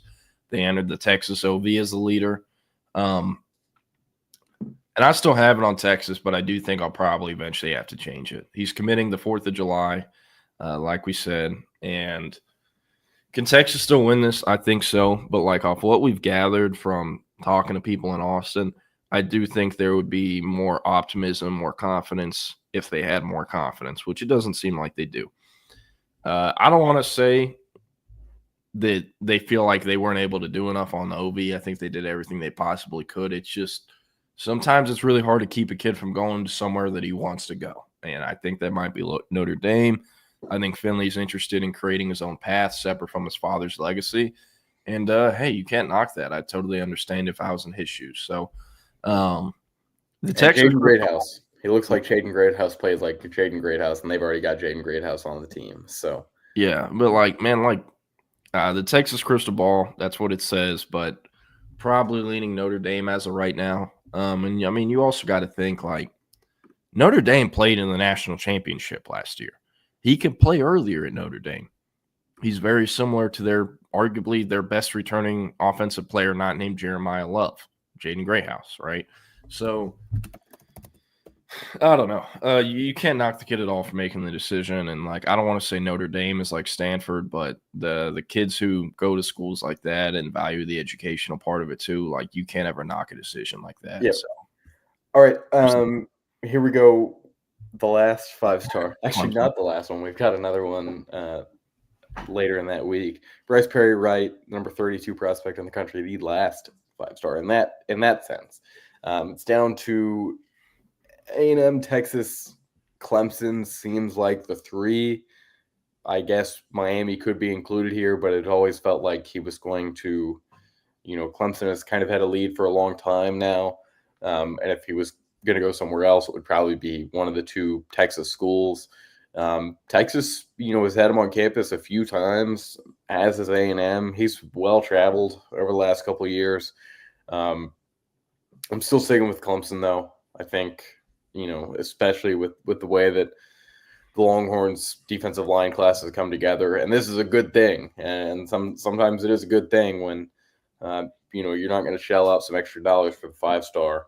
I would not imagine that, they're going to do that and that they're going to be super aggressive in their pitch with him over the next couple of weeks, but things could change. So right now I lean Clemson. Yeah, same here. We were watching out for Clemson probably around November or December once we found out Grady Jarrett is his cousin. But we really started watching out for them when we were at All-American Bowl. And it was me, Hank, an Auburn reporter, and a Bama reporter interviewing him and asking him questions at the same time. And his mom's like, y'all should ask him about Clemson.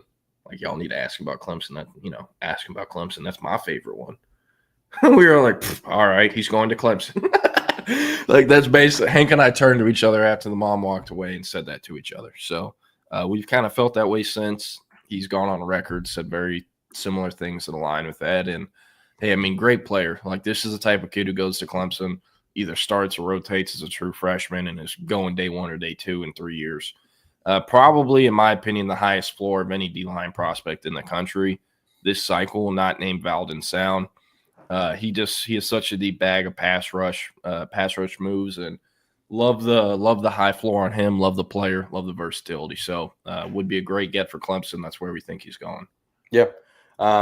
We're just gonna say a quick little bit, and then where we think they're going for these. Mm-hmm. We've got 4 more. Starting off with Jalen Lott, another Texas legacy. Similar to Caden Finley.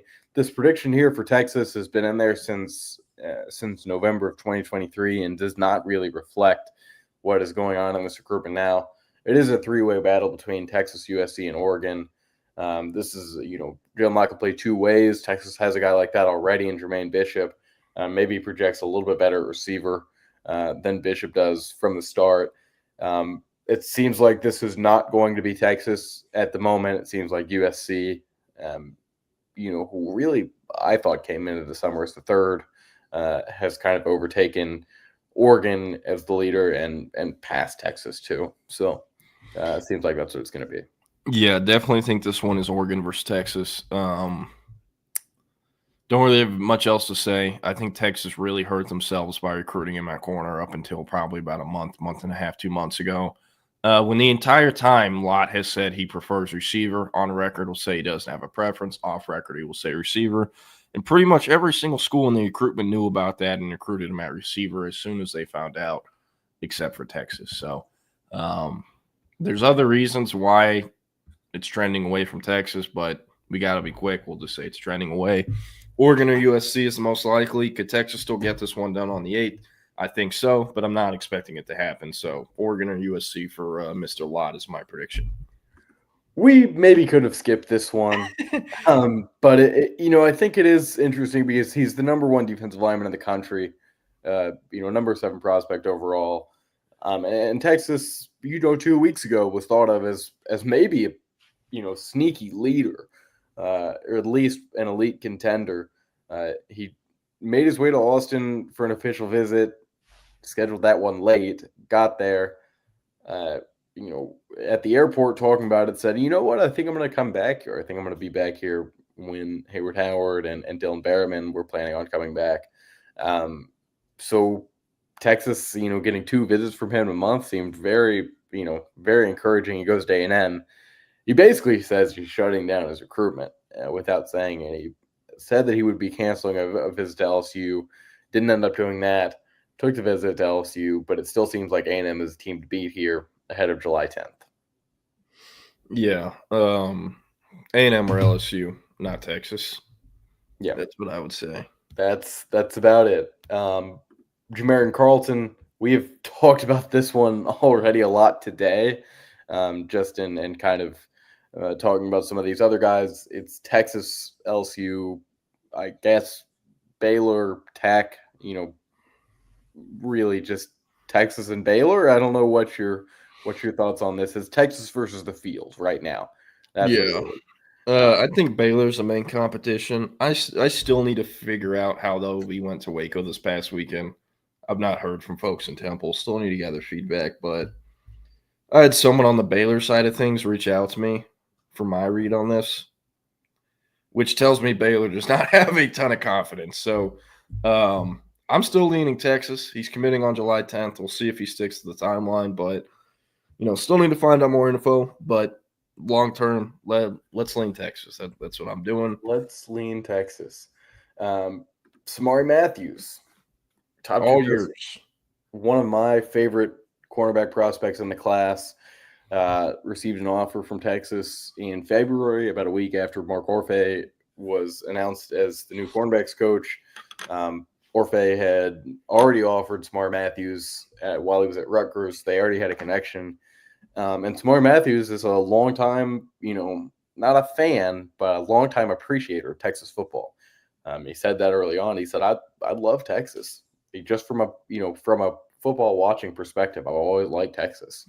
That's always been a place that I've wanted to go out to. He made it down to campus twice already. Texas is giving up the distance, the proximity to home that the other 3 schools in this recruitment have, especially South Carolina. South Carolina got the last OV, and they're expected to be, pretty close to the top, as is Clemson.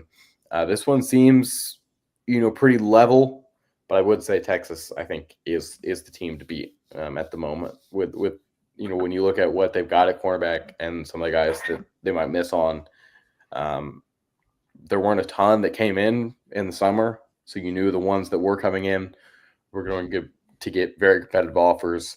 And I think Smart Matthews is just that. He's going to get a very competitive offer to play at Texas. And I do think on July 12th, he chooses them over Florida State, Miami, and South Carolina. Yeah, I think it's Texas for South Carolina. I lean Texas. Florida State's also in there. Miami really isn't. Miami thinks they are, or at least they're like market reports it like they are. But something funny I noticed was on his Instagram story when he posted his commitment day, he did like this collage where it's like, where are we going? Where's home? And it was a Texas visit photo, a South Carolina visit photo, and 2 Florida State photos, no Miami ones. So I thought that was interesting. Who's next? Because we've got Texas 2 more, and we'll actually talk about the second one in this. Hezzy Kent, the most interesting prospect of the cycle, the 6'6", 310-pound tight end, 24-pound. Yeah, but we're talking about what we have him listed at, so we're not going to do that today. It's Florida. I'm not sure why this profile set up like this. Now, this is not something I would like to see. It's Florida, Texas, Miami, and I guess Florida State. I don't get the feeling that Texas is close to the lead. I think Miami has been the team to look out for a while now. Florida also thinks they're in a good position, but this is kind of felt like one that would go Miami's way at the end. A prospect that kind of fits what they do at Miami. I honestly think under Cristobal's, what he does there, Kent would fit really well. And, this is one that is going to be a year or two of project. And I'm not sure that's what Texas wants with the money that you're going to have to spend to get him. Yeah, I mean, Texas, Miami, Florida State, Florida. I would take the big 3 over Texas. One of those 3. That's what I think happens. I mean, this kid was over 320 pounds on his official visit to Miami that he took before Texas, so I assume he weighed in at the same weight at Texas. And, I love this kid. I love the prospect. I was writing about him in early January as a total freak show that more people need to talk about because he had over 1,100 all-purpose yards as a 310-pounder during his junior year. But, you can't gain more weight since then. You know what I mean? It's just a red flag on the discipline and all that. If you're this set on tight end, you need to put yourself in the shape to be playable as a tight end. So I think that's interesting and might be affecting Texas's view of him. It definitely is affecting my view of him. But Florida State, and Miami, that's who I take over Texas. All right. Last one. Didn't throw. Committing to July 12th, I don't think we even need to say anything else on this. Texas has tried very, very hard to get back into it. But, it was going to be hard to keep him away from the home state Bulldogs. I think that's enough on him, right? Yeah. Just the only thing I have to add, he is going to be a pain in the ass for Texas to play. You never want to compare someone this high as a high schooler. But what Kyle Pitts did at Florida, he can very well do at Georgia, except he is a lot more fun than Kyle Pitts. And I also think because of how Kyle Pitts is somewhat busted in the NFL, people forget how good he was at Florida. Pro throw can be that kind of jumbo receiver, super athletic receiving threat tight end. That's what he is. 4-sport athlete, awesome kid from small town Georgia. And I mean, 1,000% will be an NFL player as long as he stays healthy. So there's that. How about we end it with this one real quick? Manchester Red, any truly need-based positions that if they don't go Texas' way right now in summer decisions, Texas will circle back in season, only because most of these guys strike as the type to stick with their decisions. Running back, we didn't mention any. Well, actually, Xavier Crowell, I think, was the first prospect that we mentioned. And it's very unlikely that he picks Texas. Texas is going to have to reevaluate some of the guys that they, offered earlier in the cycle. They're going to have to reevaluate some of the choice offers, and then some of the guys that Chad's got, looked at West Virginia. Obviously, there's a big difference between the guys that Chad's got looked at West Virginia and the type of player that Texas is looking for. We talked about it on the show last week. It's very likely that Texas is going to have to settle at running back, unless you're offering some big bucks. And settle is kind of a loose term.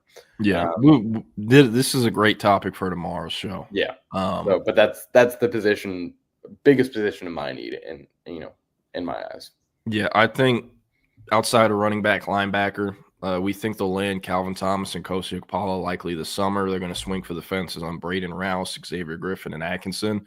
But if they don't get one of those three this summer, they're going to do whatever it takes to flip one of those three in the fall or go after another elite top-tier linebacker.